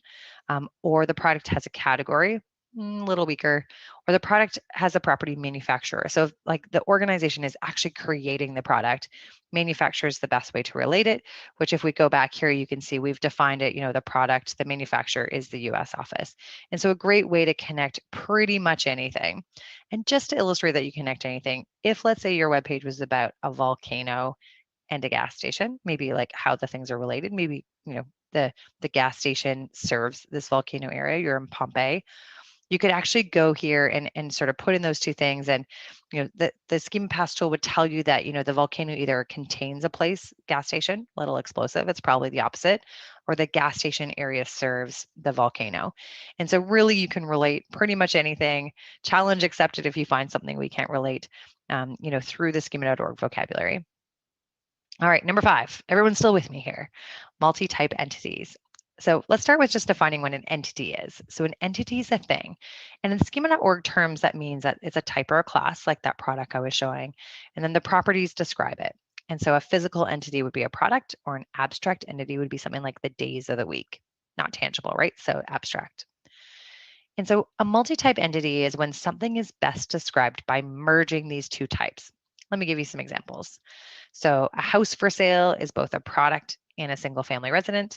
A hotel room for rent is a product and a hotel room. The comedy event on air is a comedy event and a broadcast event. A book for sale is a product and a book, and the haircut is a service and a product. And so you really want to use this when you're like trying to really describe the thing on the page, and you need that wider range of properties to do it holistically. And ideally, you can also sometimes achieve a rich result while still being honest. And so in this example, for example, a house for sale is a product with an offering and a single family residence. So this would actually get the rich result for the offering. And you can see sort of at the top, we've described both types. So it's both saying it's a type product and a single family residence. And then what's beautiful is the properties get all mushed together. So you have access to them all. So for example, you can describe, using product, all the offerings, what the asking price is, sort of, ideally linking it to the URL and at ID for where it's described. And then you also get the properties for single family residence. So in this case, we're illustrating how number of bedrooms would be really illustrative of that. So again, you're using a multi-type entity when both types and all the properties help you best describe it. Which leads me to services. So services, there was a big change that we noticed just in the last month or so. When we went to look at the product description in schema.org, we noticed that it said any offered product or service. Now, prior to this time, if you had asked me or you'd gone to the Schema app website to look up how to do schema markup for a service, we would say, absolutely use the service schema markup type. But now we can do a multi-type entity. And what's brilliant about this is that if you have an offering or if you have aggregate rating and so forth, you can now get a rich result for a service. Boom, love this. So multi-type entity for service is what we really recommend. So if you had previously marked it up as a service, add that product in. And so now you can call out the offerings tied to it. And then you can also be eligible for that rich result. So big update. Also, our how to do services has been updated with this AHA. All right, number 7, strong connectors. I've used these in some of the examples that I showed you at the beginning with Wikidata, but there's specific properties within schema.org that allow you to really illustrate sort of how things are connected or related. And so about's a very strong one. So I was telling about that article that's about, Joe Thornton, or, perhaps it's, article about schema markup. You can be very, very explicit with that, again, using Wikipedia, Wikidata, knowledge graph, or perhaps a product or a service page on your website. Mentions is a bit of a weaker association, but it's a softer sort of way to relate it. But it's mentioned in the article or it's mentioned, on the page across any entity, people, place, or thing. Subject of is a really great one. I'll show you an example. So if you, let's say, have a page and there's the subject of an FAQ, it's a really powerful connector, and has part, really think of it as has the different parts. So it's made up or it has these different parts included. And so here's an advanced example of how you can start using this. So a collection page is where you can kind of pull a bunch of things together. So we could say that this group of things is about a product or a service, or if we're getting really advanced here, we could say it's a product and a service. So it's a service page. It has part of FAQ. So part of the page you can see on the left in the example is the FAQ, but it also has a how-to on it. And so here I've used those strong connectors in order to make this collection page about the product and service eligible for not just the product rich result, but also the FAQ rich result, and also the how-to rich result. Pretty advanced, pretty awesome. Speaking of nesting for rich results, I want to give you an additional example. So let's say you were me and you owned Schema app and you wanted to make sure people knew about your awesome tool called the highlighter that you want to help do schema markup at scale without having to talk to IT. And you have this product page, but because you're enterprise software, you don't put your pricing on this page. I don't have ratings specifically on it, but I do have an FAQ on it. So how do I make this page really rock for, that rich result for FAQ? So what I want to do is figure out, first of all, using my schema paths, how do I relate a product and FAQ? And so what I find out from schema paths is that I can use subject of. And so now my product page that has that FAQ with the question and answers can nest that FAQ so that I can get that rich result. And so it's a really powerful way of combining those connectors I talked about, the schema paths tool I talked about, multi-type entities all together in order to help you really maximize how many rich results you can get. Number 9, featured snippets. Now, featured snippets are really interesting. I think that, it's no longer the 0 result, it's the number 1 result. But featured snippets documentation from Google is very vague. It talks about using, intent to make sure it gets the right answer. We have love-hate relationship because sometimes you can't get that click through those featured snippets. Through Bill Slosky's articles, it also articulates through the patent that Google put in that it uses both structured and unstructured data, which could mean pretty much anything, because structured data could be schema markup or it could be a table. And then most recently, Brody Clark, who is an SEO out of Australia, tweeted this, that like, check this out. There's a feature snippet that's using how-to markup in order to inform the mobile experience. And a shout out to Marie Haynes, who shared this through her search news you can use, which I'm a big fan of. And so I love this because, we're seeing sort of the schema markup play or be tested by Google sort of within the featured snippets. And then we also are seeing strong evidence that, while we can't sort of run a report on featured snippets, this is SEMrush organic research showing keyword trends for featured snippets. And we are finding often for our clients after we put in schema markup that we're seeing an increased number of top 3, illustrating that the schema markup is having a positive impact on those featured snippets. So you heard it here. Do schema markup. It'll help inform your featured snippets. And then the last thing I want to just cover was ROI beyond the rich results. And this is an area of how schema markup can be used to enhance your analytics in order to allow you to cut your data to really get insights on sort of perhaps like your content strategy, or should you invest more in ratings. And so the example I have here is where we've added the author out of our blog. So we've used our WordPress plugin in order to sort of identify the author. And then we've programmatically used Schema app to pull those authors into Google Analytics under a custom dimension. And so here you can see sort of how many sessions and bounce rates are driven by which authors. So it looks like I still need to keep writing content. But it would allow you also to then understand if you had a team of writers, which writers should write about what topics. You could add keywords as a second piece here, driven by data. And so what our customers are loving about this is that you can really sort of use the schema markup to go beyond just getting those rich results, but also to get insights from the data by sort of allowing them to cut it by different elements. So keywords, authors, all kinds of different ways. This is sometimes known as semantic analytics, or we like to call it enhanced analytics. So that's all I had to share with you today, my top 10 ways to make an impression in search using schema markup, hopefully some tactics that you can run with today. If ever you want to learn more about Schema app, feel free to come to our homepage at www.schemaapp.com. Book a demo, or if you just want to get sort of more training and videos and sort of news around schema markup, you can scroll to the bottom of the page on the homepage and sign up for our newsletter, and we'd love to share all that insight and education with you. It's one of our core values. My name is Martha Van Berkel. I'm absolutely delighted to be here today at State of Search, and feel free to reach out to me if I can be of value to you and your organization. Let's do questions. Wow, thank you so much, Martha. Fun fact, I'm also a fan of Austin Healey's. When I worked in downtown Dallas, there used to be like this Austin Healey that would park next to me every day, and I was just so in awe. Like, yeah, so Nice. saw you I love present it. I sold I saw mine you the day my son was born, which was a very sad moment for me. But my maiden name's Garriock, so I always loved the MGs, and so I ended up with an Austin Healey Sprite kind of by accident. But it looks, it's almost like it should have like similar to use schema to an MG midget. So that's sort of why I ended up with it. I saw you years ago at State of Search, and you presented that similar connected knowledge graph about Austin Healey's, and I was like, oh my God, someone else knows what this car is.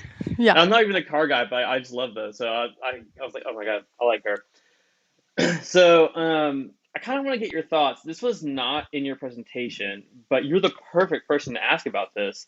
It's what do you think about the move from structured data testing tool to the rich data testing tool? A rich result test. Oh, Yeah. if I could have an hour to say my woes. So so we're a little sad and about the structured data testing tool being retired.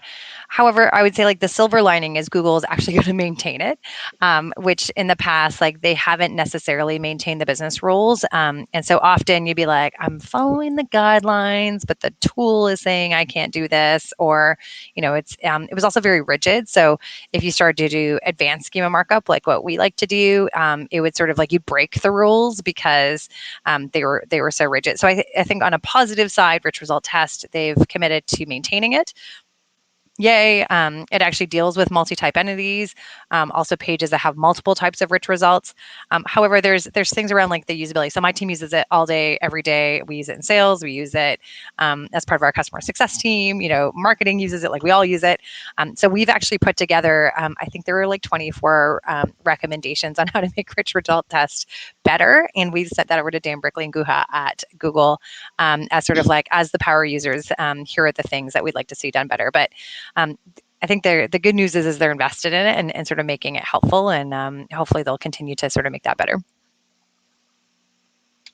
Agreed. Again, if only we had another hour.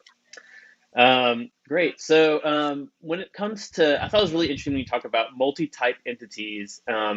Now, do they have to have the same They parent? don't. Yeah, they Give me an example, don't, they were right? both So like saying. if you think of like a home is very different than a product, right? Like they don't actually roll up under the same pieces. And again, you wouldn't do it, let's say like if you had a local business and a bakery, like you'd still use like the bakery, right? Because it's the more specific. So multi-type is really where it's like truly like the combination is better than the single type.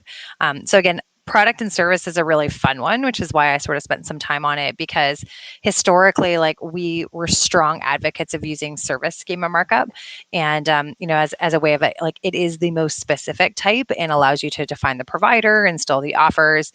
But Google sort of didn't throw service any love, and so now the fact that they have introduced, like the definition has changed in schema.org, like using both of them makes sense. Not only can you be really specific with service, but then you can also get the rich result. So it's sort of, while being honest and white hat, still able to sort of get the best results for your site. Yeah, it's like, let us help you, like give you the data, just accept it. Yeah, exactly. Yeah. So tools like Schema app and Inlinks are starting to use a lot more content-based schema. Like you said, the same as or mentioned, talking about connecting concept and content to entities and Wikidata data in Wikipedia. How are you seeing just businesses in general adopt to that? Yeah, so we've been using like Wikipedia, Wikidata links since about 2014, especially when we were doing more like local SEO. So when we first built Schema app, we built it for ourselves because we didn't want to manually write JSON-LD. And so we were using it as definitions of cities. So especially like area served, we really like. Also additional type, which I didn't cover in this one, but I've covered in previous presentations where you're sort of like being more specific about something. So I like, it's not a new concept. In fact, it's an old concept from a semantic world, like where you're actually like defining definitions. I think also like as you think of BERT, right? Like, so let me talk about like the Google News. That's sort of all a buzz around like, oh, Google's going to start using BERT on all crawls and all searches, and that's going to affect 7%. Like what BERT's doing is actually identifying entities and then relatedness sort of on languages to do natural language processing to understand like the concepts that are being talked about. So in my eyes, like this is just like semantic search having a natural progression. Google sort of having the tools to listen and interpret it. And again, as SEOs, I think we can do it. We like doing it within the schema markup because then it actually still provides context of like how does it relate? It's just not sort of a thing that exists. And so we'll always be sort of connecting it, but we're also a semantic technology company. So like we're sort of like built on the technology that Google uses that this is all related to. And so it's sort of very natural for us. So we, within schema markup, doing that at scale, identifying entities, and then ideally using them in analytics and other things is actually something we have in beta right now called entity linking. And so we actually connect with Wikidata, Wikipedia, and Google's knowledge graph, again, at scale, sort of programmatically across the board. So we'll continue to push the envelope there, especially leveraging our semantic tech background. Fantastic. I remember years ago when I was in-house, I actually had a walkthrough with you because I had a location. I was in enterprise healthcare. I'm like, how do I write local data for hundreds of locations And they're Yeah. like, oh, just use this app. I'm like, oh, thank God this exists. I want to touch on something that Liz Cortez mentioned in the chat. Yes. So oftentimes we find ourselves competing with these giants out here. So Liz Cortez mentioned that with event schema on their pages and trying to compete with people like Eventbrite. So do you recommend that people still focus on things like event schema, or do you just put it all on Eventbrite? You can't beat them, join them. What do you recommend people do?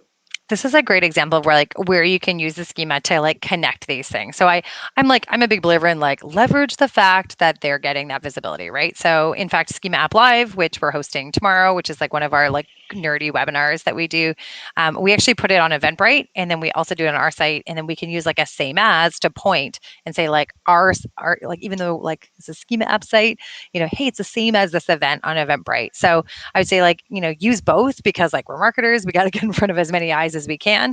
But then you can use the schema markup to connect those things. And so that, should Google want to sort of send it to the organizer, like you've been very clear that that's who you are and where you exist. Oh, great answer. I full-heartedly agree. Any other questions in the chat, please pop them below. And so, Martha, what is one of the best ways that people can keep up to date with all the changes and updates with Schema? So you can follow me on Twitter or subscribe to our newsletter. Like our newsletter is probably where my team does the best job, like curating news. We send it out every month, and then sort of through some of our webinars, we'll digest it and sort of define it. And then our customers, we actually also sort of like, I'll say, curate it for them depending on what's interesting. And so you can, like I said, on our homepage, www.schemaapp.com, at the very bottom, it's like subscribe to our newsletter. Or if you just Google Schema App newsletter, you'll see it. It's free. We don't do a lot of salesy stuff on it. We're really about sort of pushing education and helping people understand and what resources are out there. And then the other person, like people I look to, so like Dave Ojeda is like a great resource on Twitter. And so MindQuest or Dave Ojeda, like Bill Slosky is doing a ton of stuff right now, kind of more into the semantics and entity pieces. And so I sort of love when he sort of talks about that angle. And then I mentioned Maria Haynes in my presentation, and like I really love her Search News You Can Use, and she does a free version and a subscription version. She looks at a very broad piece, but often includes things about schema markup in there. So those are some resources. Again, or follow Schema App Tool. Like we're also going to be tweeting out more. Now that I have a marketing team, we'll be sort of sharing more sort of on a regular basis out sort of what's going on in the world. All fantastic people that are on my list. So another great question from Liz. So she's asking, what is important for local businesses in Schema?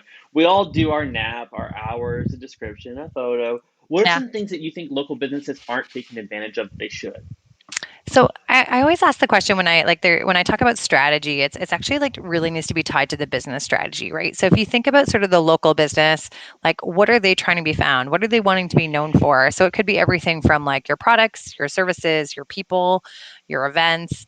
And then it could also be sort of like, maybe you're in a really niche area and there's like questions you get on a regular basis that you're constantly like are answering on the phone, or like people call it, like that's a great example of FAQ, right? And in my example, I was saying like you don't have to have FAQ as a standalone. You can also do FAQ where it's like nested. So, if you're a local business, again, use the most specific schema.org type under local business, but like there'd be your homepage, and then you have like your top 5 FAQs on there, like mark those up as a like subject of under local business, so that, right at that user experience when they're searching for you, they start seeing some of that information. So I think so often, like when we think of local business, we're thinking, just for those rich results, like think about, again, like the inside out, like what part of your business are you trying to grow? Like, is there an owner that's like a really important person or that you want to do? And then think about like what content's there, what page that's specific on, and then how you mark it up. Fantastic. So we do have to end, unfortunately, because I've got 60 other questions up for you, but I'll just reach out to you on Twitter. And what is the handle that people can follow you at? Sure. So personally, I'm at Martha Van Berkel, so just my full name. And then our team also watches and answers questions on at Schema App Tool. So you can hook us up on both of those. And again, we love sort of answering questions or pointing you to resources. And if you want to learn more, just again, like check out our site under resources. There's tons of learning, education, how-tos, you name it. Great. Now, Martha, I've been doing this with all the speakers. I'm really curious to know, what is your one takeaway that you want people to get from your presentation today? So like invest in understanding how to do proper schema markup, like that nesting and connectedness, because all of a sudden it's going to open up this like huge way of you basically being able to cram rich results into any type of page. Perfect. Thank you so much, Martha. I'm glad that you're here with us virtually. I can't wait for next year because I know you always Can't come back wait to be back in Dallas. Let's I do it. know. Let's do it in person. We'll get the barbecue going. Hells to the yeah. Oh yeah. All right. Thank you so much. Have a good day, everyone. Bye. All right. Next up is Keith Good in 5 minutes.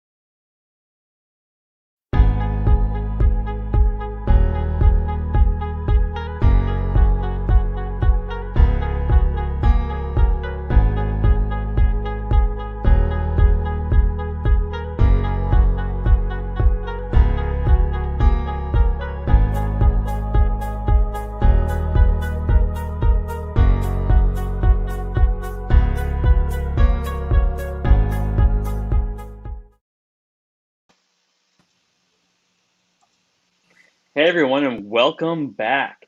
Today we've got State of Search alumni Keith Good. How's it going, Keith?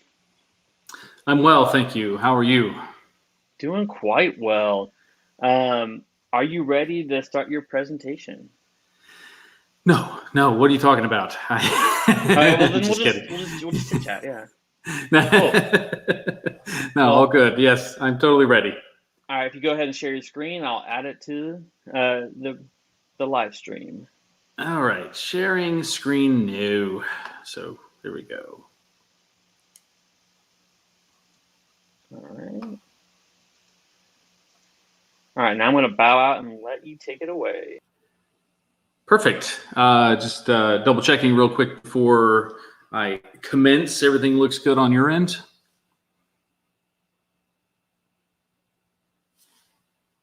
Didn't hear a response. So. Oh, sorry. Yes, we were giving you thumbs up, but I don't think you can see us. Yes, you're good. No, I've got full screen on mine here. So I will miss your lovely comments throughout the presentation. I had this recorded, but I thought, let's do this live just to be sure 100%. And John was more than willing to do that. Plus, it gives me a chance to do this for a second time. Hopefully this time I won't make as many mistakes as I made in my recording. So there we go. I'm Keith Good, and I work for IBM. And when I was asked by Bill to sort of give a recommendation for a topic for this particular presentation, I had really just been kind of focusing a little bit on some of the work of a friend of mine, Eli Schwartz, and some of the work he had done around sort of a skills gap. And I thought, well, let's talk about strategies for coping with a worldwide shortage of SEOs. Real quick before I get into that, though, I want to introduce myself. I'm a senior SEO strategist at IBM. I've got 20 years of online marketing and just about 13 years of in-house SEO for companies like AMD, HomeAway, Dell, SEO Clarity, and now IBM. You may have seen me, may or not have seen me. It's kind of hard to recognize me without my bow tie. At PubCon, SMX West, Digital Summit, Advanced Search Summit, and of course, State of Search. If you would like to follow me, you can see me at Keith Good on Twitter. Also look me up on LinkedIn if you want to. Be sure if you look me up on LinkedIn and talk to me there, let me know where you saw me speak, and that way I'll connect with you and not assume you're another spammy person trying to connect with me on there. So some light housekeeping really quickly. While I am here speaking as Keith Good, the SEO, I'm not here speaking as Keith Good, an IBMer. So I am not here representing IBM. Opinions expressed herein are my own, and there are no forward-looking statements regarding IBM. There's no secret sauce in here. I haven't given you any sort of super secret analytics. And the statements made in this presentation have not been tested by the FDA. So there we go. As I mentioned, I have been following the work of Eli Schwartz for a while. He presented earlier today, and if you aren't following him, I highly recommend that you do so. He's an extraordinarily skilled SEO. He's very eloquent. He's a great speaker as well, and he knows how to present his material. But I saw a video of him last October, so literally a year ago, and he was talking to Siege Media about what he saw as a skills gap in SEO. So in other words, we have a lot of jobs, not as many SEOs to fill those jobs. And he came to that based on his own experience, just kind of working day to day at SurveyMonkey as he was at the time, and just being constantly bombarded with recruiters asking him to check out this job or that job. And I related, and I love it. I love the fact that at my stage in my career, I still have enough cachet to attract the attention of a lot of companies out there who reach out to me on a regular basis, and they're like, Keith, come work for us, come check out this job. But it has me wondering, like, what level of sort of gap is there in the industry that they're constantly reaching out to me rather than reaching out to people that I know perhaps need a job. So what we're seeing, however, is that established SEOs are in demand. In other words, SEOs that probably are currently employed, there's a nearly constant stream of opportunities that come through either LinkedIn, direct to email, Twitter, just on and on. And what I notice over time, as I'm sort of looking on LinkedIn and other job boards, these job opportunities are live for quite a while as they're looking for folks. And it's really true. It was true in October of 2019, and it's true a year later, even after COVID. Despite COVID, organizations are hiring SEOs. All right. And then you would think that in a pandemic world, there would be a shrinking job market for SEOs, and there really isn't. I think a lot of companies are realizing that they need to pivot and be online a lot more, or at least better than they are now. And you can see this in the charts. I will probably be referring to this jobs report quite a lot. Backlinko.com did a fantastic write-up of the SEO industry and the jobs that are available now. I highly recommend you check out their report, backlinko.com/SEO-jobs-report. But yeah, you can see here, pandemic really sort of took off and came into full effect in March in the United States. And the job market pretty much, month over month has been a steady growth for SEOs as a result of that. So there's no slowdown for that. The real problem, though, is there's a real challenge in building an in-house team if that's what you're trying to do. And sometimes, because it's such a competitive market with fewer candidates than there are open jobs, you're probably going to have to work harder to keep the team that you do have in place, because there are a lot of folks that are reaching out to folks on a daily basis and saying, hey, you really ought to check out the benefits we have. You ought to check out the flexibility that we have. And as people mature in their career, what we find is that loyalty to a company isn't always there, right? Because the loyalty doesn't come the other way either. As soon as a layoff is needed, they're very quick to sort of go, well, so much for loyalty, you're gone. And I think employees are now at the point where they're like, well, I got to look out for number one. And if this company is hiring with a better pay scale, better work-life balance, maybe a better location, I'm all for that. So first and foremost, there's the skill gap. While you can go to LinkedIn and you can type in SEO, and you'll see, for the United States, 938,000 people on LinkedIn who claim to have SEO as a skill, or at least exposure to SEO.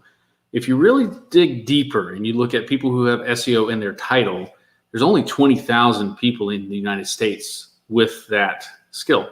And by virtue of the fact that they're on LinkedIn, you would logically assume that some of them are available, some of them are not available, most of them are not in that case. They already are employed.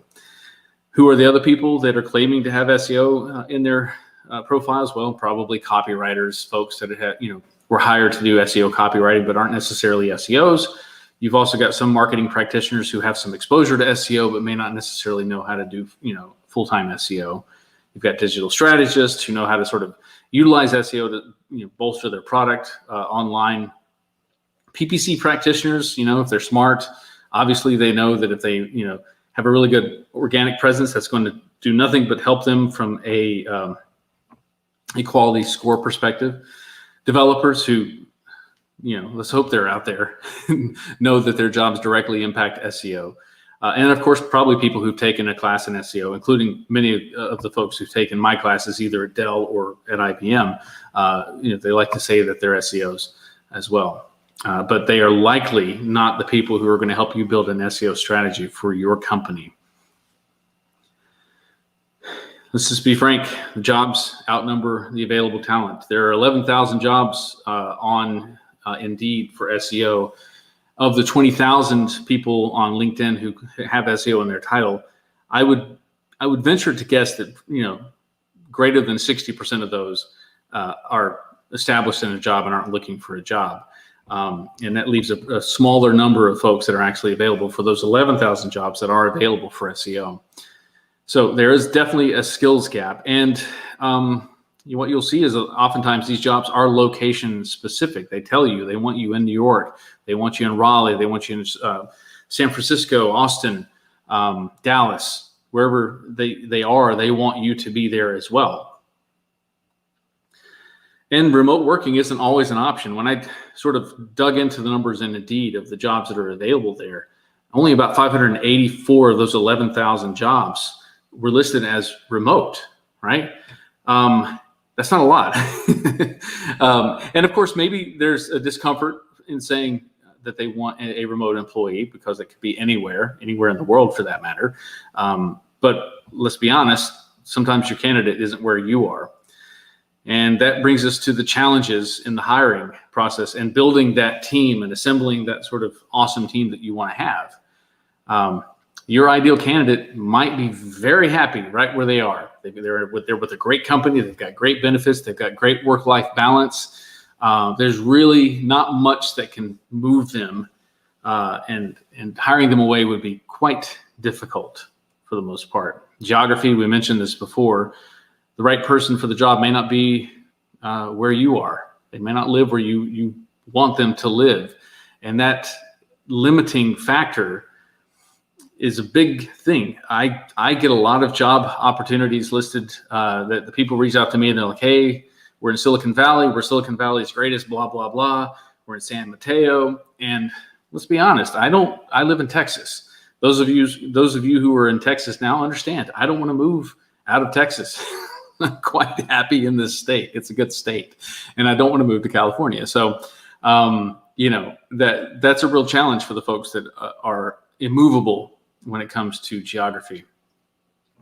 Affordability. So your ideal candidate may be well beyond your budget. Let's take a look at some of the numbers. I mean, depending on what state you're in, the median salary for SEO ranges between 48K and 75K. Now I want you to take a look at the gray lines on this chart. I'm not saying, in California, SEOs earn 74K because they probably couldn't afford to live if they were on 74K, to be frank. You'll notice that gray line extends well beyond $200,000. And there are a lot of companies who cannot afford to hire an SEO for $200,000 a year, even if they're in California. So you take a look at the extent of these lines, and you'll see in New Jersey it's 175, Texas 150 is the top end of the range. It may be beyond your budget to be able to hire someone in-house for that. And sometimes you've got a nice pool of candidates, but you have a lack of skills. The people who are available to you may not have the experience and the skill set you need. In fact, I don't know if I've seen very many SEO job listings out there that ask for less than 4 years of experience.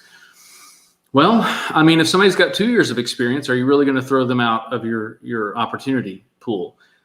Because 2 years in SEO is like 4 years or maybe even a decade in any other job because the industry changes that often. It's pretty funny how that works, huh? And the lack of skills may just mean that you've got someone who's very good at one thing, but they haven't quite learned other aspects of the job. SEO is a multidisciplinary field, and not everybody that comes out of college or who's worked in marketing knows how to understand JavaScript or CSS or HTML. They may not understand response codes and crawling and all of those other things. So, it's very important to understand that the skills may not be there, that what you're looking for.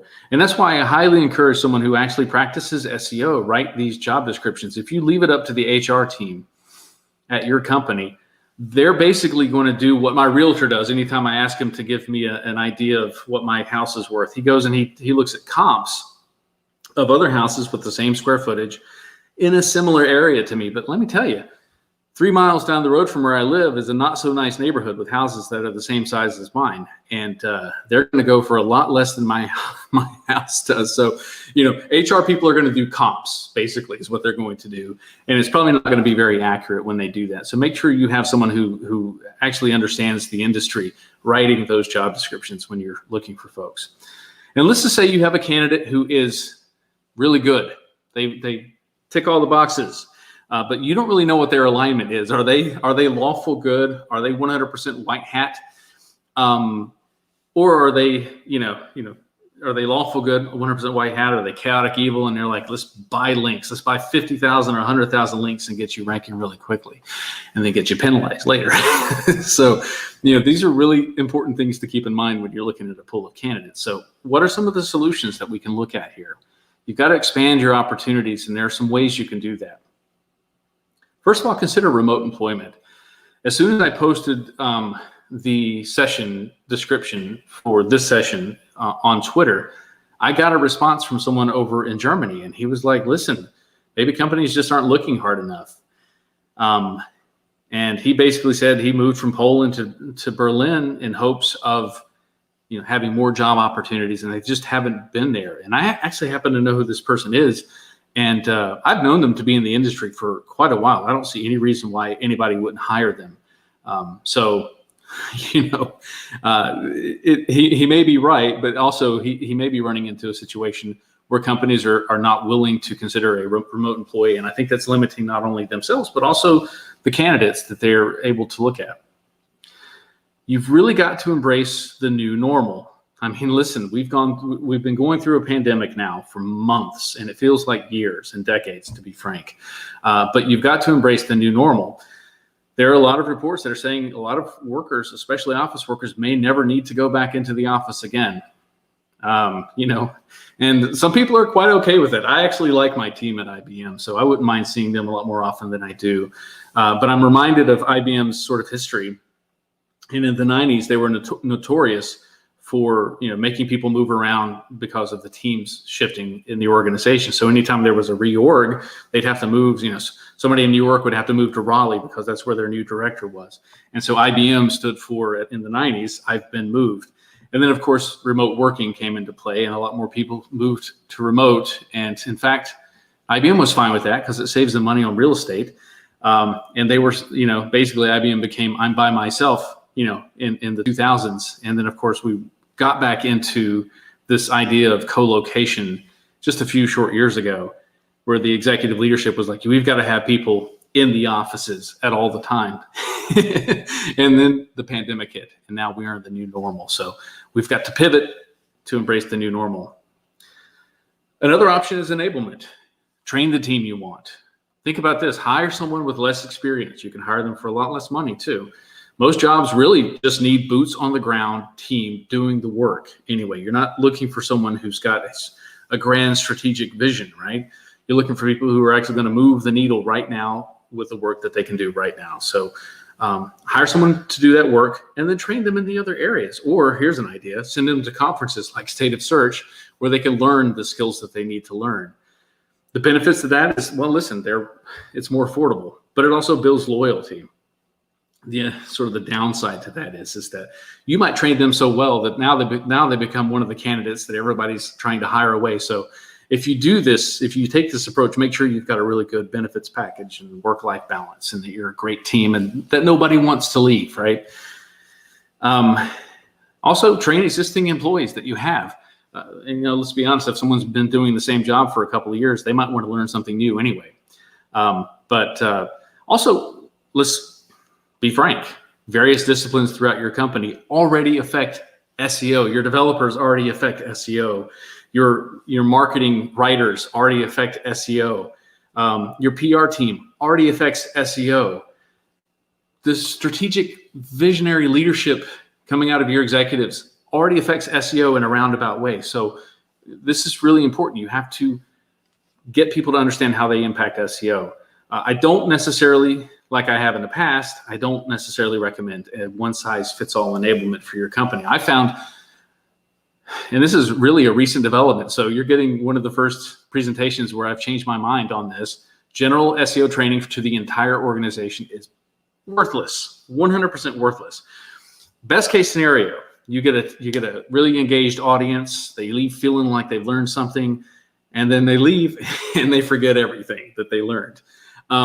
Worst case scenarios is they think they know SEO now, and then they're going to go around trying to make changes without asking you because they know SEO, and they make a lot of mistakes, and they don't quite know they don't understand the nuances, and so now you've got to go back and clean up after them. So one size fits all enablement doesn't work, but I definitely recommend customizing your training for each discipline. have them take a look at how Google works basically and show them everywhere along the path that Google works, how they particularly impact that path, for example. So I give the example here of crawling, indexing, ranking, and useful responses. There are various disciplines in this list of potential barriers to success that are going to hit your writers. They're going to hit your developers. They're going to hit your marketers in those cases. So definitely customize to each discipline. It's been many years since I've used this slide. It is, you can tell, it's pretty old. That's really old graphics there, but it's still relevant. Think about this as a machine, and every little piece helps. And you got one little gear that doesn't turn right, it's going to break down the entire machine. So think about your devs doing proper coding and looking at responsive design and worrying about server uptime and page speeds and core web vitals. Think about your content writers who are really trying to produce the best possible content they can. Think about your PR and marketing teams that know how to reach out and promote their products and services. And think about a C-suite that helps sort of back you up and give you the authority to do these things. And I would be remiss if I didn't mention our agency friends. And I'm not saying this because we have several agency folks here at this conference. I really appreciate the work that the agencies that I work with do. They handle a lot of the grunt work, to be frank. They do a lot of the stuff I don't want to do, but they also give me an outside view of the site that I might not have a perspective on. So they might see something in their tools that I can't see in my tools. So I really appreciate external agencies. And this is not to say, by the way, that if you are an agency that you go around the SEO team of an in-house team and talk directly to the VP. That happened this past week, and I think we're all still quite sore about that at IBM. So don't do that. If they're not your customer now and you don't have a direct contact on the SEO team, try for that first before you reach out to the VP. That's just wrong. Don't do that. So also seek executive support and build standards. Executive support is so very important because you can either fight 20 different department heads by yourself, or you can get the highest level executive on your side to give you the authority over those heads of department, and they will have to do what they're basically told. Implement rigorous standards in addition to that. So once you get the buy-in from the executives, start implementing standards for content development, PR, and promotion so that people know how to do their jobs in a way that is efficacious for SEO. And then lastly, I added this week because I saw a post from Bill Hunt talking about someone doing an hreflang tag wrong and using UK instead of GB for the United Kingdom. And my recommendations was, hey, listen, integrate this into your QA process. If they fail at QA, they don't go live. So it just, that code sits there unused until they fix it. So I think that's a really important thing to do. But again, you have to have executive buy-in to get to that point. Top-down, true organizational change is a top-down mandate. It really starts with the executives understanding how important SEO is and then driving that down through the organization. Because if you try to do it yourself, you're just going to create enemies. So that said, we're going to wrap up here. I will say that we are hiring at IBM for our team. If you want to work for a really, really awesome IBM team, and I'm going to go against everything I just said for the past 20 minutes and say you've either got to be in Raleigh or in Austin for this position. But we're working on it. We're working on it. See me or Jesse McDonald for this, my coworker. Also, if you're not following Jesse on Twitter, definitely follow him at Jesse SEO Geek. And you can follow me on Twitter at Keith Good. Look me up on LinkedIn, and we'll go from there. So that is my presentation. Thank you very much for your attention, and please do connect with me online. Thanks so much, Keith. Wow, 2 Jesse shout-outs. He only gave you 1. That's cool. No, he gave me 2 because he mentioned our podcast. That's right. He did. Yeah, so, Which I will also shout out. Austin Otaku is a great podcast. We should all follow it. Thank you. Great. So quick Q&A. Folks, please drop your questions in the chat. We've already got a few. So one of our industry friends, Beth, she had a great I know Beth, point. yes. We all love Beth. And so She's one great. of the things that she brought up in the chat, it's not really a question, but it made me think about something. It's when you see those job posts, it's we want someone that does, web design, SEO, PPC. They want the all-in-one, and then they want to pay you like 40, 50K, and then we want like 10 years of experience. And like, so at what point is there a break point when a company really just needs an agency versus in-house? Or maybe they really just need to build in-house or agency? What is it? Is it a time, like managing a team break point, or is it a budget thing? Well, that's a great question because you're going to pay either way, right? You're either going to pay to have an agency that as soon as your contract ends with them, they stop working for you, or you have a full-time employee who it can quit anytime. I mean, I'm not really sure there is a break point for this. I would say smaller companies should probably work with smaller agencies to begin with, and then build a team from there. The reason you want that is because sometimes agencies, they've got their folks working on multiple accounts at the same time. I think having a very laser focused understanding of a site and how a site works is really one of the advantages of hiring someone in-house. This is all they do full time. They become responsible for this.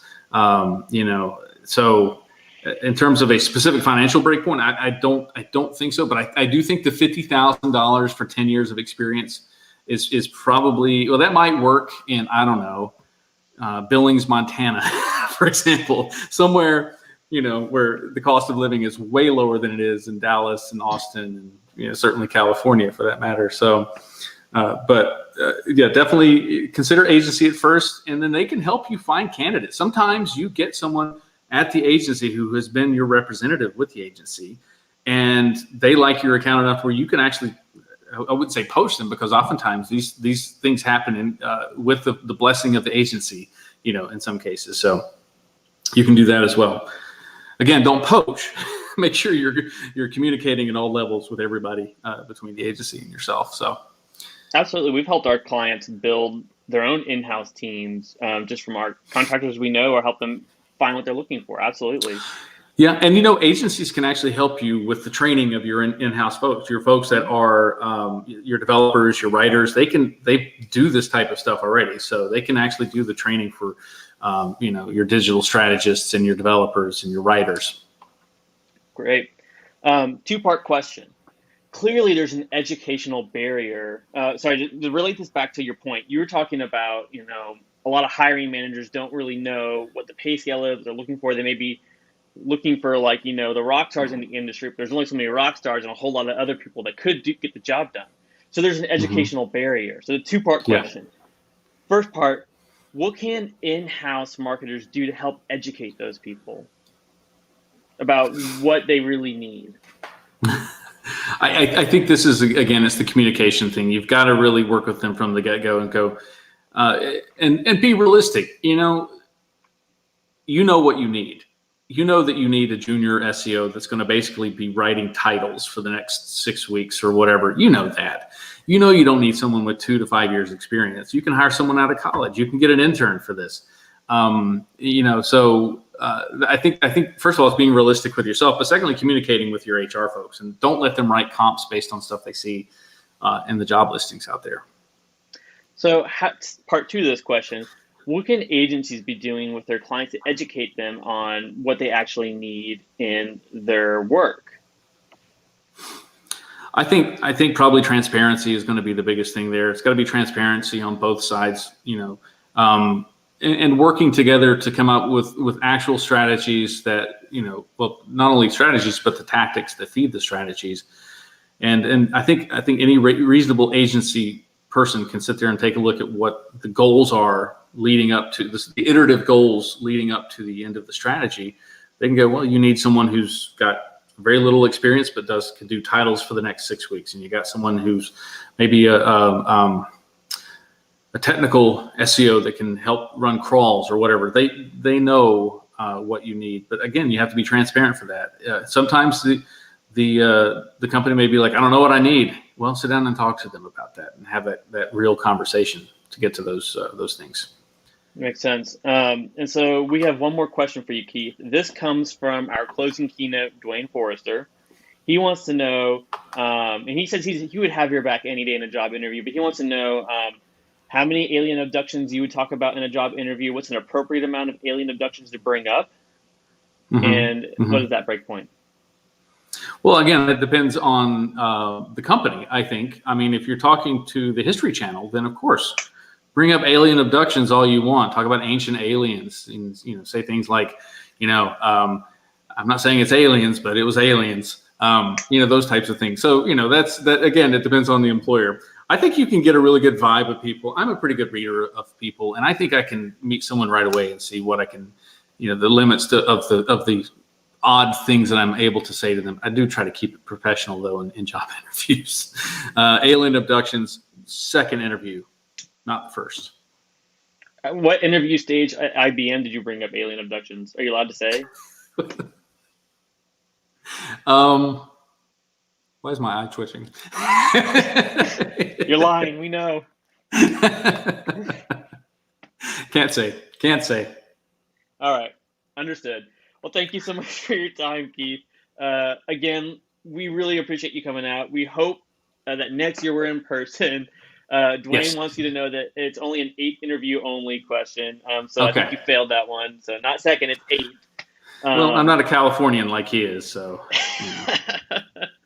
All right. So again, I hope to see you next year in person. Yes. And so then we can all get barbecue together on Dwayne's dollar. Yes. And so we're going to take a quick break, and then we'll be back with Dwayne Forrester. All right.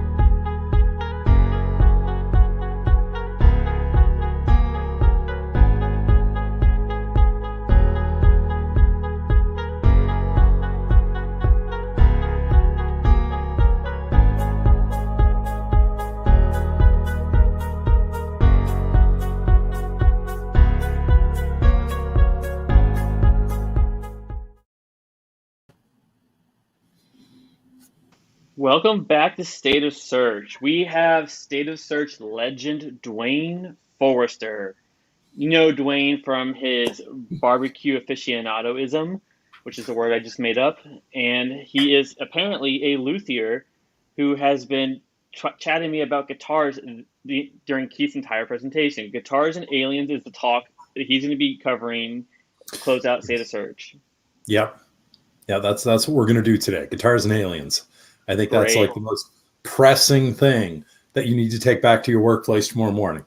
Well, it's the two things that were left on our 2020 bingo is guitars and aliens. So, they covered aliens earlier in the year. I'm sorry, they did. They did confirm UFOs. So it's just guitars left then. Yeah. It's okay. That's fine. That's fine. We can get there. Yeah. Great. Well, we'll probably close out with that on the Q&A. So, folks, during Dwayne's closing chat, we will have a Q&A at the end. We are going to have a counter of how many times he does mention aliens and or guitars. So see if you can keep up with me, and then leave your comments in the chat. So my goal with this is, and I need everyone who's watching or engages with this at some point to help me. My goal is to make a fool out of John by not mentioning either of those two things so that we end up with goose eggs on his counter. Okay. I'm going to do my level best. We'll see. I have a sneaky suspicion John's going to try to knock me off along the way, but we'll see how it all goes. Here, I'll go easy on you and I'll bow out now. So good luck. Oh, see, Keith already has a question in there for us, but we'll get to it, right? I just want to make sure, first off, everyone is seeing presentation. I believe you are. I'm seeing it. I think you should be seeing it. I'm going to walk us through a bit of maybe a bit of an eye-opening conversation for a lot of folks. In fact, I was really happy that I got to watch Keith's presentation before this, kind of talking about career and positioning and these kinds of things. Liz, thank you for telling me yes. I assume you're saying yes to yes, you can see my presentation, and not yes to Keith's question about things or about abductions. So I'm just going to go with this. Here we go. John is exercising his Lord-like capabilities in the system. So, every time we talk career information, I always love being part of those conversations. Way back in the day when SEMPO was a thing, I started a salary survey. And up until recently, that salary survey was ongoing. And it gave a lot of insight into what businesses were paying regionally in different cities, coast to coast, that kind of idea for the skill sets. And one of the things that I've been talking about on and off, not frequently, but on and off over the last 3 years has been what it takes to move your career forward. So if folks want to have that conversation, you know what, reach out to me. We can dive into it. In fact, maybe we can twist Keith's arm a little bit and he and I can tag team on it in some spare time that, we have so much of. But it's a really interesting deep dive on what it takes to build a career today and how the direction you need to build in and how to build those skill sets that you need moving forward. For today, though, I want to talk to you guys about this customer journey in the new digital world. And I know this sounds like a whole bunch of phrases put together and we're all kind of over the customer journey and we don't really care about it and that kind of thing. But the fact of the matter is there's a lot going on here. And there is a lot that needs to be kind of factored in and considered when you're looking at the reality of today's world. Just trying to get my screen to the right size here for you guys. Okay, here we go. So when we're going through all of this, one of the key things is, fully understanding how much this need for trust is changing the customer journey and how that is transforming search today. So before I get too deep into this, for those of you who aren't aware, my name is Dwayne Forrester. I'm the VP of Industry Insights at a company called Yext, based out of New York City. Myself, I'm based on the West Coast, which is why Keith takes shots at me for being a Californian. Technically, I'm Canadian, so, I traded one CA for another. But here we go.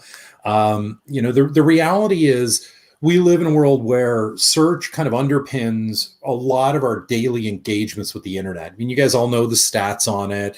80% of internet sessions start with a search, and most of those things are happening on our mobile devices and so on. The bottom line, though, is threaded through all of this is trust and the need to understand what the customer journey actually looks like today and how search is being transformed by this and transforming this journey.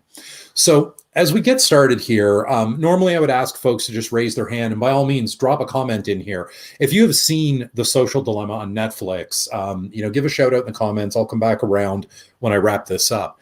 If you have not seen this show, I highly recommend you go and watch this documentary, I guess we'll call it. It's actually a documentary with a bit of a fictional narrative woven in through it to help kind of make the point.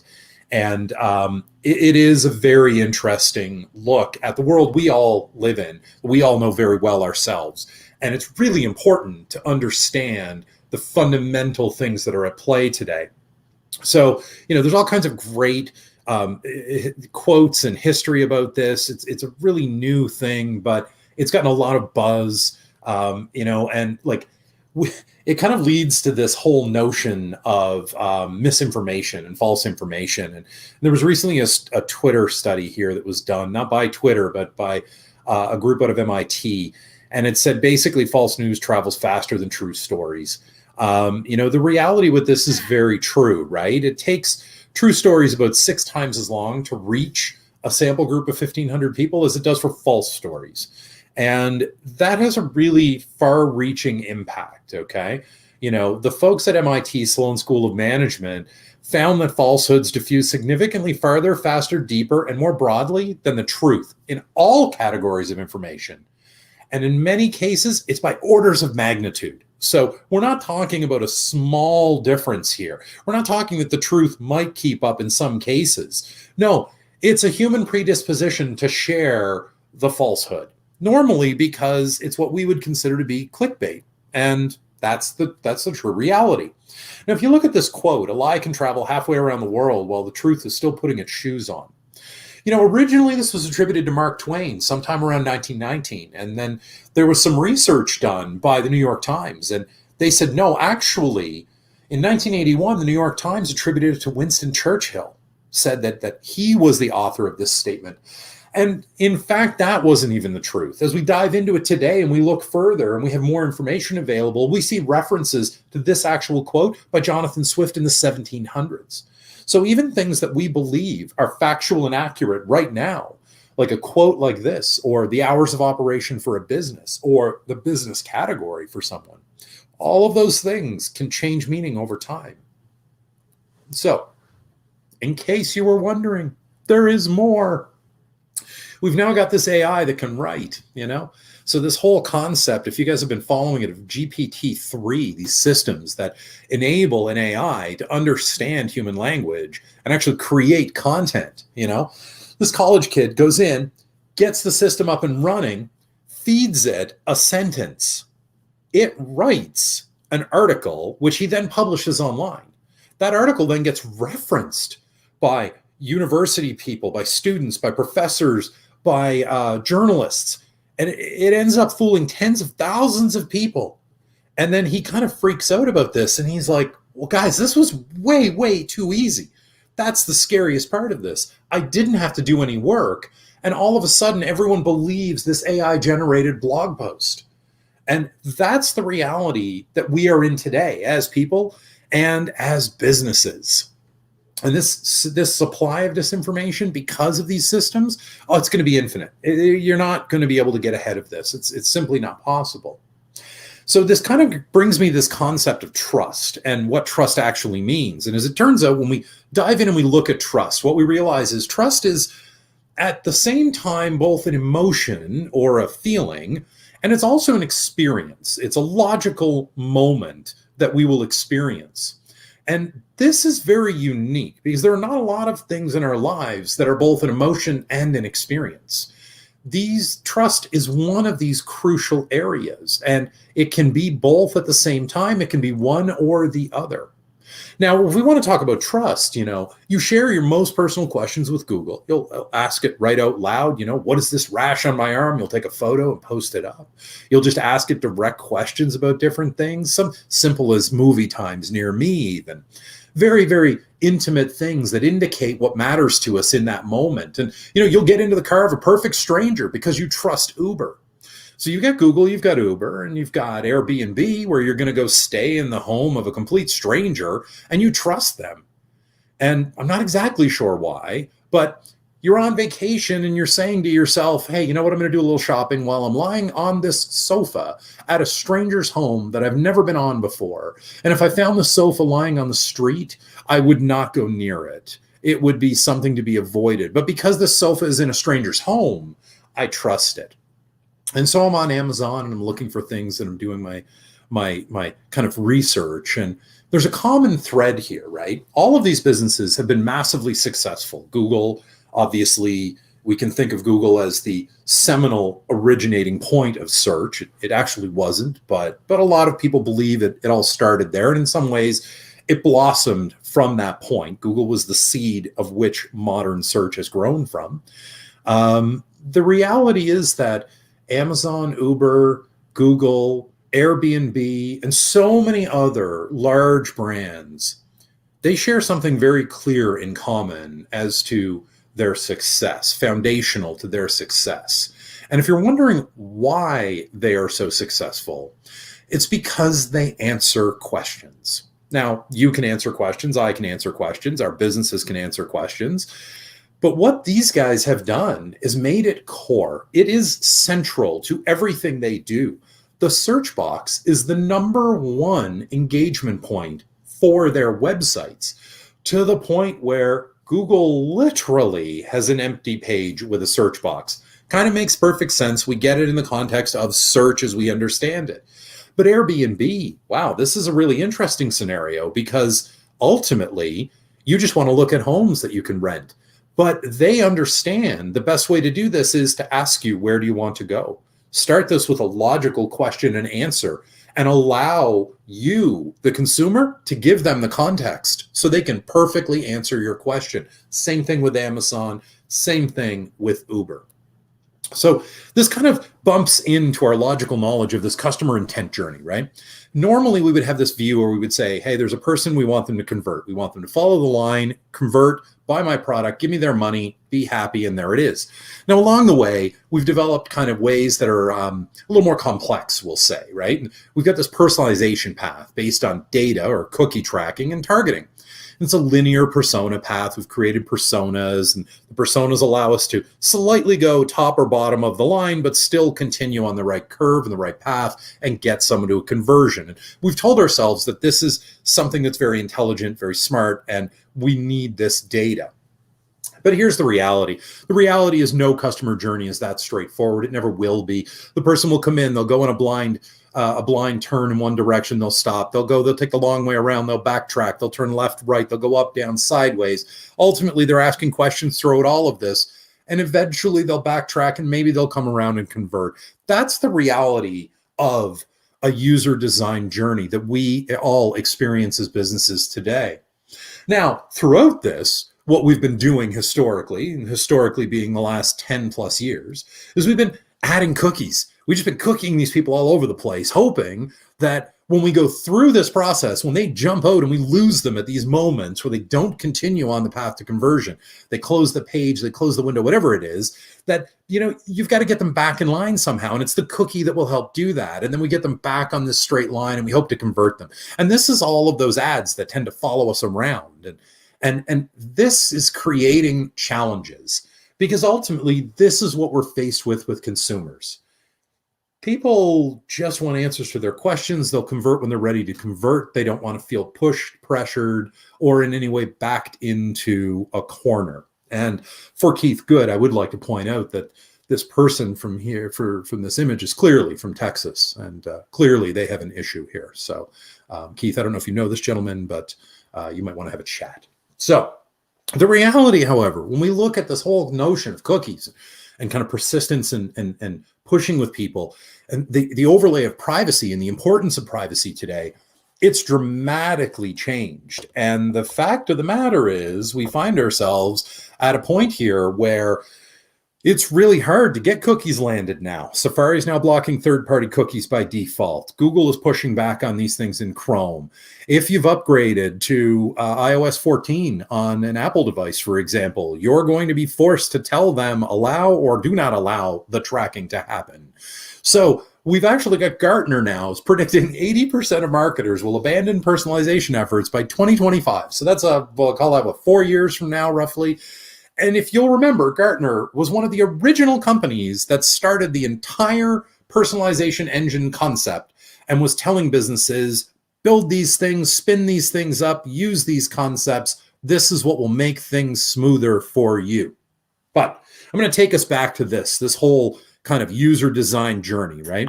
Because it's easy to look at this and say, oh, okay, well, Dwayne's talking about this, where's it coming from?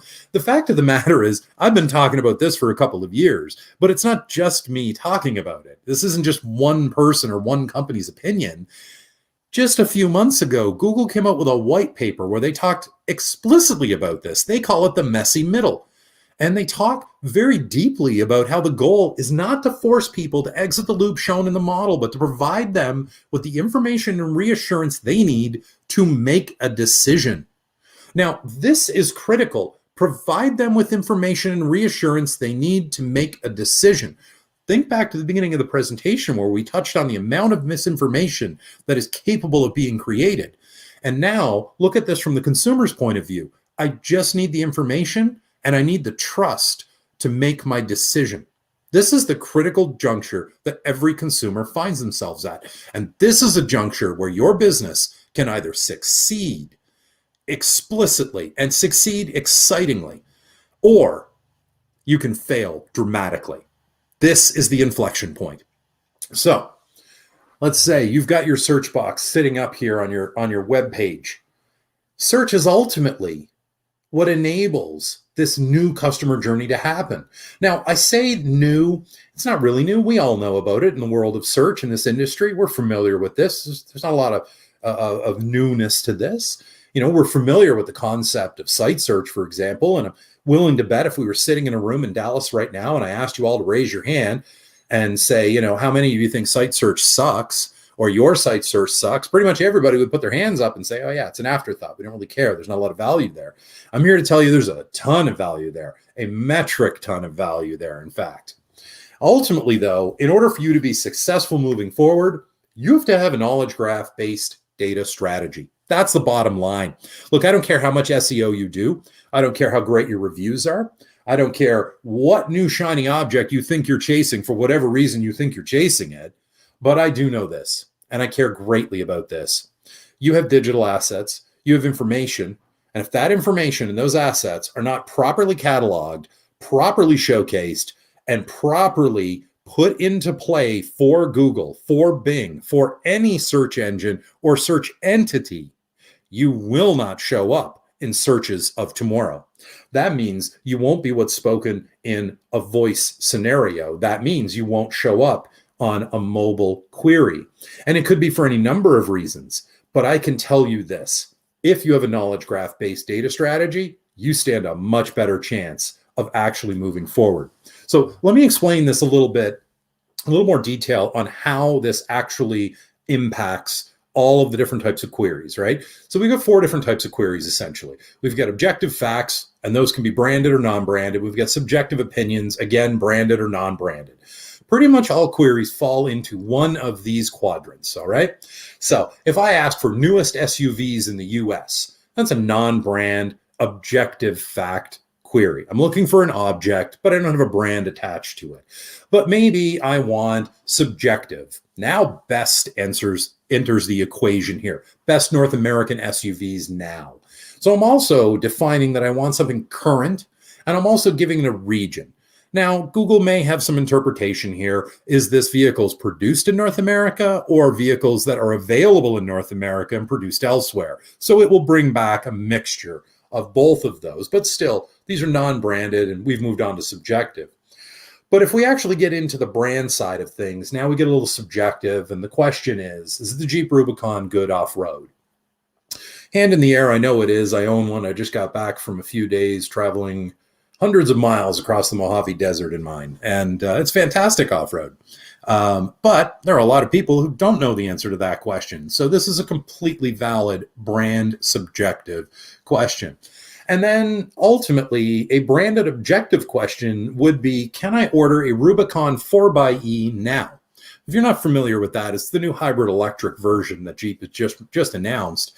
And it's in the Jeep world a very popular question because everyone wants to know if they can start using the build sheet, if they can place orders, and when delivery is going to happen. So as we look at these types of queries, we can see they fit into different areas and would require different content to be able to answer them. So this top left-hand corner, this is a brand verified answer, okay? There's only one company that should be answering that question, and that is Jeep, because they know exactly when the build sheets will be available, when orders are being taken. They're in charge of that. Anyone else answering that question is guessing because they do not have the inside information that the brand possesses about its product and its service. However, when you look at this, you end up seeing that these brand verified answers can now influence other areas.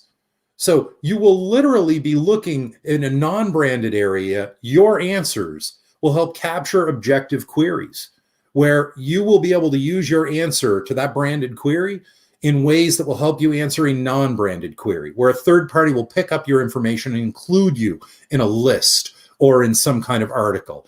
And your branded objective facts will empower accurate content creation by third parties. And if we flip that coin over, because I know, it's a room full of SEOs here, we also now have the ability to use that to actually power our own content creation by ideating on top of everything that comes from the new product or service. And that branded objective fact can be used to actually expand and impact authentic reviews by fans, friends, and even people who have complaints. You can drive that engagement with those areas. So in order to actually power all of this, however, it's a great model, and we know that the queries stack up that way. But in order to actually power that, in order to actually be and have brand verified answers and to actually drive engagement in those ways, you have to have a knowledge graph. Now, I know everybody's familiar with the concept of knowledge graph. Google talks about a knowledge graph. It's what they call that right-hand pane. But a knowledge graph is actually a structured data set that all modern search engines are based on. And it's based on things like entities. So in a medical example, this might be the facilities, the doctors, their specialties, FAQs about this, insurance that's taken, conditions that are treated, and so on, okay? So that would be an entity. And every knowledge graph has at least these three things: the entity and the attributes against those entities: addresses, departments, visiting hours, symptoms, credentials, insurance again. And then the third layer to that is the relationship between all of these things. So if you've been following the news lately, Google came out I think it was last week or maybe the week before, with their On Search event, and they talked about how BERT was rolling out across 100% of queries, and how what this is going to allow them to do is not just index a page and say the page is relevant for this, but to understand a passage of content within a page and then be able to extract that as the correct answer to the question. So the rep be as important to answering the question because they can identify the actual answer to the question. Part of the reason that happens is because of the natural language processing that BERT enables. And by enabling BERT and putting it across all these areas, you actually have those entities and attributes defined by their relationships. That's what the artificial intelligence is doing. That's what the machine learning exists to do, is establish those relationships. So that allows for very complex questions to be answered. So it enables an expansion of areas because, as I mentioned, you may want to add more entities in this. You may want to break out things like procedures or go deeper on FAQs, or your HR department at this particular healthcare facility may want to include jobs in your knowledge graph because they want those jobs to be found by Google and surfaced by Google and so on. All of this actually ends up allowing for the answering of very complex questions like this. Is this doctor providing this service at this location? Now, to you and I as humans, this is very straightforward. But humans process in such a manner that these things become second nature to us. It's not even, we don't even think about this. We just either know the answer or we do not know the answer. And if we do know the answer, then the answer to this question may be yes. And you tell your friend yes, and your friend knows to go there, ask for this doctor, because they know they're providing that service at that location. For Google, however, it's not that simple. Everything is binary. And for them to get to a yes or no on this, there are an almost infinite number of variables they have to process in order to understand that. Part of this leap forward with BERT helps them get there. Knowledge graphs are what give them that content in a format and in a manner that allows them greater confidence when answering questions. So these knowledge graphs, these can be used to power a lot of different things, okay? So 3 areas that are kind of a common theme. You can power natural language search with these. So we talked just briefly about, your on-site search kind of sucking. You know what? You can actually take it out of the dark ages and essentially create a Google-like experience embedded on your page. Think back to Airbnb and Uber and Amazon with that giant search box front and center. I know as SEOs, and I'm guilty of this, when I used to stand on stage for Bing, I used to stand up there as a representative of Webmaster Tools and tell people, make your path shorter, less friction. That's what everybody wants. And you know what? Funny thing has happened over the last 10 years since I started with that messaging.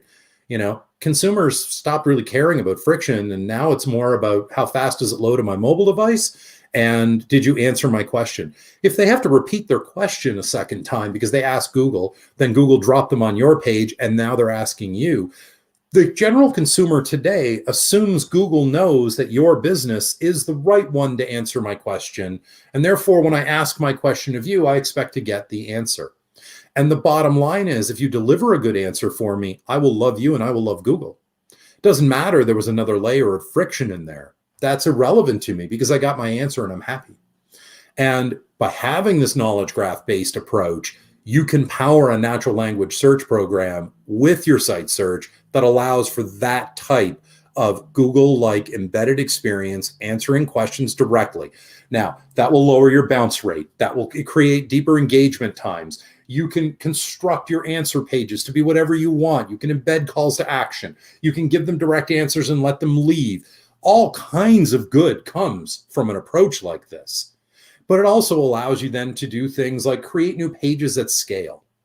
And ultimately, it allows you to create real-time APIs and use those in other areas. All of that data that you have now is sitting in your API, and you can plug it into different places. A couple of years ago, I talked about direct injection at search engines. This is already going on, and I think it's going to expand in the future, where Google and Bing are just going to show up and say, give me your API with all your stuff, and you're off to the races. And if you don't have that organized as a knowledge graph with all of this information around entities and attributes and the relationships between them, you're making it more difficult for them to understand you as an answer. And so then, I come along with my API of my information as a competitor to you, and I have mine well sorted. It's beautifully cataloged. Everything is labeled. It's easy to understand. And suddenly I'm the one getting all of the traffic. It isn't about rankings at that point. It's not about rankings. It's about direct traffic. It's about what you're being given. You're always the answer. You're getting everything. That's the reality we face with search today. So there's a lot more information in here. There's a lot more depth in this, and we're very rapidly getting to the closing point here. So if you guys have questions, start putting them in there, because in the next few minutes, we're going to maybe move over to Q&A and make sure we have some time for that. But this approach to having a knowledge graph is so foundational today. I believe in it wholeheartedly. There's no question in my mind. This is the future of search. It is the current iteration of search inside the search engine, but it is the future of how all of those people that Keith talked about in his presentation that are looking for jobs and all those jobs that are out there, this is the direction that people will be focused in. And then you have to start layering on things like your reviews. You have to, let's look at EAT, the authority or the expertise, the authority, the trust signals, just this morning, Pedro from Google was talking about how these are not discrete numbers. These aren't really measurable. And I tend to agree with that, right? Like, it's really hard to put an authority number on something. I believe that's what PageRank was all those years ago, and Google tried that and ultimately moved away from it. We had a similar metric inside Bing where we tracked it, and that, if I'm remembering correctly, the scale was like 1 to 65,000, not 1 to 10. And everything has a discrete element to it that tries to be tracked so that you can put it into an equation to get an output. Ultimately, though, it's really hard to do that with things like expertise. Like when you showcase the expertise of your knowledge, what exactly does that look like? And how do I score that? What does 100% of being an expert actually look like in any given field? And authority, what does that actually mean? I mean, we all believe that it means people are talking about us, they're referencing us, they're pointing links at us, this kind of thing. But how does that become a number? And so you can see, yes, it is very hard. And it's almost unrealistic that we look at EAT and say, these are discrete elements that I have to score on. But they are discrete elements. And you do have an expertise you can showcase. And you should be showcasing it. And boy, oh boy, I sure hope your expertise is deeper than your competitor's expertise, because that will become obvious in the hundreds, the thousands, the millions of iterative tests that Google runs, showcasing you and your expertise as an answer. And Google will know from the feedback of millions of consumers if your expertise is stronger than my expertise. And the same thing for authority. Maybe numerically, my numbers don't seem like that big of a deal, but I may have only been doing this for a year and you've been doing this for 5 years. Well, if that's the reality, then time is less of a component in it, because how fast is my authority signal growing? Because if I'm new to the party, but I have new thinking and I'm displaying that and having better results than you with your old thinking, then my expertise is not only the same or better than yours, but my authority is stronger. And trust, look, you can't get around this. You have to engage with people. It's always been true. It will always be true. You're running a business. You have to deal with people. You have to engage with them. You have to answer questions. I'm currently in the middle of a one-sided Twitter battle with a company personally, where I'm on Twitter having a conversation with them and I know they don't respond on Twitter. And I'm just building up the conversation to make a point to their management that you don't get to choose where you engage with your customers.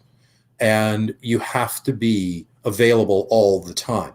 It's critical. If you're not, then you actually aren't trustworthy. If you're only available on Instagram because you like the way your beautiful photos look and you spend all your day on social media staring at your own beautiful photos, that's really not engaging with a customer. And randomly someone will pop up on Instagram and they'll say, oh, I love your product. And you'll say, hey, great, thanks, man. That's awesome. That's awesome. But when all the complaints are coming in on Twitter, you ignoring that means you're not trustworthy. So there's a massive amount to what success looks like today. And, you know, it's really important to understand. Technical SEO absolutely still has a home. We still have to do this work. Keyword research, still really important. But let's focus on natural language search here. A graph-based site search, for example. When you have this, you have insight, real-time data into exactly what people are typing into that search box. So you not only get the entire phrase, not a truncated version, not a bundled up version that you see in Google these days, but an actual complete phrase, complete with context and understanding when you have this type of system in place.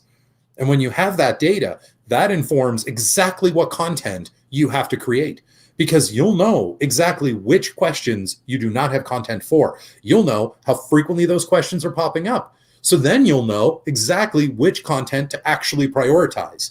So this is not just content creation. This isn't keyword research and then looking at paid search volumes to get a nebulous understanding of some type of relative prioritization. No, this is contextually accurate, real-time data from your customer telling you exactly what their question is, looking for their answer. And by answering those questions, you will impact the perception of your experience, the actual growth and acknowledgement of your authority on this topic, and it will immediately and directly drive trust in your brand. So there's a massive amount of power in just being able to use a natural language search product embedded in your own website. And quite frankly, none of that's going to matter if you don't have a knowledge graph based approach. All of your content needs to be structured that way. And it's not hard. You know, we use these phrases and we put these things out there, right? Like most of these knowledge graphs start off as spreadsheets with lists of information in them. That's it. You know, and the more you add, the deeper it gets, the more relationships will be discovered. But there's real power in this. It makes your keyword research, all of that time you put, it will refine that and help you understand trends that don't exist, that you wouldn't see existing otherwise. It's very, very powerful. So at this point, that's the end of my presentation here, folks. I want to make sure that we have time here for Q&A because I know I've kind of thrown a lot at you. This has been a big fire hose of information, and I want to make certain that we actually have time to dive into some questions if you guys have them. So where are we in terms of questions here? John, look at you with the tinfoil hat. I love it. With all the talk of and he's been muted by the others. We're muting me because There we go. I was exposing their secrets. There we All this go. Natural language processing, entities, knowledge. Yeah, okay. Alien Bart, technology. I see Bart's question here. Yes, Bart, you're creating a conspiracy theory, but I'm not Am going to. I? In true Burning Man fashion, I did stand in the desert, albeit fully clothed, and I did scream at the heavens, "Take me now," and it never happened. So I saw this article, searching for UFOs at the Mojave Desert. Again, I'm just filling some time until we get the questions. For the most exclusive Airbnb, and I believe you had Airbnb in your presentation. And It's then connected. I'm telling you. it's all connected, right? It's all connected. one more Absolutely. about this Rubicon first. Yeah, it's Another search bar you talked about is Amazon, and I found an alien Rubicon. There we go. There we go. So I guess, as you say, with the knowledge graph, the truth is out there. So your suggestion here is that Jeff Bezos isn't really from Seattle? I If you watch South Park, you know he's an alien. Hey, I'm not going to say the word. Yeah, well, you will eventually. So I guess we could say that's the beef jerky question that we have here, a Wagyu bar. There we go. There we go. I got to find that. All right. From Bill. We do have some questions here.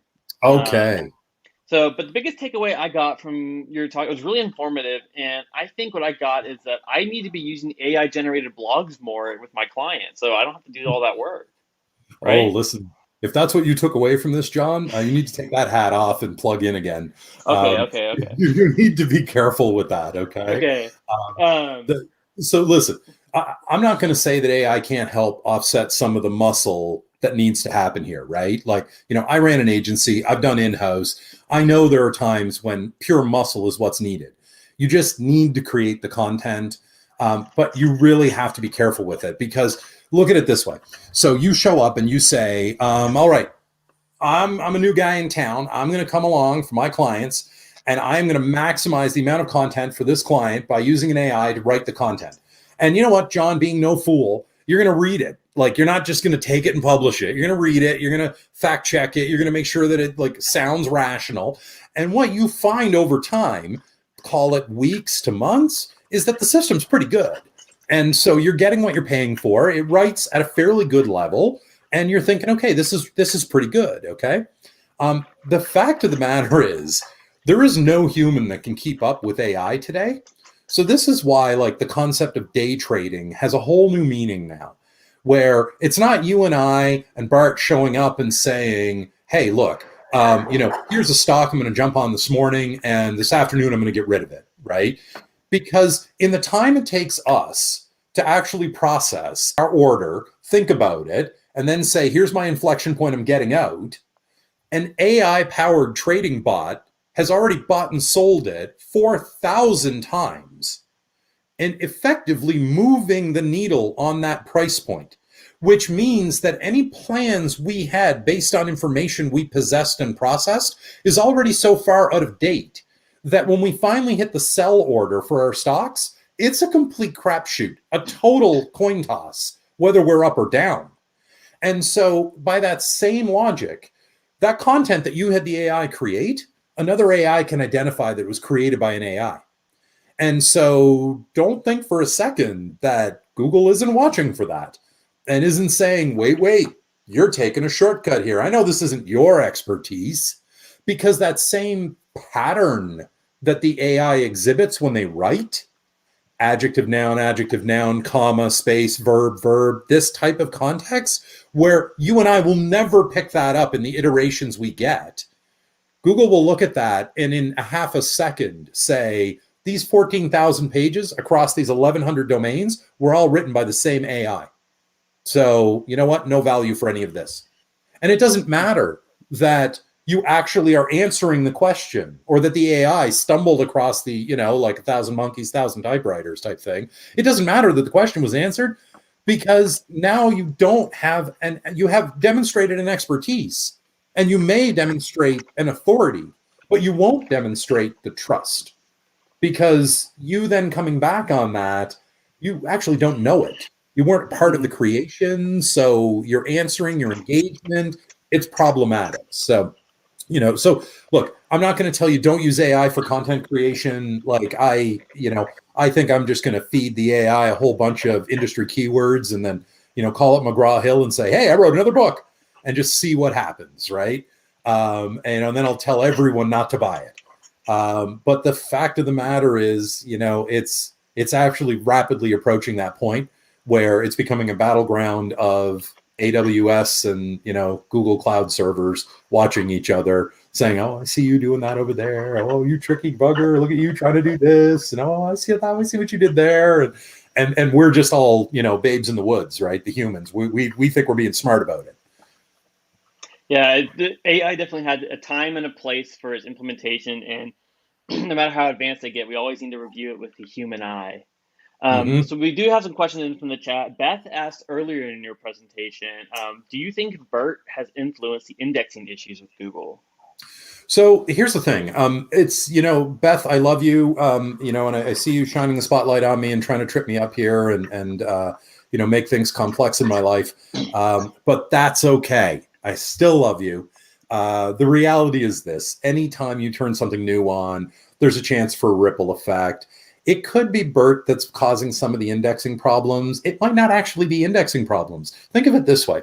Think of prior to this happening, okay? If you let's just say Google's timeline is Google's timeline, right? I always believe that when a search engine tells you that we've turned something on, it's been turned on for weeks to a year prior to that. And I believe that because I worked in a search engine where we turn things on weeks to a year prior to announcing it. That's the way it is. But let's just say the timeline is what it is, right? So Google was saying up until a certain point, say 2 weeks ago, 10% of the processing was done through BERT for better understanding. And now they've flipped that switch and it's up to 100%. So again, we'll simplify and we'll say it went from 10% to 100% of everything's being filtered by BERT. Well, the fact of the matter is, if there's an indexing issue happening, is it an actual indexing issue, or is it actually that the better answers are what is now showing up? Because an indexing issue could be that there is a literal crawl problem, meaning the crawler is having an issue. And that could simply be code blocking code. That could be any number of reasons.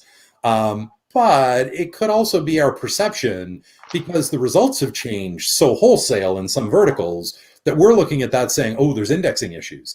And on first blush, Google may be looking at it, even the people saying it's an indexing issue. When I talk to the folks at Bing, and I still maintain my connections with the teams there, I talk to them about the impact that AI has had. And we talk about the good old days when somebody would send us a notice saying, hey, legally, you're required to remove this from your index. And we'd be like, well, it's a court order. We got to go find that object and take it out. There you go. And how that's simply not possible today, because everything is in a black box. So when you open up the hood, you don't see the engine. It's just in a black box. It doesn't exist. So there's no way to identify an object to go get it and remove it. In fact, I'm hoping we reach a point where we stop talking about the index, because it's not really an index. It is literally a knowledge graph, and it is a three-dimensional space that houses all of these things kind of bouncing around inside it, you know? So could it have had an impact? Yes, it absolutely could have had an impact. There could be something there that's doing that. Is that likely what was causing the indexing issue? Probably not. My guess is that that was a separate scenario, because the indexing issue seemed to happen all of a sudden. And I'm almost certain that anything they're doing with turning up the volume of BERT has been on the go for a much longer period of time than this. So could be that all of the indexing issues we've seen over the last year are related to this, if that's the case. Great question. Okay, so next question. You work in industry insights at Yext, which means you've got your eye on a lot of different industries, and you've got a really great broad view of things. Me personally, I focus in healthcare. So when I think about referring to trust, in healthcare during COVID, we all switched to telehealth. So now the question is this HIPAA compliant? Is this secure? Like, do I get? So we had different unique ways of relaying trust. How are you seeing brands being able to relay trust across multiple different industries? Is it different ways for different industries? What are you seeing? So I actually do a fair amount of webinars in healthcare for Yext and the healthcare clients we have. And let me tell you, healthcare is a vertical that needs to get its act together. You want to drive trust in healthcare, you have to answer questions for consumers. And these are the same consumers that voted a generation ago for legislation that blocks you from being able to answer their questions openly on a digital platform. So this is a really, really hard spot, right? This is like being stuck between a rock and a hard place and an MRI, all three of which are immovable. So you've got to kind of double down on doing the baseline stuff, answering reviews at that generic level. And let's be really prescriptive about this, okay? You got to hit 80% of the reviews. You got to touch them, positive and negative. You got to be seen to be attentive. You actually have to have doctors answering questions. You have to build out content and context that matches what people are looking for. So, John, you spoke about, the reality of COVID today. I'll give you an example of this in real time, or it showed up in real time. One of the things that Yext powers is, not surprisingly, I talk about this stuff because we have products that do these things.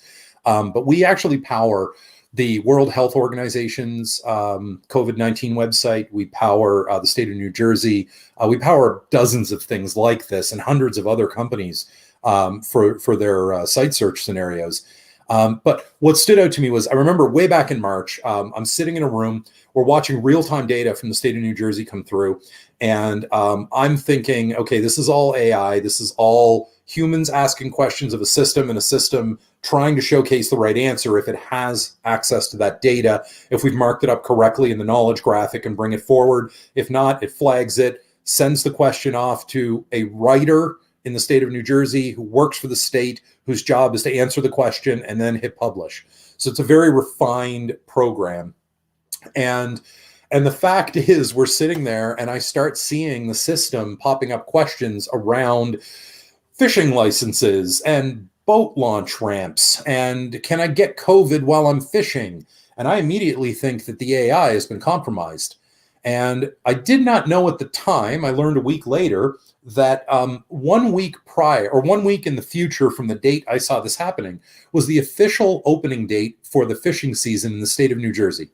And all of the people who were into fishing in New Jersey were going to the COVID-19 website looking for information on things like, the store is closed where I get my fishing license. Can I use last year's license instead?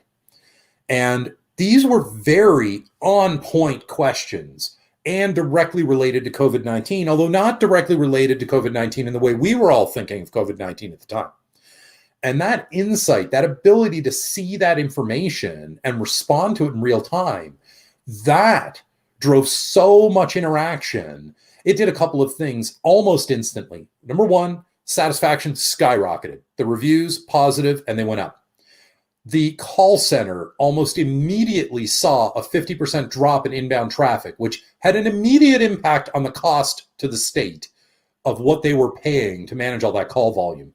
And their insight into the context of questions and the areas they needed to improve and actually better serve their constituents was a spotlight was shone on that. And that's a spotlight you don't get doing keyword research. It simply doesn't exist because we're talking about all of the little nooks and crannies. Those are the areas Google rolls back, doesn't want you to see, because that's where it makes its money on advertising, is by putting up ads related to these things. And so there's massive amount of power in this for a business. We did something last week. We turned this on for ourselves a while ago on our own website, and we clawed back something like 34% of the queries that would normally bounce away from our own website and go to Google, where either a third party might answer it or Google would take another stab at trying to figure it out. 34% of those queries now stay directly on our own website. What could you do with 34% more capture and engagement of people on your website? I know what we're doing.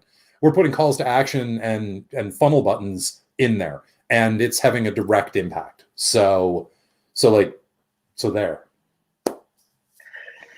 Dwayne, the master of segues, because that goes into our next question perfectly from Jeannie. Yeah, do you recommend using FAQ schema on Q&A content? Yes. And if so, gaining, and you can read the rest, but I think that's a perfect segue from what you're talking about with answering questions. What are your thoughts on so this? Look, as somebody who was on the team that launched schema.org way back in the day, I'm just going to tell you what I told people then when I walked on stage. Use that shit. Seriously, if it's available and the engine is willing to take it, use it. Use it where it makes sense. Don't think of it as another spam tactic or any of that kind of thing. If you abuse it, here's the thing. Today's a much more refined world for the search engines. So it's not like the engine's going to look at that and say, there go the SEOs again. We better turn down the volume on that. No, they'll just penalize you, the domain. Or they'll penalize all the domains that an agency works with because the pattern is shown that the agency is driving that pattern. So just use it where it makes sense. But if it makes sense to use it, light that up. Use every bit of schema you can that makes sense. Because as you move toward this idea of a knowledge graph-based entity relationship and attribute model, that schema implementation is going to help define that. As we move forward, think 5 years out, think 10 years out. Think we are not typing in our questions anymore. Think the information is either, I'm going to go all iRobot here on us. It's preloaded, okay? There are only a certain number of ways something will happen. And when you map this outcome and this path, you can generally predict what the end state is. And that's what AI models are doing right now for Google. With this question, how many end states can there possibly be? Well, if Google then can provide answers for every possible end state, then it will have all of the answers it needs, except for those edge cases. Those edge cases will be powered by people that are structured data marked up because that's instant retrieval and trust, and it's brought back, and there you go. But even if it's not, you want to be in that group that's in the answers that are pre-prepared. Now, whether those answers ever get pulled forward or not depends on me, the consumer, and how far I go on this journey and how deep I go down that path. But as I continue down that path, Google understands the deeper I go, here are more questions, the fan gets larger, I need those answers. But that is finite because as a human, I don't need infinite amount of information. I just need enough information to make a trustworthy decision. Does that, I think that makes sense. I hope that makes sense, Jeannie. So yes, you want FAQ for Q&A content and absolutely go after being those answers. You definitely want that. So you've been talking a lot about creating like your own knowledge graph on your site. And so to kind of wrap up and summarize what you were talking about today, we want to make this actionable for people, obviously. So this may be easier to do with some of your clients that maybe have a lot of rich data. You have a lot of internal customer history and things like that, and access to customer support agents and sales. We can learn more about the customers. But what about these like smaller businesses or people with really small websites and they don't have a lot of resources to invest into like heavy content building? Where can they start today to start optimizing for the search engine of the future? Okay, I'm going to give you guys two things. First off, what I'm going to tell you is create a spreadsheet. Just start there. Start listing out everything about your business. The date you were incorporated, the date that the domain went live, all the domains that are associated with it, subdomains, folders, content that you have, products, services, hours of operation, the owners of the business, what kind of community support you do. Are you philanthropic? Is the business supportive of different things? Do you support any intern programs? Anything at all, really, that your business is involved with. Get that out there. I'm going to put my hand up here. We had a client of ours was an eye doctor, and the eye doctor had hours for their business that were Monday and Tuesday, Thursday and Friday. And everyone just assumed that on Wednesdays they were closed because for whatever reason, the doctor wanted to have Wednesdays off. So they didn't think about it. They didn't ask about it. They didn't talk about it. The doctor didn't say anything about it. It was always just published that way. And the doctor would always have people complaining that they went to their store on Wednesday and they were closed. And so when we got involved with the client, we started talking with them. One of our reps asked the doctor on a call, like, why are you closed on Wednesdays? And the doctor said, we're not closed. We operate a free clinic across town where all my staff go there, and we volunteer our time for people in the community who actually can't afford eye exams and eyewear, and we get them outfitted, and we donate all our time. And that was a massive revelation because now all of a sudden there was an actual story to be told around that. It never occurred to the doctor to create a blog post about supporting the community and what they do, but that's a digital asset. The fact that they are philanthropic. Consumers today want to know those things. And they will forgive you their inconvenience of going and knocking on your door on Wednesday and you're not there. They'll forgive you that if they know you're helping needy people across town. And so you just start at that level. You list all these things out and you start building what the relationships are between them. I guarantee you, if you start doing this in a spreadsheet, you're going to find gaps. You're going to find relationships between things that you never thought were there because you only ever thought of it in your own head. And you were also at the same time thinking about having to go pick up the mail and wondering if your person was going to show up for their shift and what new COVID-19 regulation was going to affect my business. But when you put it in a spreadsheet and you start looking at it, you start to see those gaps and you can fill them in. From there, your next step, you got to look at schema. You got to start looking at what you can mark up with FAQ. And if you're not able to do that, then you've got steps before that where you have to talk about the construction of your website, the hosting platform, and so on. So there are a lot of discrete things that can happen. And at the far end of all of this, you're going to get into enabling things. I'm going to put this out there for anybody who is interested. If you do a query for Yext Answers free trial, we still have the free trial up and running. You can apply for that. And if we can fit it in, then this is a scenario where you end up with a 90-day free trial, seeing all of this live, seeing all this data, and you get to keep the data. Like, it's a massive thing, but it all starts with that simple act. Whether you talk with us, whether you talk with a competitor, it doesn't matter. It's all going to start with compiling that information, putting it all together. And don't just do this yourself. Ask your employees. When you have it all done and you're maxed out, ask your employees, go through this, tell me what I'm missing. Ask your family, your friends, put up a survey on your website, ask for more information, continue to build it out. Because even the smallest business, I guarantee you, your footprint is way, way bigger than you think it is. So there, John. Amazing. Thank you so much, Dwayne, for everything. I'm going to pass it back over to Bart. All right. Dwayne, thanks again so much for coming and supporting. Absolutely. State of Search. I think this is our actually 9th year as a conference, but I know you've been coming here way before as actually a conference. Yep. So hopefully next year we'll be having barbecue. We'll get you some jerky too. And I'm on board for the jerky. I'm total call out, shout out for Lockhart Smokehouse. And if you guys are interested in getting some, wherever you're at in the United States, take a look at Goldbelly. They will deliver Lockhart Smokehouse overnight to your doorstep, along with hundreds of other food locations. Goldbelly, great service. I'm going to have some Lockharts delivered to me out here in California through them. No question. Are you an investor yet? I actually advised them when I was working at Microsoft And I talked to the owner about investing. He put me on hold, and 2 months later, IBM parked 10 million in them. Oh, just a little bit more, just a little bit more than you. So whatever I was going to invest wasn't going to matter anyhow. And that It's more explains the about getting Keith the Good feud. What's that, John? You said that explains the Yeah, that explains the you exactly. and Keith Good feud. Yeah, he stole your idea. Exactly.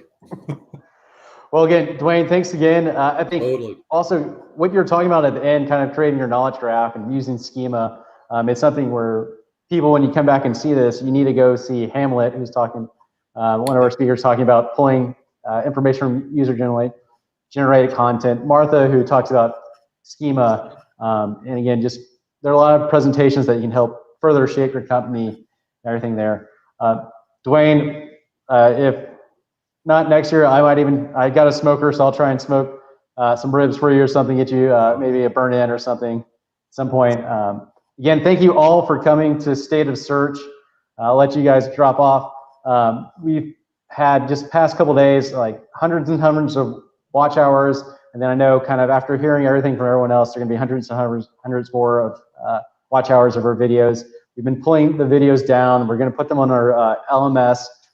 By Friday at the latest, we'll get you access to our learning management system, so you can have access to all these videos. We'll make sure that we'll put the best quality video out there, so whether it's what was given to us, and then we'll also make sure that the answer questions and answers there. We're so thankful for the time that you spent with us today. We're so thankful to continue support for us. For all those attendees, we'll try and do an early bird special for you guys once we send out the LMS. And again, just want to have one little more video of John in his tinfoil hat, because all the conspiracies, knowing that the truth is out there. Again, thanks everyone for coming. Thank you for supporting State of Search, for all the speakers and all they've done, the hours and hours that they put in combined to present. We're so thankful for y'all. Dwayne, look forward to seeing you in Texas soon. Where you can bring your hat and boots. Again, thanks everyone. Have a great day. I'm just going to end broadcast.